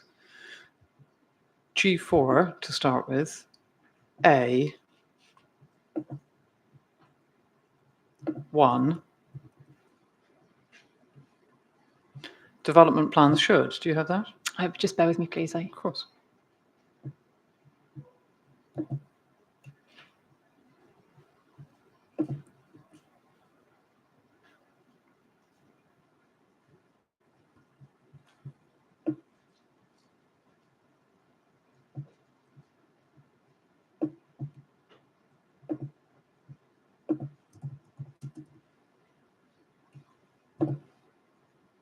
I'm there. Thank you. Development plans should undertake a needs assessment of all open space to inform policy. Assessments should identify areas of public open space deficiency using the categorization set out in Table 8.1. As a benchmark for the different types required, assessments should take into account the quality, quantity, and accessibility of open space. So if you then look at the various categories, we're on the theme of value to be attributed to local to open space. We can see that there are different categorizations. I'm going to put some of these to you and then I'm going to ask you a question. Regional parks, publicly accessible. Majority of these will be publicly accessible, provide a range of facilities and features offering such and such, top of the hierarchy. Mhm. Metropolitan parks, similar range of benefits, readily accessible. District metropolitan parks, not going to read it all, but you can see that there's a hierarchy there, and then there's local parks and open spaces. These provide for court games, children's play, sitting out areas, and nature conservation areas. Yes. Small open spaces, pocket parks, linear parks. Mhm. The comment, if you will, please, on the importance of public access in setting that hierarchy. These are all publicly accessible to the wider public, these parks identified here, these spaces. So the focus of London plan policy is in terms of the quality of open space which is sought. What relevance does the ability of the public to access that space have? Well, it's an important consideration. Yeah.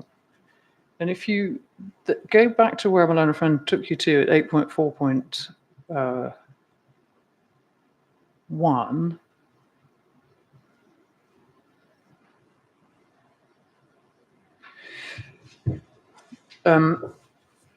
open spaces, particularly those planned, designed and managed as green infrastructure, provide a wide range of social, health and environmental benefits. They are a vital component of London's infrastructure. All types of open space, regardless of their function, are valuable in their ability to connect Londoners to open spaces at the neighbourhood levels. Connectivity across the network of open spaces is particularly important. Yes. Again, the focus there, please. The focus is on connectivity between spaces. For what purpose? For connecting people, public function. Yeah. If you look then at 8.4.3, Yes. And the emphasised text in that, Is new provision or improved public access. yeah, Should be particularly encouraged. yeah. So if you were to advise the inspector about the relative weighting of functions of open space in terms of public access as distinct from some visual benefit arising from it, how would you advise? What advice would you provide on that? The greater the public value, the greater the public access, the greater the value, and conversely, more limited the public access, the more limited the value in terms of a hierarchy. So just supposing that the issue in this case, having regard to the fallback position, is a loss of area of land which has visual value. Malone Friend was careful to point out that the local planning authority does not allege any harm to visual amenity. What importance, if any, do you place on that and thinking about the weight to attribute to loss of the space in that visual sense, if there's no harm to visual amenity? Well, if there's no harm, then you can't attribute.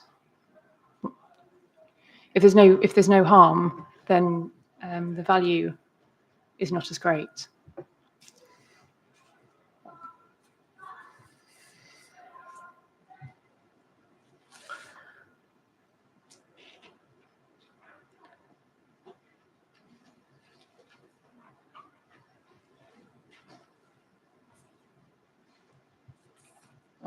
New subject, the subject of custodianship, but just wanting to relate this back to some rather more familiar planning principle. If you go into the National Planning Policy Framework at D1, Chapter 2,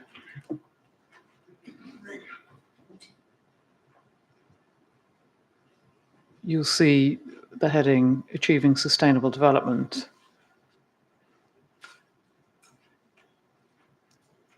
And there. And at paragraph 7, the policy says that at a very high level, the objective of sustainable development can be summarised as meeting the needs of the present without compromising the ability of future generations to meet their own needs. And if you look at 8C, the environmental objective includes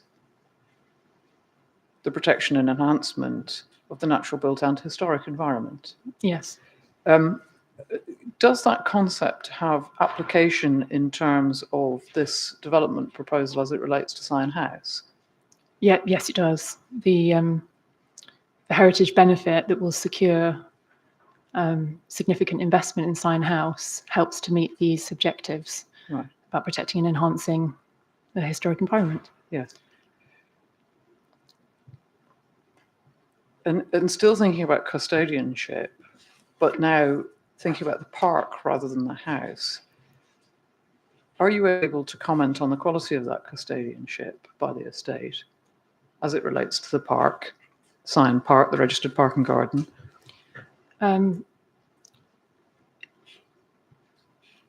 Yes, I mean it's kept in exemplary condition.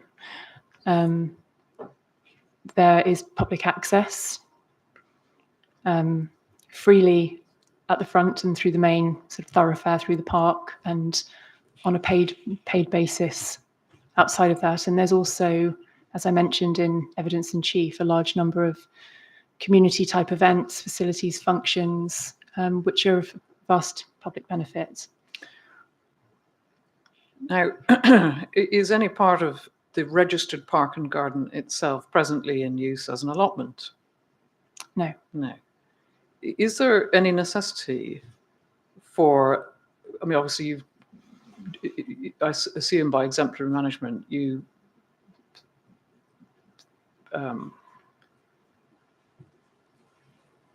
exemplary rather condition, I assume, you yes. Tell me if I've got this wrong, but you think that the land's properly managed within the registered park and garden? You do. But no part of it is an allotment? No. So is there any necessity for land to be used as an allotment for it to be properly managed? No. No. And so what do you say about the potential for the appeals site to be properly managed by the estate if it's not in allotment use? I've got every confidence that they would do that. They would be able to manage it the way that they do their wider Sion estate I see. and Parkland.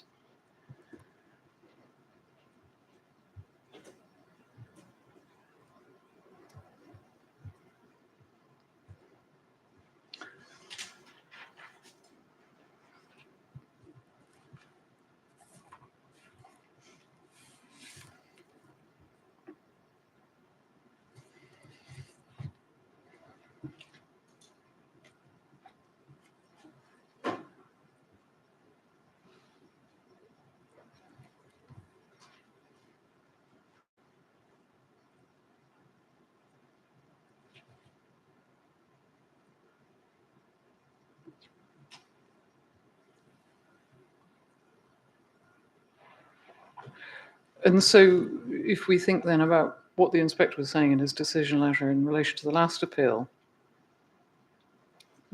at CDF1, paragraph 48, sorry, 48.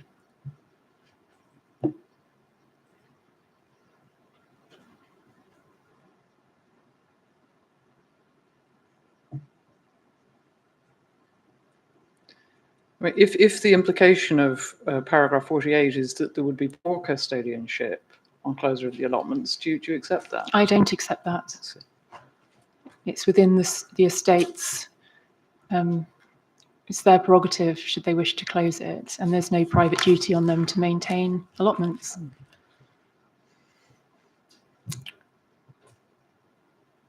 So from that, we then look at allotments in terms of demand and supply.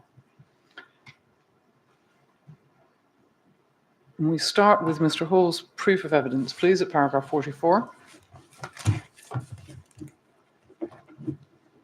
Sorry, page 44, paragraph 12.47.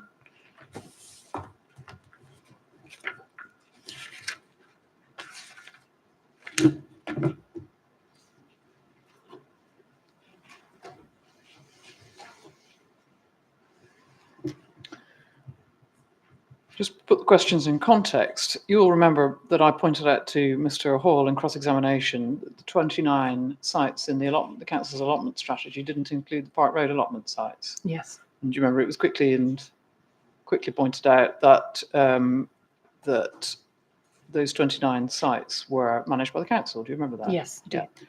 And Mr. Hall was asked literally to count, wasn't he, the 29 sites in the allotment strategy? Yes. Yes. Yeah. So the council's assessment of demand and supply in its allotment strategy was looking at the sites which it managed. That's correct. Yeah, in considering supply and demand. If you look at what Mr. Hall's done in his proof of evidence at 12.47, is the allotment site, the appeals site, added in to the list?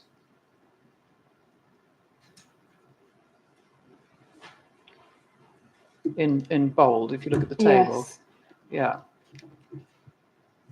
Now, just want to understand why the council would have excluded a non-statutory allotment site, privately owned allotment site, from its demand supply assessment as a matter of principle. So I'm so sorry to interrupt, and everyone knows I don't like to do it, but I think there may be a misunderstanding of what a site actually is in this document, and I'm pointing that out now so that my learned friend can appreciate that before we go any further. Park Road allotments. Sorry. Park Road allotments. Yeah. Park Road allotments is not in this table if what we're looking at is table 2 at 12.47.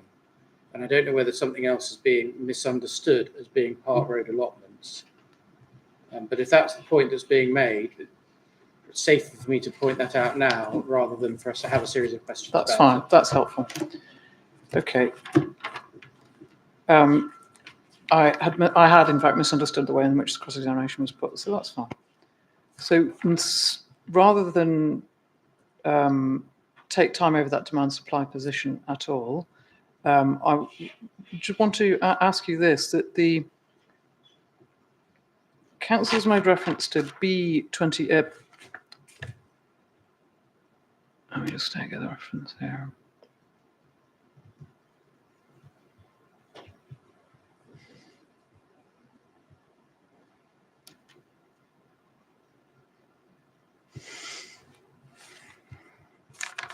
Let me just take. I'm going to just take a beat to find my reference.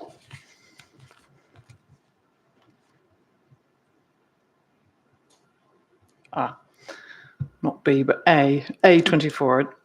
Thank you. Section 106, outstanding points as at the 19th of July.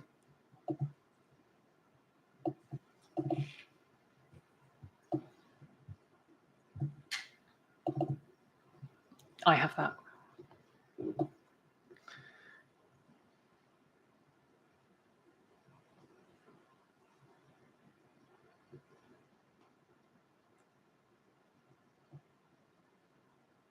The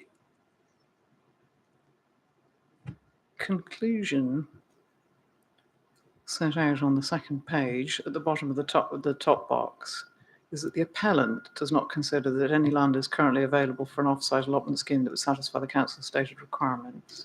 Yes. Can you help the inspector with how that conclusion came to be reached, please? Yes. Well, that was a conclusion at a point in time. We didn't have the benefit of the location of some of the sites being considered as part of the Food for the Future programme. And we were also waiting on a response, I believe, at that stage on the Well Meadow allotment point, if I've got my chronology correct.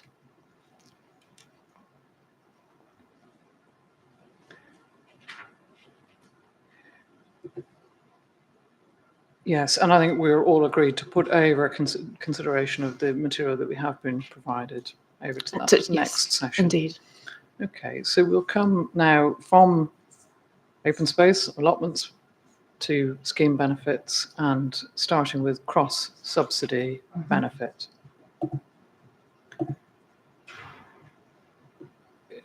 The council in the council's starting point in questions to you on this subject was that it's accepted cross subsidy is a benefit of the scheme. That was the starting point. Can you just help me with with whether the conservation works would then, what would be the relationship of the conservation works to the grant of planning permission?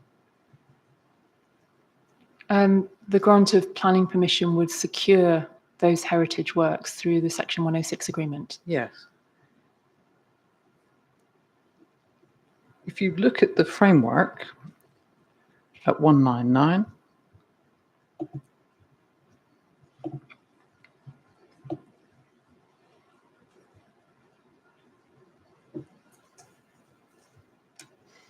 you help with your thinking in terms of whether this conservation benefit is an impact of the proposed development within the meaning of 199.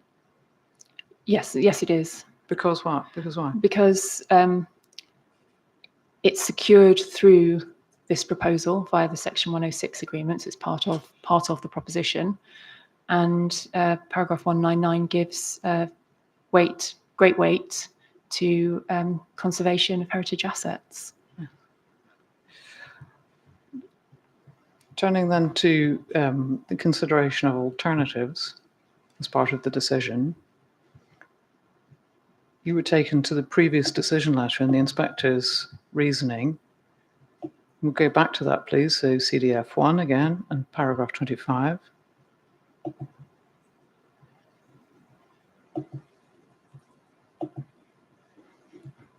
And here too, we've got to focus, I think, on one of the words in the paragraph, which is because. What does it mean in this context? How should we understand it?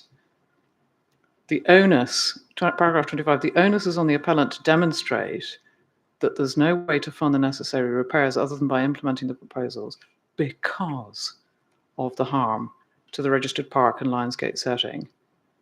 So in that case, why was it that the inspector required to be satisfied that there was no alternatives? So in that case, we were proposing allotments within the grounds of Syon Park, Yes. and there was a harm arising from that, heritage harm, and that is what the inspector is referring to at this point. So if one wanted to understand, why was that inspector considering alternatives? What would be the reason? Because there was heritage harm, and he wanted to understand if there was another way that the development could happen without that heritage harm. There was Yeah. no heritage harm in this Yes. case. Yes. Now, the justification for considering alternative means of achieving the cross-subsidy was then a slightly different way of analysing it was then put to you in cross-examination, which was that it was really a question of the fallback to consider in the absence of the planning permission what would happen. Now, had you understood that to be the way in which Mr. Hall had justified the consideration of alternatives in his proof of evidence? No.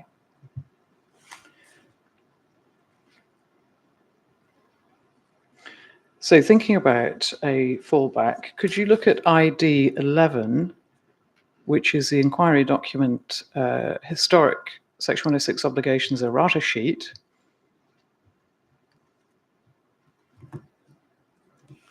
The calculations document.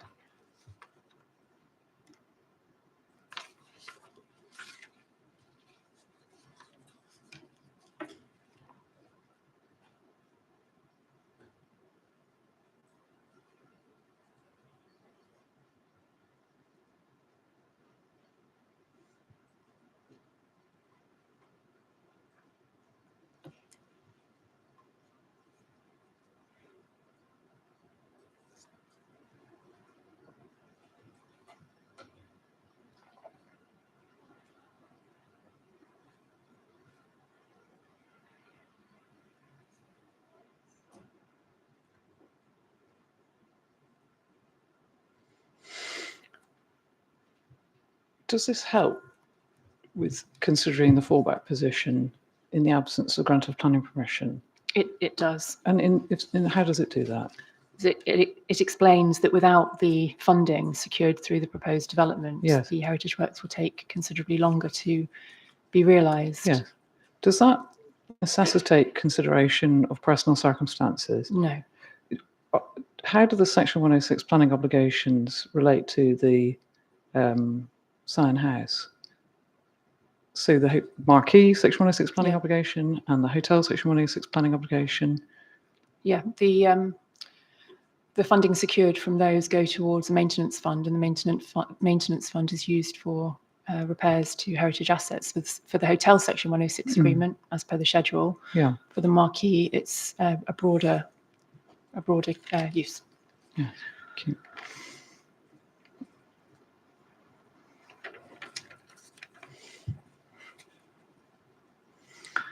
Lastly then, biodiversity net gain. The principle agreed between the parties, I think, which is that the greater the biodiversity net gain, the greater the weight. What's at issue is the calibration of that, I think. So Mr. Hall says 10% is a very limited weight. You say 10% is significant weight. I mean, weight's preeminently a matter for the inspector. Mm-hmm. If you anything else that you want to say about that? Ahead of the 10% BNG requirement coming in, I do consider it to be significant weight. It's a benefit over and above what's expected now. Okay. Thank you very much indeed. Those are the questions I have in re-examination. Okay, thank you. Right. Okay, so we're at the end of cross-examination, examination of witnesses. There's a few tidying up matters as well as look at my list. We need to talk about timescales, process for ecology, and appreciate Section 106 conditions. So can I just on timing? Yeah. just in terms of timing and time pressures and so on. If you're going to take a couple of minutes break, I wonder if the. Well, I was going to say, I wonder if the four advocates could just speak to you during that break very briefly, just about a timing issue. Yeah, that's fine. Thank you.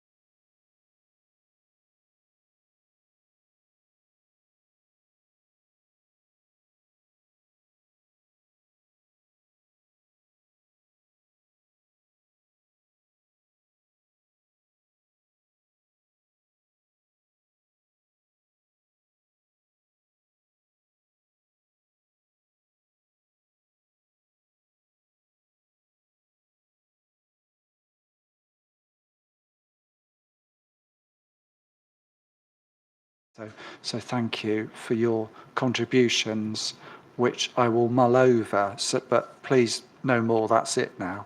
So we're just going to quickly move on to a brief discussion on some of the conditions and the legal agreement. And I think, as I said in my opening statement on Tuesday, that does not prejudice the council's case or indicate that I've made my mind up. So I think probably going to start with Mr. Grant to explain some of the background. Thank you. Thank you. So in relation to there are two Grampian conditions that are put on the table, as it were, by the appellant, but not accepted by the council. And in terms of evidential material that feeds into that, you'll be aware of some documents that were submitted further to a request by the appellant in the light of questions that were put in examination in chief of Mr. Hall, which are now in the inquiry documents. I'm told they're at ID 15. I hope that's the correct reference.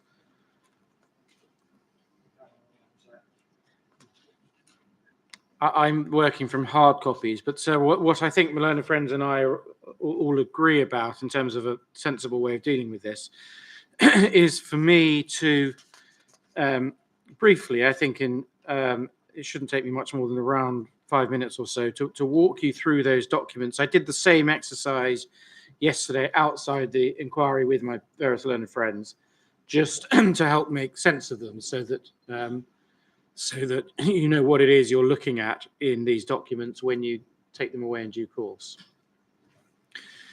So what you ought to have, and I stress I'm looking at the hard copy versions, but you'll see a series of emails. There are 6 in all, and you can see in the top left-hand corner each one is numbered. And you should have, following those 6 emails, you'll see that one of them produces a table which is described as a pivot sheet. Is that on unnumbered, but after top of page 4? Yes, so exactly. It's effectively page 5, I'm presuming. Yeah, exactly. Thank you. And you then, I think, have a bar chart and 2 spreadsheets. I just want to check that you've got the same. No, I go on to after titled page, numbered page 4. Yeah, I go on to a couple of tables with lists, and then I go to page 5. Email 5, then email 6. Yeah. And then following email 6, you should have there the bar chart, I think. Yeah.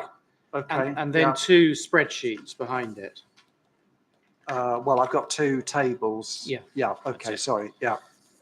So I'm going, as I say, briefly to just walk you through what you have. Thank you. So in terms of the 6 emails, they're all dated the 31st of July. They are all addressed to Mr. Hall. 5 of them are from Mr. Stevenson, who's the Council's Director of Environment and Climate.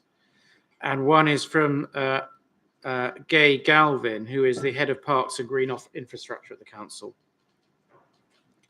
And so what I'm going to do to make sense of this is ask you to go, first of all, to the first of the 2,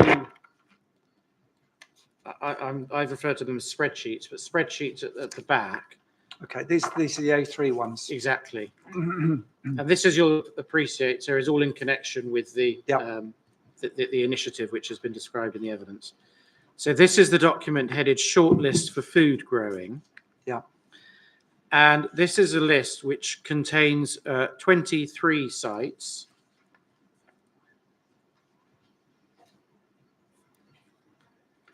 Which were identified. And can I ask you you may wish to asterisk, and I'll come back to them in a moment. On the first page, about just over halfway down, you'll see a site boundary bank along Carville Hall and South Open Space. Do you see that? And that you'll see is Brentford East. Yeah. And then over the page, you'll see the fourth entry is North Street, Manor Houseway Junction, Isleworth. Yeah. And the fifth is open space on Warple Road, junction with Magdala Road, and that again, Isleworth. Yeah. So I highlight those three because, of course, those are in Isleworth and Brentford. So the Brentford East one is the most relevant one. Well, I'll come on to that in a second, but you'll see that the Okay. Brentford East and then the two Isleworth sites Yeah. on the second page. Okay. So they are within the 23 sites that were on that spreadsheet. Can I pause there and just take you so that this doesn't cause any puzzlement when you take the documents away? Can I ask you to turn to the email which is numbered 3, and you'll see that's the 31st of July at 1856. Yeah. And in the final paragraph of that email, you'll see a reference to Mr. Stevenson to a list of which was 17 hectares. Yeah. So far as that list was concerned, that was the list which then grew into the shortlist for food growing list of 23 sites that we just looked at, okay. which is around 30 hectares total on that list. It's exactly what I explained yesterday. So the 17 the 17 hectare list, which was referred to by Mr. Stevenson in his email 3, 17 hectares, was the precursor to the short list for food growing site. In other words, other sites were added to that, which took this list overall. I'm told, I haven't done the arithmetic, but I'm told this comes to around 30 hectares-ish. Okay. Now, so if you go to email 4,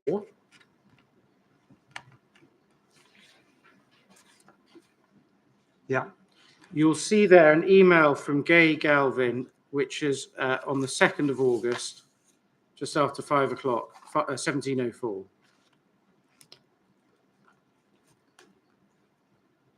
And that attaches below it an email from October of last year. Yeah. And that email refers to the pivot tables, as they're called, which you'll see on the opposite page. Can you see 2 tables? Yeah. So they're called pivot tables. Yes. And if you look at the column in bold, count of site, Yeah. you'll see the table at the top half of that page includes 18 sites. Yeah. And the table below includes 11 sites. Yeah. And the filter process, as it were, is that the table of 18 sites was then filtered into a further shortlist of the 11 sites which are in the table at the bottom.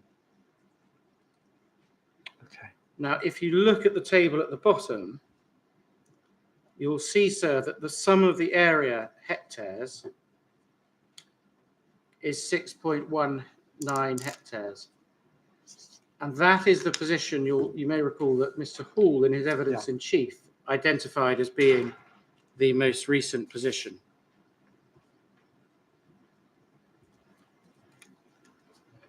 Just pausing there, in the table on the top half of the page, the 18 site table, you'll see the third site down is the Brentford East site. And you'll note that that isn't in the 11 site table below it. And then you'll see at the bottom of the upper table, the North Street Isleworth site. That isn't in the table below. Hang on, sorry, you just lost me there for a So second. Brentford East didn't got make that. it onto the 11 Yeah, site list. Yeah, yeah. At the bottom of the upper table, you'll see Isleworth, Oh, okay. North Street Manor House. Yeah. That didn't make it onto the 11 site list. But you'll see on the 11 site list at the bottom entry, Isleworth Open Space Warple Road. Yeah. Although that wasn't on the 18 site list, but I'll come back to that in just a moment. So in other words, to put that into the context of the evidence Mr. Hall gave to the inquiry, do you recall, sir, he referred to, of the 6.19 hectares being the current position, he said there was one site in Isleworth which was 0.03 hectares. Yeah. And you can see that that is the Warple Road site at the bottom of this list. Okay. Now, sir, just so that you can make sense of the filter process, you'll note that on that list, the bottom table, as I've been calling it, there are 11 sites. Yeah. If I can ask you to turn back to the first of the two larger, I've been calling them spreadsheets, but the Okay. two larger documents Yeah. at the back, headed shortlist for food Yeah. growing. And you recall a few moments ago, I was saying there were 23 sites on that list. If you look in the far right-hand column on that list, you'll see the column headed suitability for food growing. And in that column, against each site is L, M, or H for low, medium, or high. Okay. Yeah. The 11 sites which you saw on the table we looked at a moment ago, Yeah.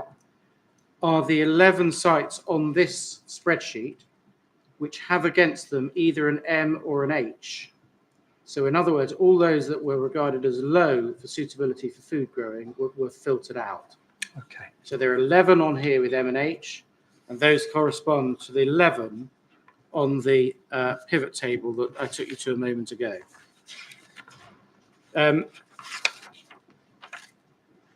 A couple of final points to this. You'll see the second of the spreadsheets, which is at the back of the bundle.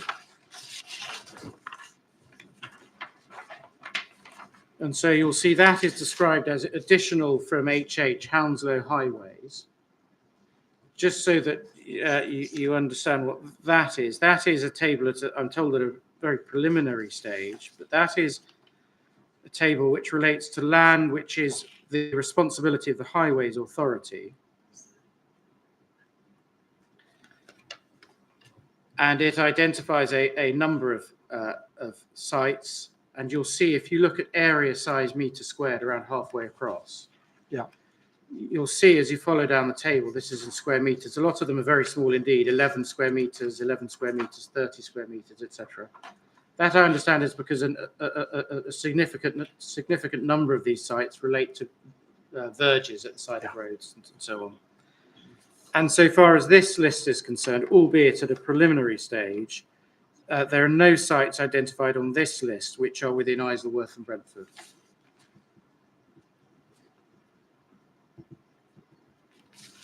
So there are two final matters I just want to draw your attention to on this walk through.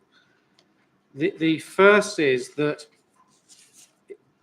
as you'll have gathered from the senders of the emails, this is an exercise carried out by officers relating in the Environment Department and in the Parks and Green Infrastructure Department. In other words, these are lists which, as will be apparent from the information on the spreadsheets, which haven't gone through a planning department sift. So that's been done by the other departments which are dealing with this part of the exercise. Right. Okay. And the final point, which I hope helps, is that if you go to the very front page, email 1, this is the email from Mr. Stevenson on the 31st of July at 9:22 in the morning. And you'll see, and I won't rehearse it, in the second paragraph, Mr. Stevenson gives us a sort of update and forecast on what's going on. But he refers then, under the subheading Phase 1 Info, to 3 sites which are progressing as Phase 1. And those are 3 sites, all of which are in the 11-site table. none of which are Isleworth and Brentford. But those are the three sites which appear to be at a more advanced stage in terms of progress.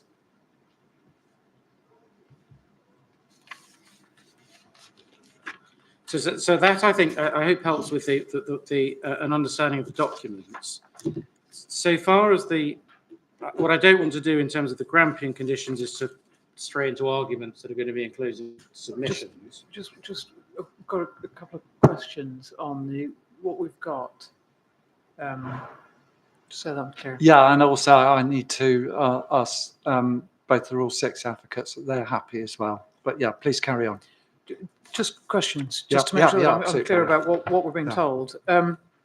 The email number 3 is the 31st of July, 1856 email. Read the 27 acres. Can you provide Leah with a list of the sites that make up the 27 acres used in the press release? Now, have I understood this correctly? Is the 27-acre list the list overleaf with 18 sites identified and 11 hectares? Is that right, Mr. Grant?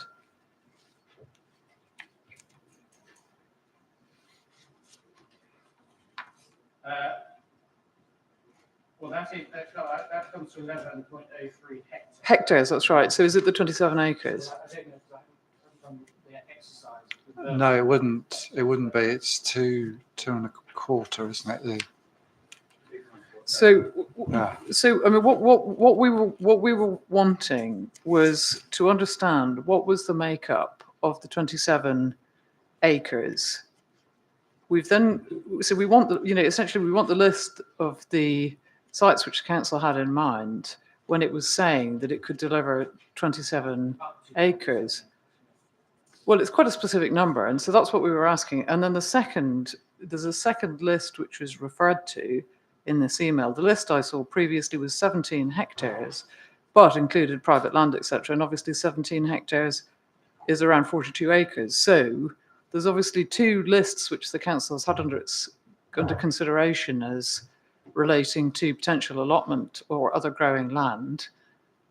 That's the information which would clearly be of assistance to us in identifying the scope, if needed, for compensatory provision. And these look like refinements of previous lists, but I'm not clear about the criteria, I have to say, which have been applied to it. So I would just reiterate that what we're interested in is the factual basis for the up to 27 acre claim. So I'm not going to be cross-examined. No. That wouldn't be appropriate. Is that when I took time yesterday morning to talk my learned friend slowly and carefully through this process, it would have been helpful if there was further information since then that my learned friend wanted me to look at. Although I have to say, my impression is I've got as much as I'm able to get. Then I could have set that in train yesterday morning. My understanding is that Banana Friends already asked for the basis on which the 27 acres was announced, and we're interested in that too. Is it something we could do an elaboration in writing? Yes, I'll try that. Bearing in mind we got well, I'm sure you want to refer to it in closing, but potentially that's five weeks away, give or take. We've happened to have agreed on a timetable for ecology. Well done. We could come to that in a moment, but it may be that we could have a similar sort of timetable in terms of the lists which have been referred to here, which is there's obviously a long list of 17 hectares, looks like a short list. Well, I wonder if there's also an opportunity to sort of graphically tidy up as well, for lack of a better word.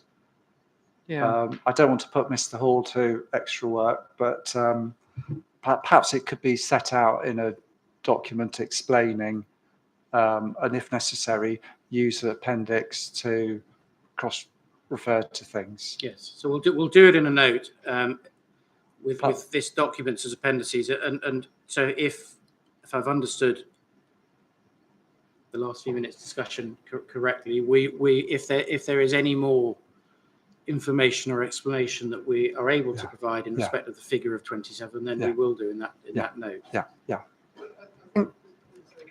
Thank you very much for the invitation to ask for further information, Mr. Grant, because there's obviously two lists which are referred to in the email, which are potentially of importance. One was the 42-acre long list, and the other is the 27-acre short list, in addition to an even shorter list that we've got here. So I think you'll appreciate that our difficulty is that we aren't in possession of this information. It's the council. And so what we want to understand is what sites has the council been looking at to deliver allotment and growing capacity. Not that complicated. We just want to know what they've been looking at so that we can ourselves comment on that.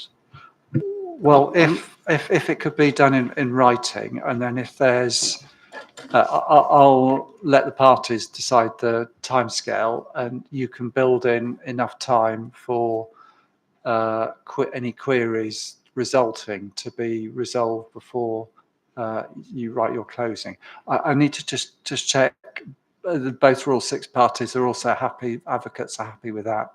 So I think I'm perfectly happy with that approach. But I think what we ought to do, if we're going to do with it in that way, is to have, because I can see how this sort of thing can develop, to have a strict timetable for us to provide the information that we're going to provide. But what I think we can't have, bearing in mind parties have got to prepare closings and so on, is a never-ending dialogue of further questions coming backwards and forwards. No. Okay. Well, would you rather set a timescale now then?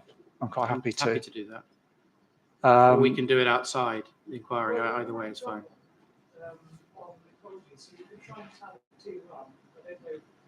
Sometimes it's quicker to talk about it outside the inquiry.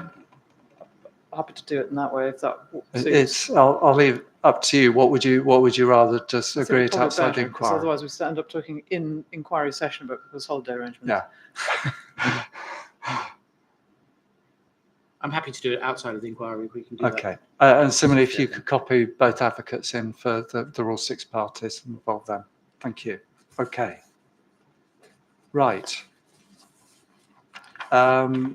So on that basis, would you rather start with the Grampians or the legal agreement? I think so far, I think it sort of feeds into the Grampians. Can I indicate the way I was proposing to deal with that for current purposes? You've got of course the two conditions which are canvassed by the appellant.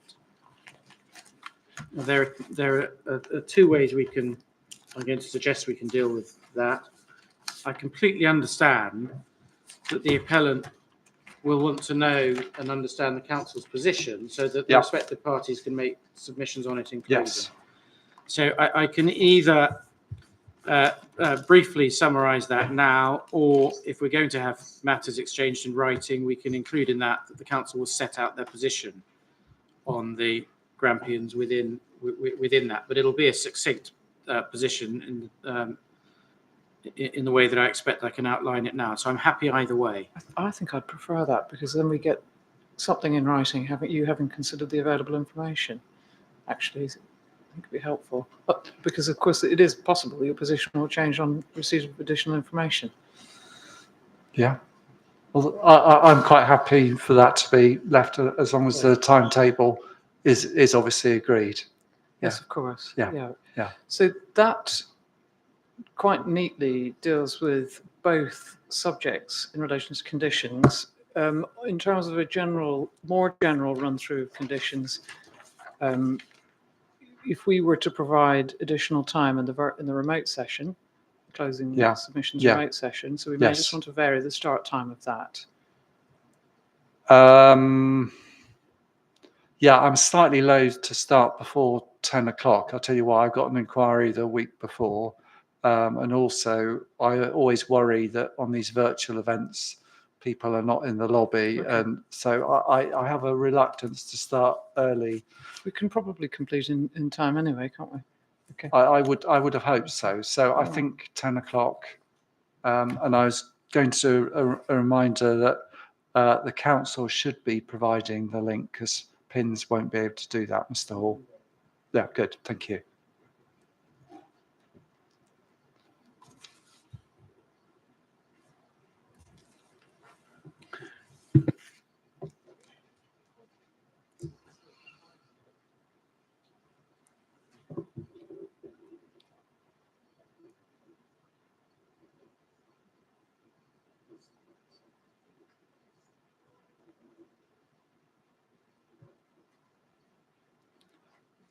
Just tidying up some other matters. I have seen the list of inquiry documents, so thank you for your help in that. And I certainly don't have any comments on that, but I'm grateful for assistance on that.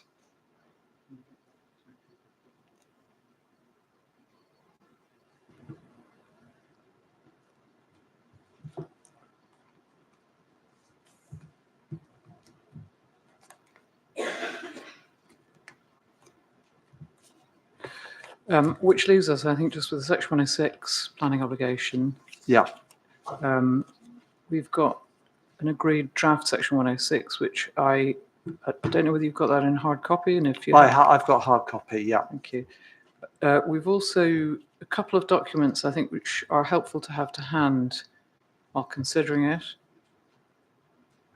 One is the CDA 23 summary document, which is quite helpful when one's considering the Section 106.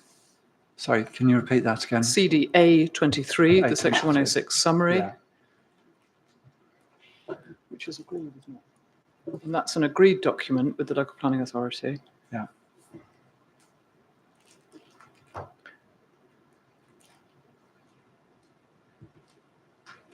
And then the second is the SIL compliance statement, which is CDA 21, which was produced by the local authority. Yeah, I'm sorry to say the electronic filing system has let me down, so just bear with me.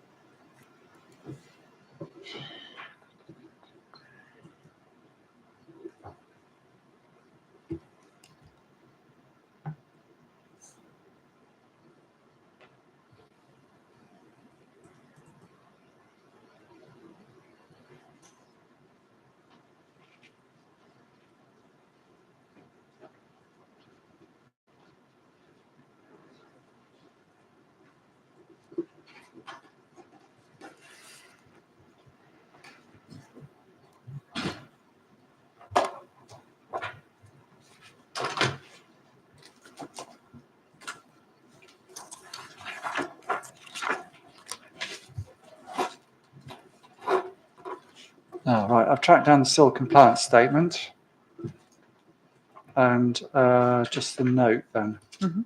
Okay, so.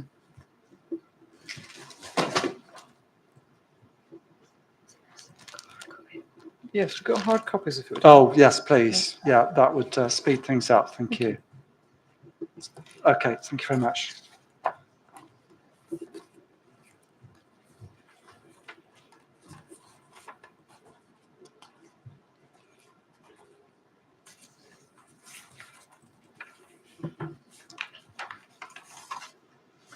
Okay. Because the document is an agreed, the summary document is an agreed document, it's probably the most helpful way to take you through the Section 106 Okay, planning yep. obligation is by reference to that agreed summary. Yeah. And before I do, I can preface that by saying that the SIL compliance statement confirms agreement that the SIL relevant tests are met in respect of the obligations. So the contents then are not controversial as between the parties.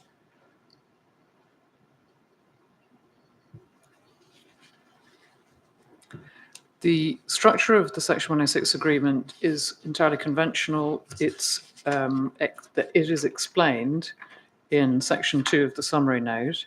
It is just worth pointing out that it is not a unilateral Section 106 planning obligation, but it is a planning obligation which is an agreement with the London Borough of Hounslow.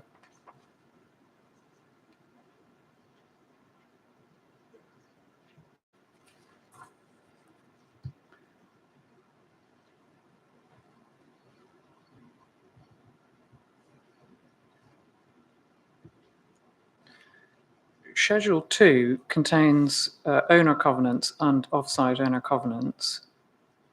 That's introduced in Section 3 of the summary note. The heritage works are obviously important. Paragraph 1 of Schedule 2 requires the appellant to undertake various restoration works which are entitled to heritage works to the nationally significant Grade 1 listed sign house, applying the development rent.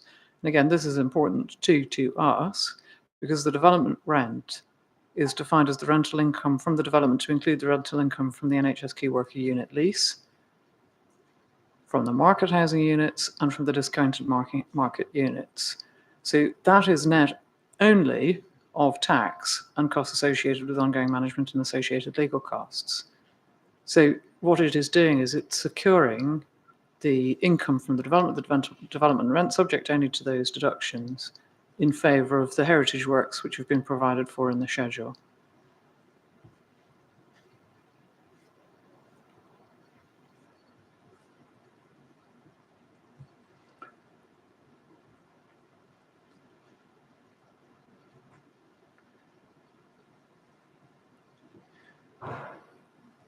There's some very detailed provisions, not all of which I need to draw your attention to, but I will just point out that there's provision for the approval of detailed costings of the heritage works, that being, if you like, inevitably subject to some change over time.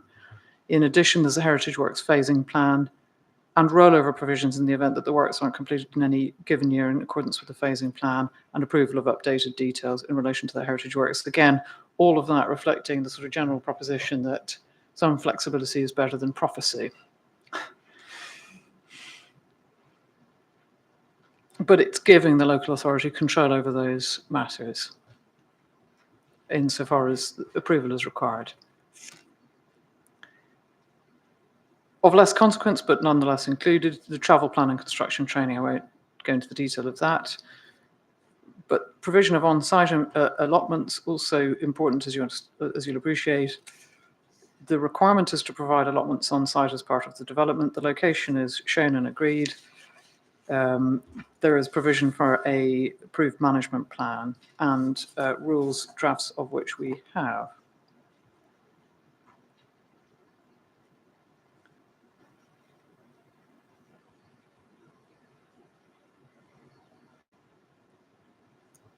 I will skip over the remainder of the provisions, securing things like a controlled parking zone, permit prohibition, highways and access management scheme, some of which have been concerns raised by people who've made representations to you, but you'll see them addressed in the Section 106. The only thing I would draw to your attention in particular is the design monitoring provision at 312. And that's requiring the retention of the scheme architects in order to oversee the delivery of the design quality of the development until the development is complete. That being a matter on which we place particular emphasis in evidence.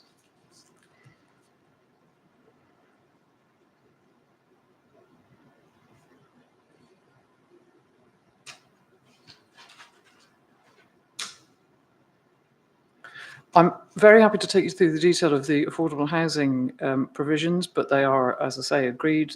If that's not something that you require, I'll just take you to the key worker unit provisions. That's at 4.4. And paragraph 5 of Schedule 3 there requires the provision of 30 residential units for the sole benefit of NHS key workers.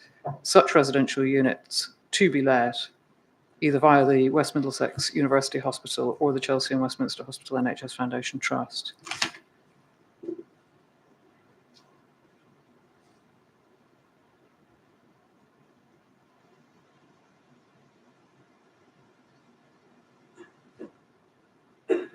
Schedule 5 makes provision for biodiversity net gain, and that secures the 10% about which you've heard so much. And Schedule 6 is dealing with viability reviews, and you'll probably have come across. Yeah. This is simply in order to ensure that if values increase so as to allow the provision of additional affordable housing, that there would be some capture of that. And that's, again, in accordance with policy and subject to agreement.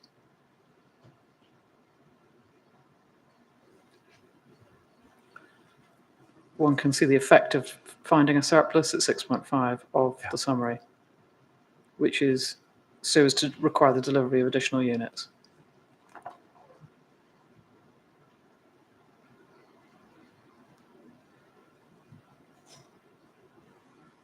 So that's commended to you as agreed. Okay. I did spot a couple of typos, and I've got a question for the council, actually. Just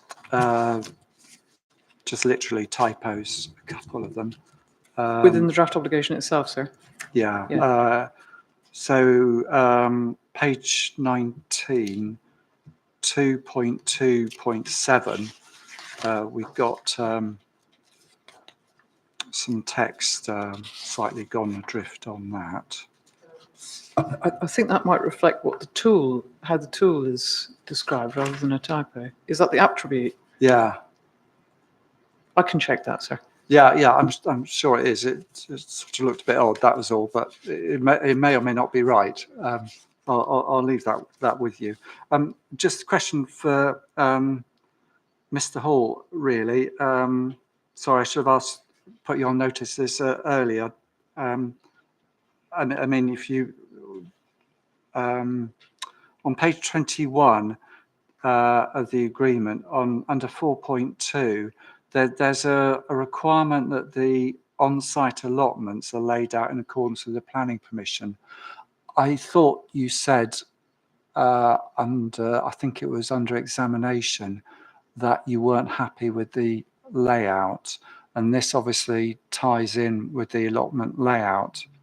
So my question to you, and it may be that something to take away and talk to the Rule 6 parties, does that wording need to be reviewed? But don't worry about. The only thing I would say Yeah, is that the planning permission is a document which is construed together with its conditions, and the conditions can provide for the approval of details, notwithstanding what's shown in the planning application documents. So my approach had been to regard the finer points of the layout as capable of being approved, which is what Ms. Roberts was suggesting in her evidence, which is that if there's disputes about detail which can be resolved, if like outside an adversarial process, that really should happen if planning permission is granted. Yeah. So we hadn't thought that needed an amendment to the Section 106, but we had certainly thought that would be sensible on that sort of without prejudice basis. Shall I leave that on the table and you can have a think about it? Yeah, so that was the only, so apart from the potential typo or not, that was the only thing that. Yes, could I just get the reference of where that, which? Sorry, Mr. Hall, page 21. Page 21 of the legal agreement, yeah. On paper, page 21. Yeah. And paragraph 4.2, it connects. Perhaps I'm looking at, are you looking at the PDF version? No, the paper version. Oh, sorry, yeah, okay.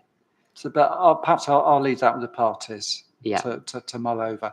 And I'm sure the Park Road Allotment Association would want to give that consideration as well. I suppose what I'm just wanting to ensure is understood by the Rule 6 party is that what the Section 106 is doing is seeking to ensure delivery, and then what the conditions are doing is seeking to resolve any detail and providing, we would suggest, some flexibility so that views can be taken into account. That's that's the relationship between the two. We don't see that as being consistent, but we await the views of others.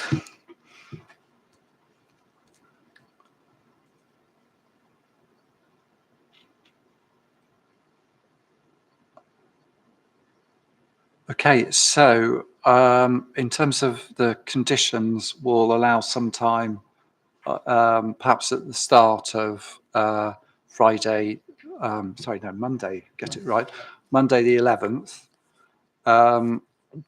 We'll allow some time for that. And then we'll go on to closings. And if there's any other housekeeping, tidying up matters, we can do that on the same morning. So can I just make one request Yeah. for the sort of smooth running in respect of closings? Yeah. Which is that it's not completely unheard of when closings are being done virtually, that there's a lag between submissions being sent into PINs and there being somebody there to forward them on to the inspector. So I wonder if you might be able to at least make a request that somebody be looking out for them that morning, so that they can be forwarded on. Yes, that's a good point, Mr. Grant, and I'll do that. There is quite a good element of covering between the teams, so but I will make that request. So thank you for that. Yes, that's a good point. Yeah, thank you. Right. Well, I think not that I'm drawing to a close, but I'm drawing to an adjournment of the event here. Can I thank the council for hosting, but thank also all four parties for their participation, and to thank the public for attending and for their input too. So we will effectively reconvene largely for closings on Monday, the 11th of September in the virtual world, and the council will provide a link for that. And that should be available to members of the public as well, Mr. Hall. So I don't know how the council want to make that available. We'll find a way. Yeah, I'm sure you will. Yes, if that could be publicised, that would be good. As I said earlier, please, we've had a lot of evidence this week, which I have to go away and mull over. So it's not the opportune time to realise I wish I'd said. So please. No more evidence. Other than that, can I thank you all? Sir, I'm so sorry. I have a question. It might be that I've just not understood something, so apologies if that is the case. Have we concluded discussion of the Section 106 agreement? I'm asking because I understand Mr. Hurton, if discussion on that was to take place today, just wanted to make, I think, 2 points really about the allotment management plan. It might be I've misunderstood and that's going to be deferred. Could I just get no, some I think this is your clarification? opportunity. So yeah, go on. Great, thank you. I'm grateful. I'll hand over to Mr. Hurton. Yeah, so. sure. Okay, we had a couple of points. One was on the allotment management plan. It had a representative from the estate, and we hoped it could be included, but there'll be a representative from PRAA to discuss that plan. And the other point was in clause 4.4, in line with my evidence. The retained parts allotments are down for no less than 50 years, and we were requesting for a bit longer than that, hoping for in perpetuity. So I'd like to get that one down as well. Well, I think that's a slightly more substantive matter and probably a matter for submissions, dare I say it, but I'll let you have that discussion. Thank you. Certainly, we give some thought to whether any amendments are necessary in light of what's been said. Okay, right. Well, if there's no more final word, I'm going to draw this part of the inquiry to a close, not formally close. So we'll formally do that on Monday the 11th. But just to recap, thank you for all of your participation and attendance. So thank you. The inquiry is adjourned till Monday the 11th September at 10 o'clock over Teams. Thank you. Thank you, sir.